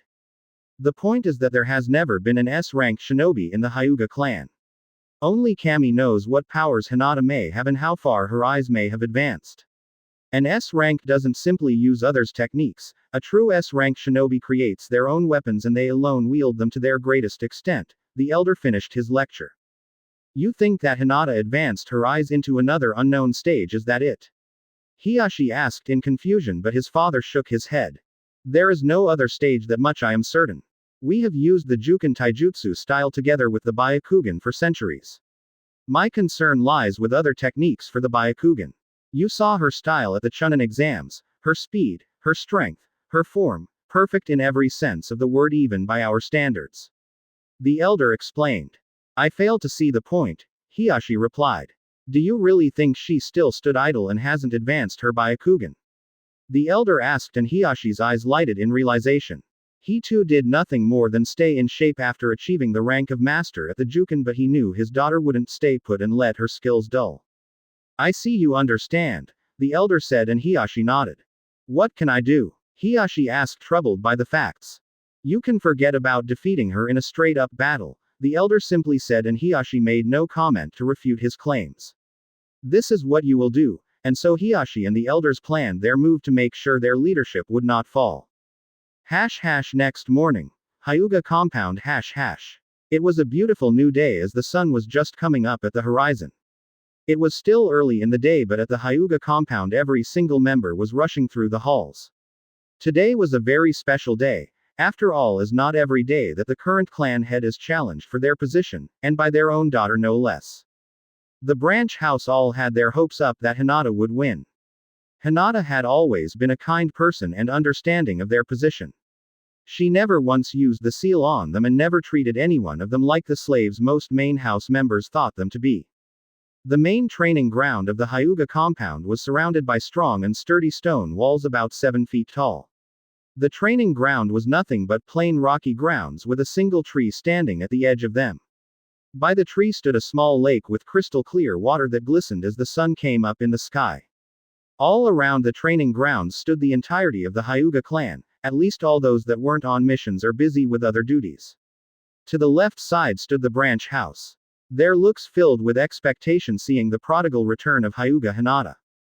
To the right side stood the main house. All of them had impassive gazes, but beneath that, anyone could feel their apprehension. It's not every day that the strongest shinobi of the Hyuga clan is challenged to a battle, and one that held a big prize for the victor. Such prize was the position of clan head, and such position could not be taken from the victor, unless the victor was later on defeated as well. Next to the main house, hidden almost from view, were the 5 elders sitting down on some pillows. In fact, they were the only members sitting down, and they held a quite good position to watch the match that would ensue in just a few moments. In the middle of the arena we could find one of the main persons of this event. Hyuga Hiyashi was sitting in the middle of the training ground in lotus position with his back perfectly aligned. His legs were crossed with his feet placed on the opposing thighs and each hand resting effortlessly on each knee. Hiyashi took several deep breaths as he relaxed in his meditating state. A small wind rustled around him as he released his breath and his chakra flared ever so slightly. Meditating is one of many methods of training chakra control, improving your reflexes, but most importantly, to be able to focus on the task at hand. Meditating teaches one patience, calm, and concentration. Hiyashi slowly opened his eyes as a familiar swirling sound could be heard echoing around the training ground. The air was swirling in the middle of the training ground as 3 figures appeared out of thin air. The first one was obviously his adversary and his daughter no less. Hyuga Hinata was the first person to arrive at the battlegrounds. Instead of the usual samurai-like armor she used to wear when out on missions with this dragon group he heard about, she now had different clothes. She was wearing an attire comprised of a loose-fitting, long-sleeved, dark blue and white zip-up jacket with dark blue over-mesh armor with black pants and black, low-heeled sandals. On the back of her zip-up jacket she had the symbol for yin and yang. She also had her long hair tied with a small white ribbon at the end. A.N. Check profile for picture. Hiyashi also wore appropriate attire comprised solely of a white silk kimono. Hiyashi was an expert at taijutsu, so he needed to be flexible, and this attire would suffice him rather well. Mesh armor was useless against Juken strikes, so that would only slow him down, and he needed any advantage he could get. The swirling came to an end as both Hokage and her grandson stood there, standing side by side with Hinata in the middle looking straight at her father. Her face was one that spoke of strength and confidence. Hiyashi got goosebumps when he locked eyes with her and remembered his father's words the previous night. This matter pertains exclusively to the Hyuga clan. You have no right being here, Hokage-sama, one of the elders said as politely as he could without insulting Tsunade. While that would be true, Hyuga Hinata is my apprentice and, as such, I have every right to be here, Tsunade explained, and the elder frowned as she was right. The master did have some rights over their apprentices. My apologies, the elder apologized before turning to Naruto. While you may be present, your grandson holds no such right, the elder explained, deceivably smiling. This was the boy that tricked Hiyashi into this position. Are you crazy? Tsunade asked, faking shock. You want me, your Hokage, to stroll down the village alone? Tsunade rhetorically asked with a shocked face, making Naruto chuckle. Leaving the Hokage tower unprotected could be quite dangerous. Naru-chan is here as my personal bodyguard, Tsunade answered, and the elder scoffed at being outplayed in politics. Naru-chan. Neji smirked towards Naruto, whose eyes twitched. That coming from a guy that dresses like a girl? Naruto replied, glaring at Neji.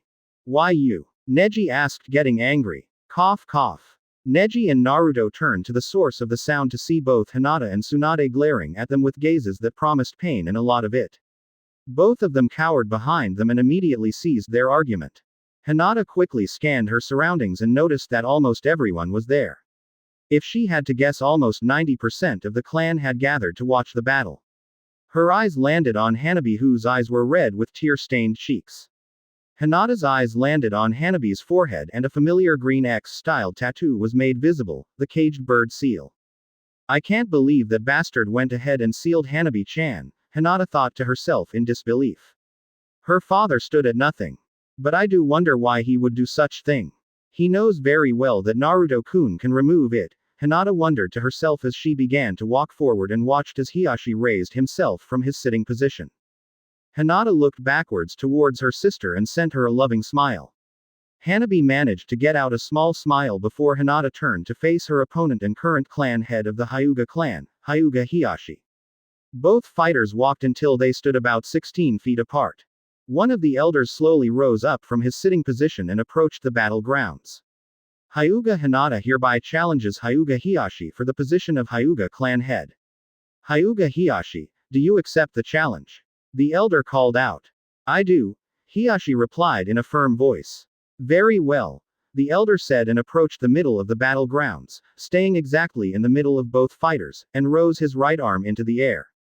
Hajime, the elder replied, bringing his arm down in a guillotine-like fashion before jumping away to safety. Hiyashi was the first to move, and in a split second he had crossed the distance and was at Hinata's face.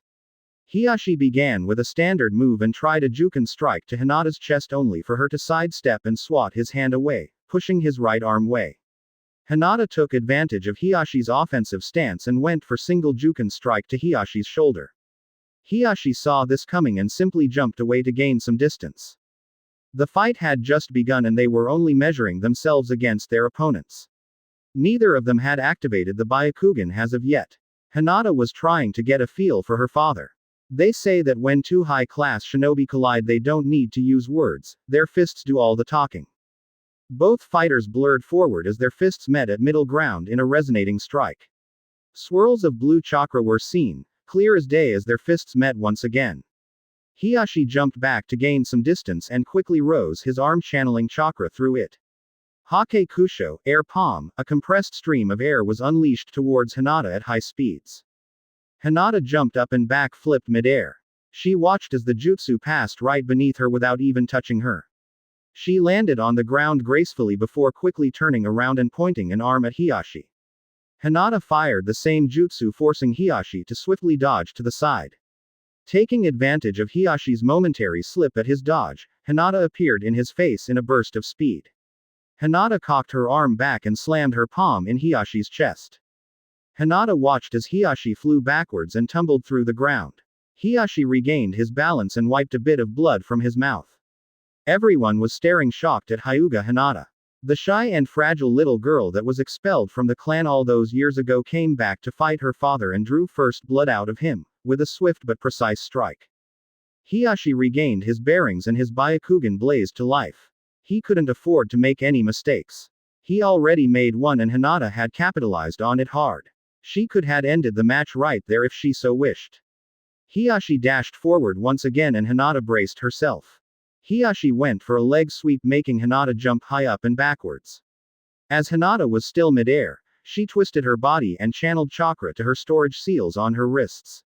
Several Senbon popped out in a small cloud of smoke. Hinata hurled all of the Senbon towards Hiyashi's joints. Hiyashi easily tracked the projectiles with his Byakugan. He simply bent down placing both hands on the ground and smirked. Doden. Doryu Taiga, Great Mud River, Hiyashi said as the ground beneath Hinata turned into a slippery mud substance. As Hinata landed on the ground, she slipped due to the ground being muddy. Now, Hiyashi thought to himself as he rushed Hinata to take advantage of her slip. As Hinata slipped to the side, she twisted her body and brought her right fist down.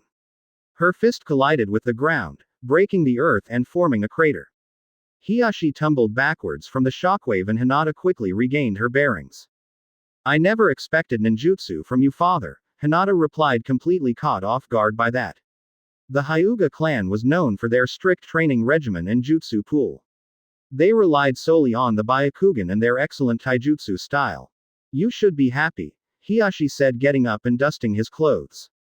I realized that I would not be able to defeat solely with my taijutsu style, so I brushed up on a few ninjutsu last night, Hiyashi explained, and Naruto chuckled. Give him the threat of losing his position and that alone forces him to learn earth ninjutsu, Naruto chuckled while all the Hyugas were surprised. Elemental ninjutsu was a big no in the clan and now the clan head himself was displaying it. I was going to focus solely on taijutsu as respect to the clan, but now I see no point in this, Hinata explained.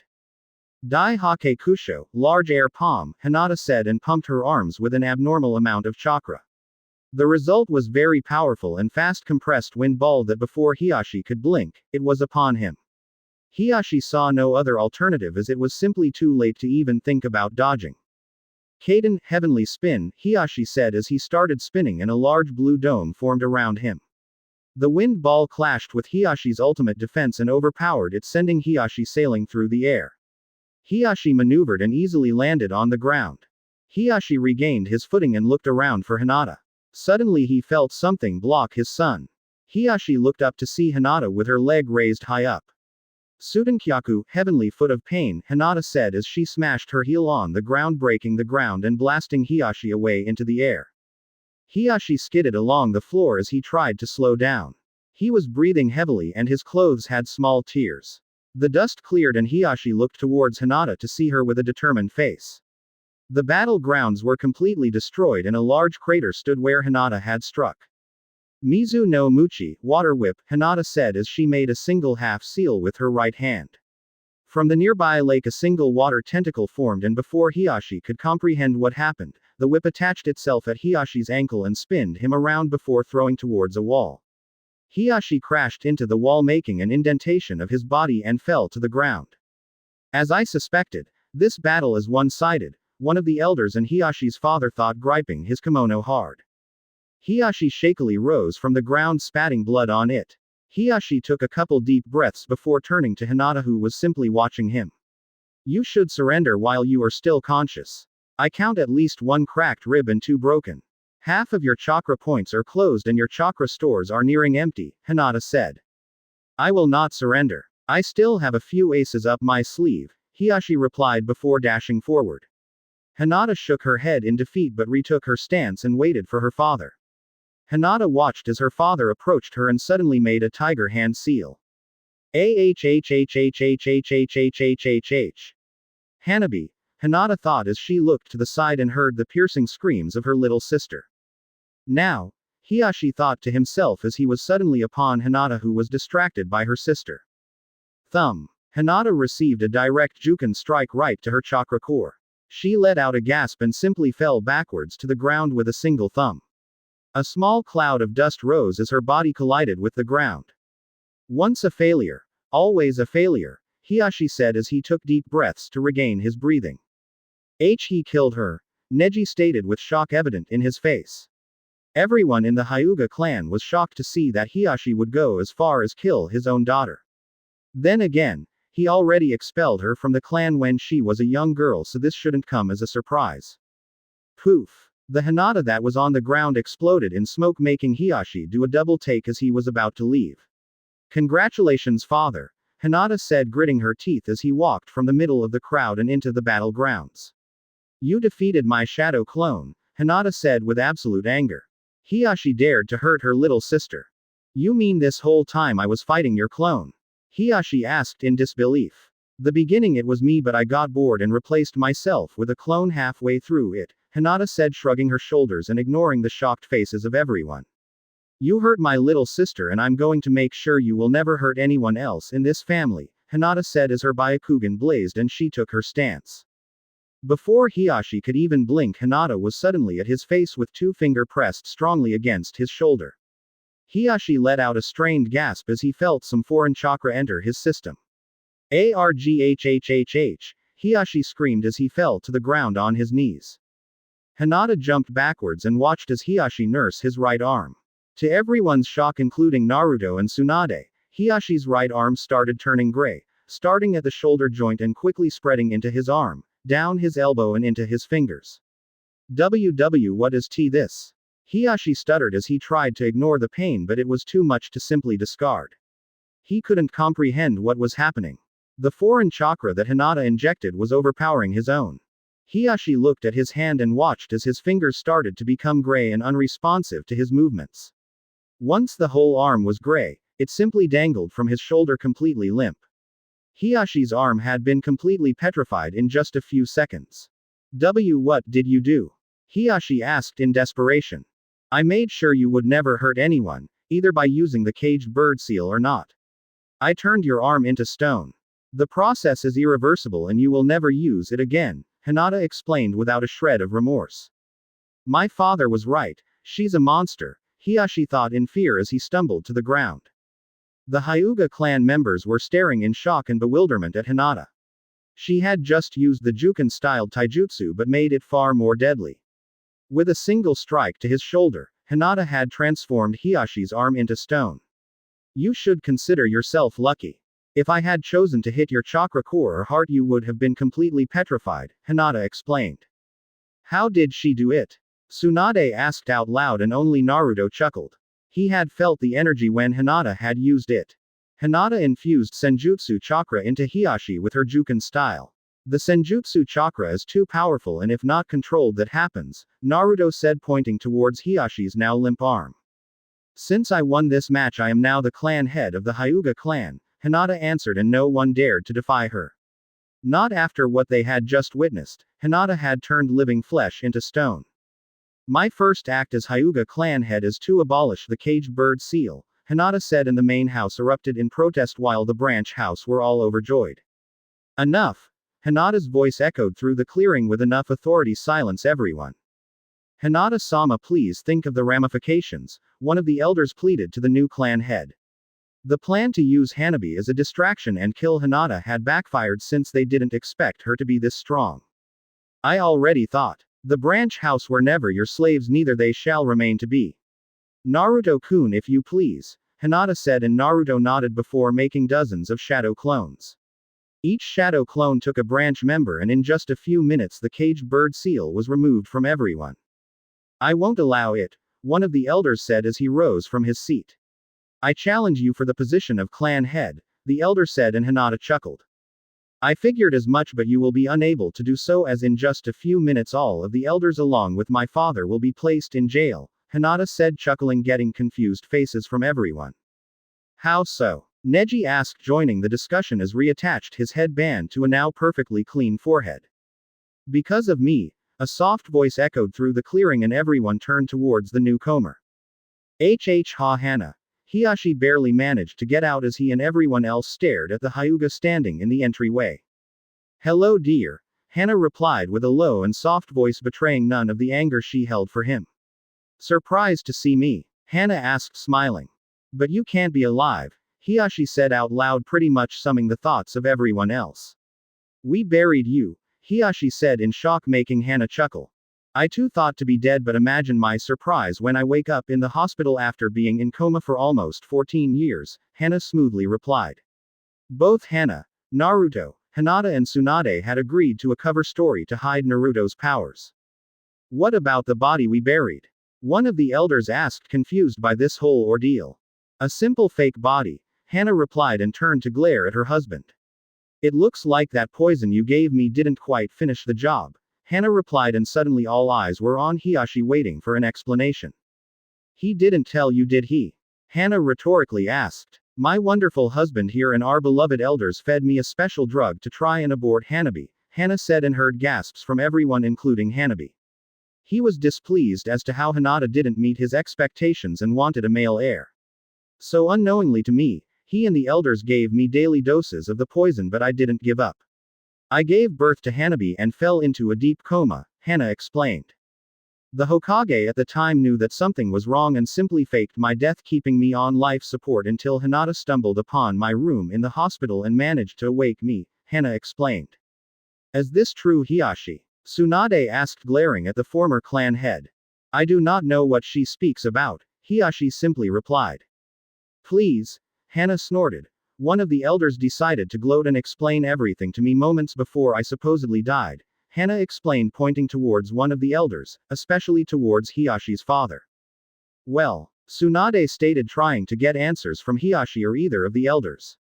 When Hana first told Tsunade of her cause of death, she couldn't believe it. Do it, Tsunade said to Naruto, and he nodded, making his Sharingan blaze to life. Several chains erupted from the ground behind one of the elders, pinning him to the ground on his knees. The elder struggled to get free as he watched Naruto calmly walk towards him. Naruto kneeled at the same level of the elder and locked eyes with him, Sharingan into Byakugan. Genjutsu Sharingan, Naruto whispered as his Sharingan started spinning and hypnotizing the Hyuga elder. In just a few seconds, the elder stopped struggling and was simply drawn into Naruto's blood-red eyes. The elder's eyes became almost hollow, and Naruto knew that his genjutsu was in effect. Naruto got up and nodded for Tsunade to begin. Did you poison Hyuga, Hana? Tsunade asked towards the hypnotized elder. Yes, the elder replied in a monotone voice, shocking everybody around. And who else was involved in this plot? Tsunade asked, wanting to know every single accomplice. The elder was saying, but was cut off by another one of the elders giving him a Juken strike to his chest. Really? Tsunade asked in disbelief. You didn't want to go to prison, so you killed him, which is punishable by prison, Tsunade said, and the elder blinked as he hadn't thought his actions through. He just wanted to shut up Hiashi's father. Looks like there is no honor among thieves, Hana said as Naruto trapped the killer of Hiashi's father and trapped him in a genjutsu. Naruto made sure to stay to his side to prevent anyone else from attacking him. Who else was involved in poisoning Hana? Tsunade asked. All 5 of the elders, Hyuga Hiashi and Hyuga Aya, the elder replied and blinked as Naruto terminated his genjutsu. Where is this Hyuga Aya? Tsunade asked, looking around. She's dead, Tsunade-sama, Ko replied as he stepped forward. Ko was one of the few of the main house that treated the branch house with respect. Now that I think about it, she died just a few weeks after Hana-sama, Ko explained. Of course she did, Hana sarcastically replied. No loose ends, right? Hana asked towards Hiashi, who seethed. Hiashi could do nothing as of right now. He had lost his clan, his power, his arm, and looked like he also lost his freedom.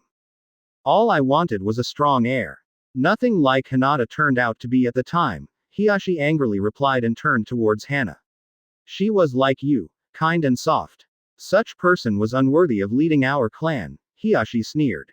And look how good that turned out, Naruto pointed out towards his stone arm. It's all her fault. One of the remaining elders suddenly got up and ran as fast as he could towards Hinata, intent on finishing her off. Well, as fast as a 70-year-old male could. Hinata turned around and locked eyes with the incoming Hyuga elder. Senpo, Sage Arts, Hinata said as her face became filled with dark purple markings. The markings extended from her diamond-shaped figure on her forehead and went down to her eyebrows, skipping her eyes, down her cheeks and into her jaw. Her white eyes seemed to have an unusual silver glow to them. Seka no Mi, petrifying eyes, one, Hinata said as her eyes seemed to slightly give off a silver pulse. The incoming elder let out a gasp as his eyes turned completely gray and started branching out into the rest of his head. The elder stumbled as his head had already been completely petrified and stopped walking. He moved his right arm forward as if to reach to something and stopped moving, completely turned into stone. Holy asterisk asterisk asterisk asterisk, Naruto yelled when he felt the burst of senjutsu chakra that left Hinata's eyes. By using the natural energy all around her, Hinata is able to infuse anyone with senjutsu chakra, effectively turning them into stone and without them even realizing it. That is what I call a stare. Man, I got my own Medusa, Naruto chuckled, giving Hinata thumbs up. Thank you, Naruto-kun, Hinata said, turning around, and all hell was unleashed. The branch house saw the elder being petrified by looking into Hinata's eyes, and when she turned around and looked towards them, every single member of the branch house stumbled as they quickly turned around to avoid looking into Hinata's eyes, and in the process they bumped into each other. While my sage mode is active, only the people I choose get petrified. You can still look at me, Hinata explained, and watched as the members slowly got up from the ground, and one after the other, not being petrified, they lost their fear. Hinata turned back to face the remaining elders and main house. She slowly walked towards the statue in the middle of the training's grounds. Is it not strange that one should die not by hands of their enemies, but at the hands of their own blood? Hinata said sadly and walked towards her father. I was willing to forgive you for expelling me from the clan, but I couldn't after you almost killed my mother and sealed my little sister. You dug your own grave, Hiashi, Hinata said sadly and walked away. My work here is done, Hinata said and turned to her mother. Hana gave Hiashi a last look before turning and smiling to her daughter. Anbu, Tsunade called, and almost immediately 3 Anbu appeared in a poof of smoke in front of her. Take that scum to the prison, Tsunade said, pointing towards Hiashi and the 3 remaining elders. Hyuga Hinata, Hana called out. I, Hyuga Hana, hereby challenge you for the position of clan head, Hana said, and everyone's jaw dropped. Everyone in the Hyuga clan thought those two were together in this. I accept, Hinata replied, smiling. And I forfeit, Hinata said, and everyone face vaulted. As the new Hyuga clan head, my first decision is to banish Hyuga Hinata from the Hyuga clan permanently, Hana said, and everyone was surprised. What was going on? Hinata had joined the clan and now she was expelled again. Thank you, my Hina-chan, Hana said, hugging her daughter, leaning in to whisper. You found a very good man in Naruto. I hope you live a wonderful life, Hana whispered. Thank you, mother, Hinata said, breaking the hug. I'll come visit when I can, Hinata said, and Hana watched as her daughter left the compound with Naruto by her side, like he had always been. What are you all looking at? Hana rhetorically replied, making every Hyuga member flinch. Just joking. It's time for us to turn a new leaf in the Hyuga clan, Hana began. I know that most of the former branch house hold grudges against the main house, but I hope you can let go, and I say the same to the main house. I will not tolerate any fighting on the clan. Do I make myself clear? Hana said, glaring at everyone, and watched as everyone quickly nodded. Good. Let's return to our jobs, Hana said, and everyone walked away. The training ground could be fixed tomorrow and suitable place for the elder statue be found. A martyr never to be forgotten. Later that day, Hokage Monument #. After that commotion of the Hyuga clan had finally died down, the night quickly followed as well. Naruto was at the top of his father's head, calmly watching the starry sky. He looked down on the village and saw thousands of lights. From his position, Naruto could see the whole village. Here you are, Naruto heard and turned around to see Hinata approaching. It always surprises me how beautiful the village looks at night, Hinata replied, stopping next to Naruto. What did you call me for? Hinata asked. I just wanted to share this with my gorgeous girlfriend, Naruto said, scratching the back of his head. Real smooth genius, Naruto cursed to himself and watched as Hinata simply laid her head on his shoulder. By the way, Hinata said, getting his attention. Earlier today you said something about you having your own Medusa, Hinata and Naruto chuckled. It's a legend, but we have times so, Naruto said before gathering his thoughts. According to the stories, long time ago lived a princess that ruled over a country that was just as big as the Fire Country. People of their country used to praise their princess for her beauty. According to the legends, this princess was so beautiful that she was compared to gods themselves, too. One of the gods saw this as an offense to themselves. They decided to punish this princess for so foolishly being compared to gods. They cast a terrible curse upon her so that anyone that gazed directly into her would be turned into stone for all eternity. That's why I said that when I saw you do the same thing today, and you certainly are beautiful enough, Naruto said, smiling. You are right about one thing, Hinata said, and Naruto raised an eyebrow. I'm yours, Hinata said, kissing him on the lips. And you're mine, Hinata said lovingly. It's now or never, Naruto thought to himself, gulping and gathering his nerves. Naruto split away from Hinata and kneeled on one knee. Naruto's heart was racing as he channeled chakra into one of his storage seals, and a small square box popped out. Hinata gasped when she saw Naruto kneeling and a small box on his hand. Is he? No, no, no, don't faint now, Hinata thought to herself as she also tried to keep a heart rate in check. Naruto opened the small box and Hinata saw perhaps the most beautiful ring she had ever seen. You were always with me since the very beginning, Naruto began. You were the first person to show me kindness and love. You were my first friend, my girlfriend, and now my greatest love. You were there when I was feeling alone and lost, you were there when I was called a monster, and you were there when I was thrown from stores and feeling lonely. There is nothing I wouldn't do for you, so, Hinata, will you marry me? Naruto asked as he displayed his ring for her to see. You are such a knucklehead, Hinata replied lovingly, and making Naruto hesitantly raise his head to look at her. Of course I do, Hinata lovingly replied, and Naruto immediately got a smile that threatened to split his face. He slowly took the ring from his box and tried to place it on her finger. Keyword being tried, as he couldn't stop shaking. With a hand from Hinata he finally managed to do it. It's gorgeous, Hinata said, raising her hand to the air, and watched as the ring sparkled under the moon's light. The ring wasn't too big or had any fancy cut or design. It had the symbol for yin and yang, with the yang symbol in light purple and the yin side in shining silver. I've never seen diamonds with such color, Hinata mused to herself as she leaned her head against Naruto's shoulder, and both of them sat on the ground looking at the sky. That's because they don't exist, Naruto said, and Hinata wondered what he meant.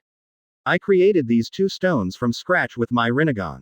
I wanted the ring to be the only one of a kind, and no matter what differences or challenges we may face, we will always be together like yin and yang, Hinata finished for Naruto, who nodded. I love you, Naruto-kun, Hinata said, and pulled Naruto into a deep romantic kiss. And I love you, Naruto said, breaking the kiss and bringing his forehead to hers.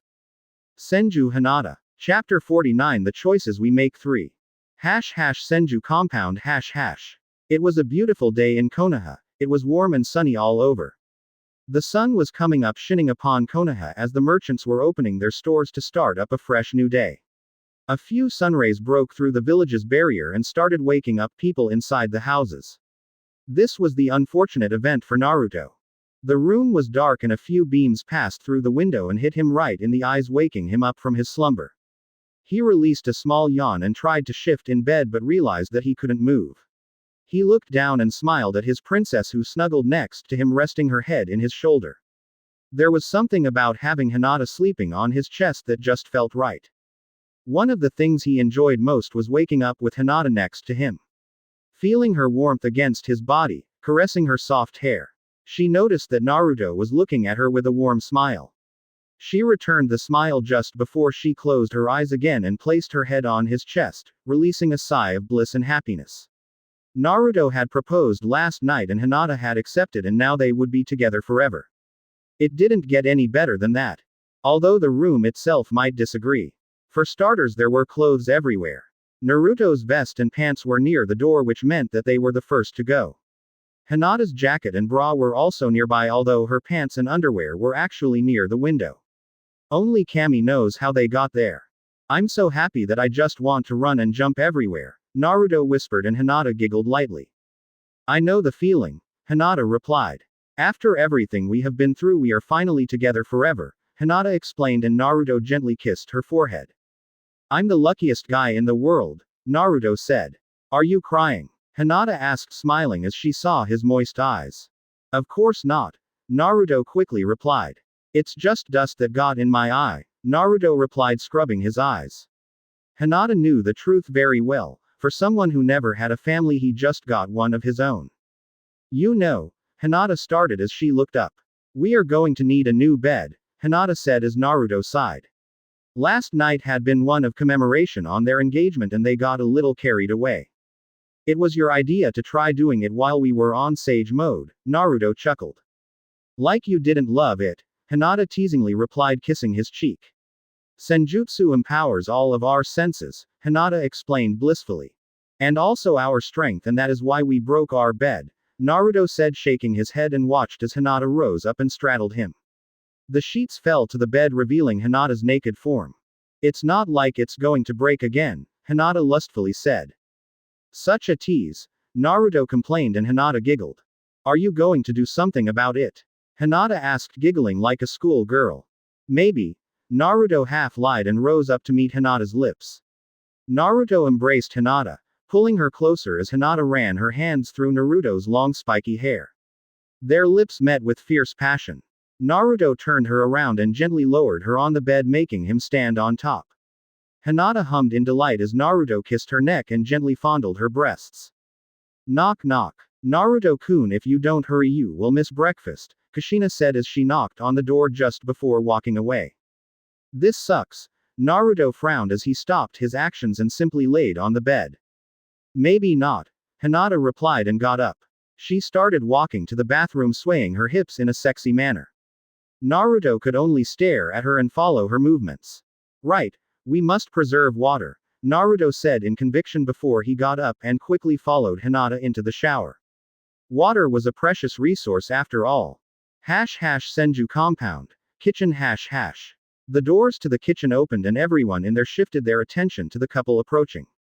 Both of them had huge smiles of their faces and everyone noted how Hinata seemed to be more clingy than usual.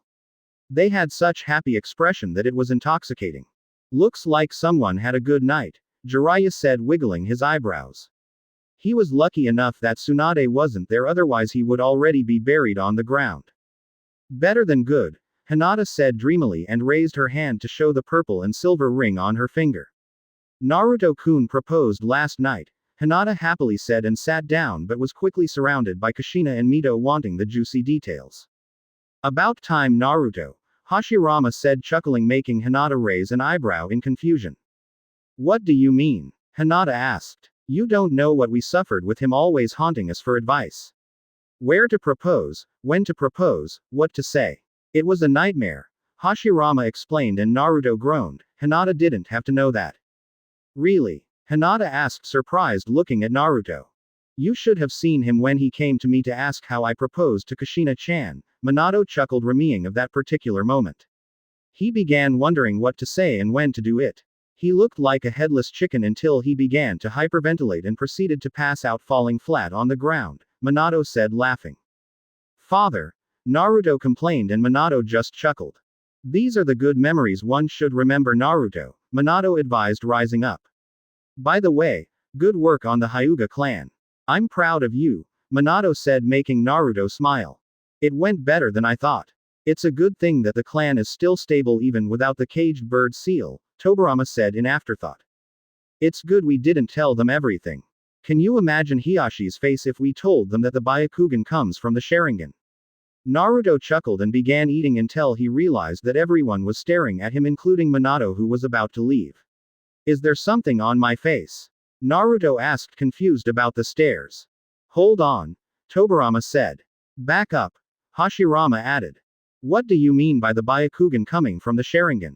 Minato asked, summarizing everyone's questions. Oh yeah, I forgot, me and Hinata-chan never told you guys this, Naruto replied, scratching the back of his head, making everyone else sweat drop. No one else knew where the Byakugan came from because they never had access to both archives. Since I had access to the Uchiha's library and Hinata to the Hyugas, we stumbled upon several files and simply cross-matched them to find the origin of the Byakugan. Naruto began. According to the files, a few hundreds of years ago one lone Uchiha left the clan. It isn't clear if he was a pure blood or a half-blood one, but it doesn't matter at this point. He traveled the world until he fell in love with a woman he met during his travels. Everything seemed normal unless for the fact that this woman had a genetic near blindness defect, Naruto said. They eventually married and had kids. The Sharingan gene got passed on into the kids and did what he do best. Dojutsus grant the user perfect vision regardless of use or age. Combining this with the genetic blindness gave origin to the Byakugan. A less powerful Dojutsu than the Sharingan but far more powerful in vision detail and range. Naruto finished his explanation and everyone simply nodded. So that means that the Hyugas were related to the Uchihas in some way, Minato said and Naruto nodded. That stick up their asses had to come from somewhere, Tobirama said, making everyone chuckle. It's one big coincidence for one Uchiha to fall in love for this particular woman, Jiraiya said in afterthought and Naruto nodded.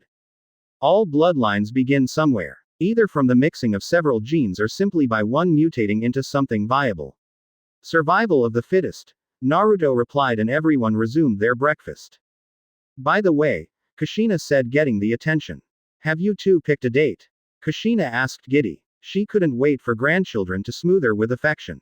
She just knew that a kid from Naruto and Hinata would utterly adorable.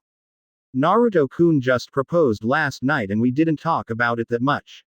But I do not wish for some big wedding ceremony. I just want our closest friends with Tsunade-sensei preceding the ceremony, Hinata said and Naruto nodded as well. They didn't wish for some big celebration of their engagement. A simple reunion with their closest friends was far more appealing and the point of it all. #Odogakur #. Deep within the Sound Village everything was quiet. It was such silence that one may consider it creepy and unsettling. The streets were completely empty and not even birds were heard. Isn't it strange for a village being named Sound Village when there was no such thing presently? A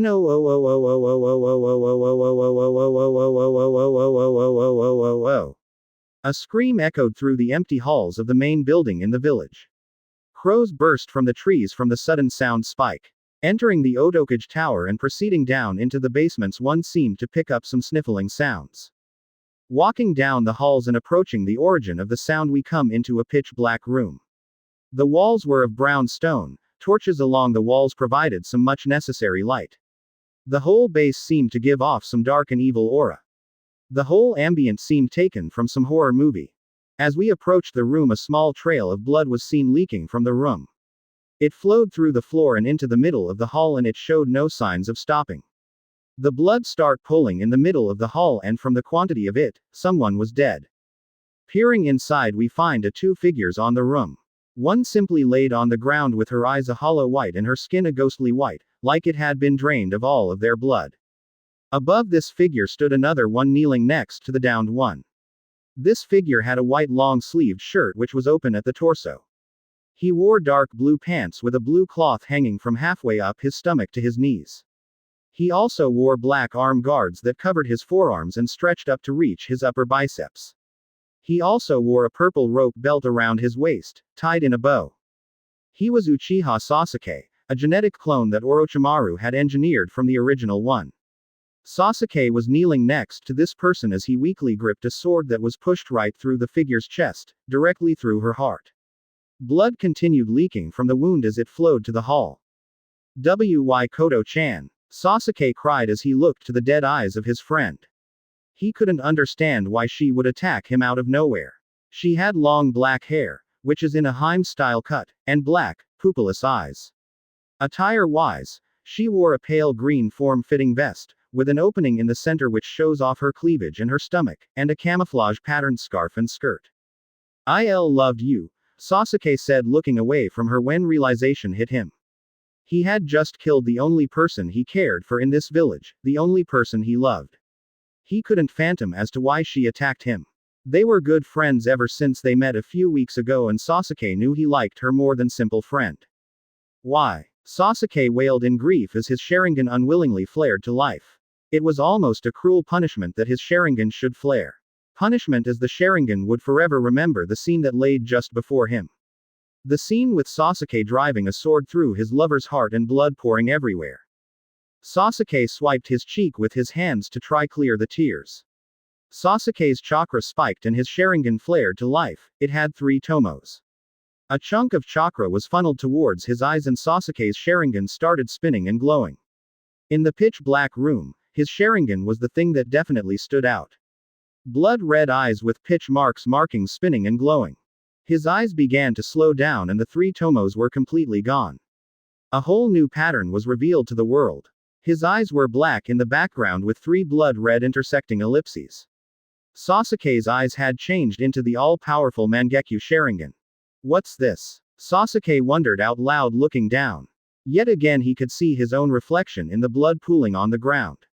It seemed yet another cruel joke that he had to endure. That is the Mangekyo Sharingan. The next stage of the Sharingan, young Sasuke, Orochimaru said as he stepped into the room and looked at the gruesome display. He couldn't but smirk that his plan worked so flawlessly. He knew that the girl had a crush on young Sasuke and he simply had to play things right for it to work. Why? Sasuke asked and Orochimaru got confused. Why did she attack me? Sasuke sadly asked and Orochimaru frowned. It was good that he attained the Mangekyo, but he never expected Sasuke to bond with the girl to the extent of actually loving her. She must have had her reasons, Orochimaru simply replied, walking towards Sasuke and kneeling beside him. Come with me, Sasuke-kun, Orochimaru said, rising back up and walking towards the door when he noticed that Sasuke hadn't moved yet. Sasuke was still staring at the girl's corpse. What will happen to her? Sasuke asked. She will have a proper burial later on, Orochimaru replied and watched as Sasuke rose and began walking towards him. I will help you forget the pain you are feeling, Orochimaru said, and Sasuke only nodded. Kabuto, Orochimaru said, and Kabuto stepped out from the shadows. Clean the room. I will proceed with the ritual, Orochimaru informed him, and Kabuto nodded.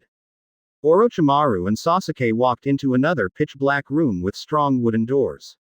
The door cringed as it opened to reveal a seemingly empty room. Come, Sasuke-kun, Orochimaru opening the door and motioning Sasuke to enter, which he did without hesitation.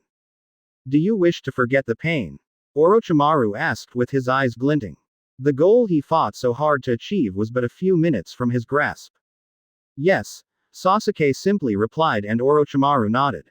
Then do not fear or fight what is to come, Orochimaru said and opened his mouth to unhuman proportions.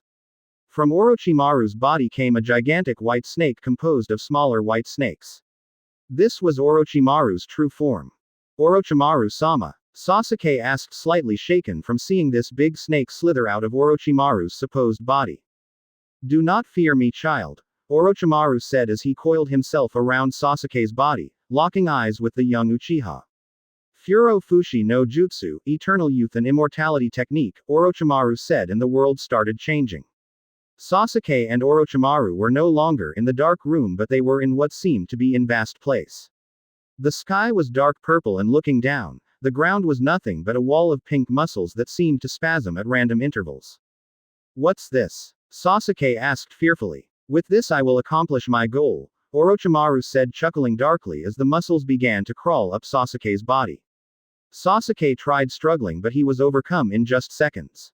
The muscles covered him completely, and Orochimaru smirked. After so many struggles and years of waiting, he had finally reached his goal. He had finally attained the Sharingan. Who are you now? Kabuto asked as he came into the room and noticed that Sasuke was standing frozen. On the ground was a gigantic white snake, and by the looks of it, it was obviously dead. Sasuke's Sharingan flared into existence and began spinning until it became the Mangekyo.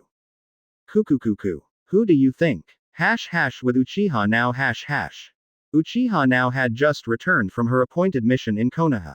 Her objective was to destroy the academy and kill every single student and teacher inside. All of that was to prove to Naruto that Tobir, as she knew him, Uchiha Fugaku, that he was no prey. Now looked down at the crater that hid the Uchiha clan's hideout. She jumped down, arriving near the skeleton what once was a very large animal, if the bones were anything to go by. Where is he? Now asked towards the plant-like creature that rose from the ground as she entered the hideout. In the main hall, the white Zetsu replied. Although he isn't pleased with you, the black Zetsu added. HN now replied as she ignored Zetsu and continued walking forward. I'll deal with him, now said, and went towards Toba's room. Now passed through several Uchihas a long way and simply gave them a brief nod of acknowledgement. She arrived at Toba's room and knocked on the door. Now was about to reach for the handle when Toby phased right through the door and her, making her jump back in surprise. Without even giving her a warning, Toby placed a hand on her shoulder and warped her away with him as well. They both arrived at another destination. Toby was the first to arrive and simply dropped now to the ground. What's the meaning of this? Now asked, gritting her teeth to her leader. Now looked around to pinpoint her location and noticed that she was near the border of the Land of Fire. More specifically, she was standing on the Valley of the End. Toby jumped away and landed on the statue of Uchiha Madara. Now rose from the ground and noticed that she was standing on the statue of Senju Hashirama. She looked towards Toby and noticed that he began to remove his mask and simply dropped it to the ground to reveal the face of Uchiha Fugaku. The Senju DNA in him did a good job as he looked like he aged nothing in 17 years. I'm disappointed with you now, Chan, Fugaku replied as he sat down as watched as now slightly tense before relaxing once again. You were never one to fail missions to begin with, but I never expected for you to fail them on purpose, Fugaku said, sighing and looking up. Care to explain why you decided to forget the mission? Fugaku asked as he locked eyes with her.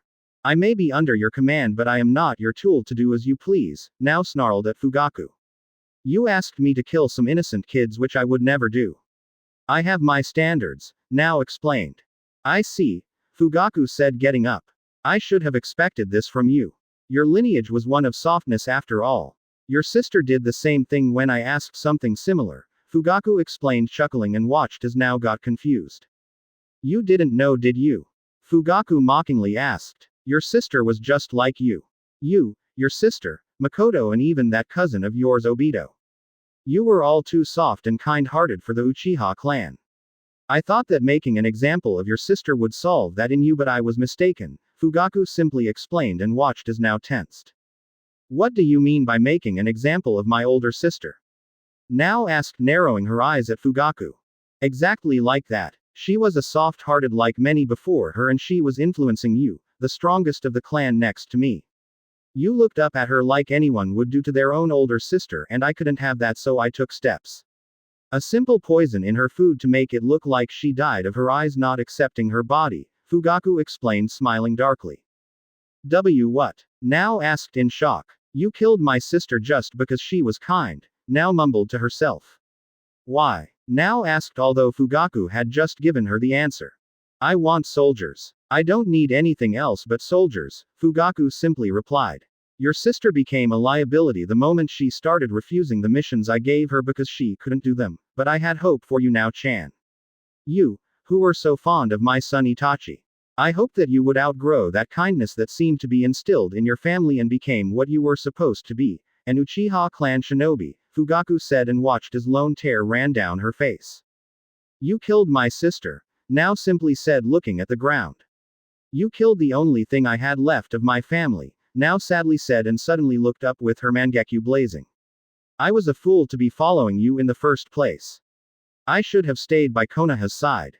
The Uchiha clan was the strongest in Konoha. We were respected both for our power and loyalty, that is until you came around, now began. You are nothing but a greedy man that led our great clan into nothingness, and eventually you will kill us all. Itachi-kun was right when he chose to stay by Konoha's side, now said as her chakra flared and she took her sword from her waist. You are nothing more than darkness, and I will be the light that shall defeat you, now yelled as she pointed her sword towards Fugaku, who simply chuckled. Enter Naruto Shippuden, my name. Foolish girl, Fugaku said and watched as now jumped from the statue, coming towards him. Now arrived near Fugaku and made a downward slice, only to phase right through him and hit the ground. Now quickly repositioned herself, dodging a punch from Fugaku and slashed across Fugaku's chest. Fugaku chuckled as he watched the blade phase through him. Once the blade left his chest, he simply caught the handle and outmaneuvering now, he placed her on a choke hold. Such naive girl, Fugaku whispered into her ear as she struggled to get free. There is no darkness without light, Fugaku replied as he let go of Now, who stumbled forward to regain her breath. Now looked back and quickly brought her arms to block a powerful kick from Fugaku. Now was sent flying and collided with Hashirama's statue. A few rocks were set free from the impact and splashed into the water.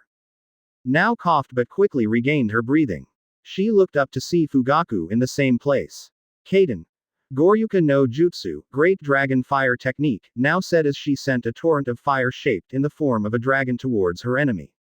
Kamui, Fugaku said, chuckling as he absorbed the whole fire jutsu into his personal dimension. Kaden. Bakufu Ranbu, Bomb Blast Dance, Fugaku said as he needed chakra inside his body and converted into fire. Using the fire jutsu he absorbed from Now, he expelled a continuous stream of flames, which spiraled outwards, creating a massive fire vortex. Nao's eyes widened at the magnitude of the jutsu.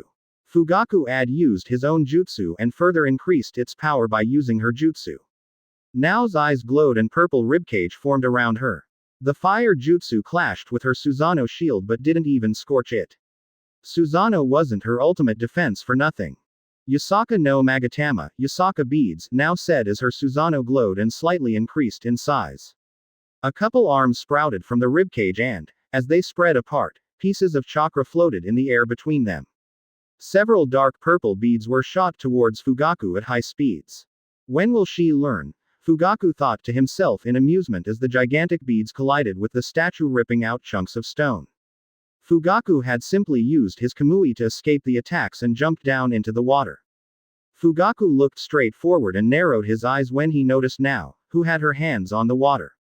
Sweden, water style, Now said as the lake started shaking and making Fugaku's eyes widen in disbelief.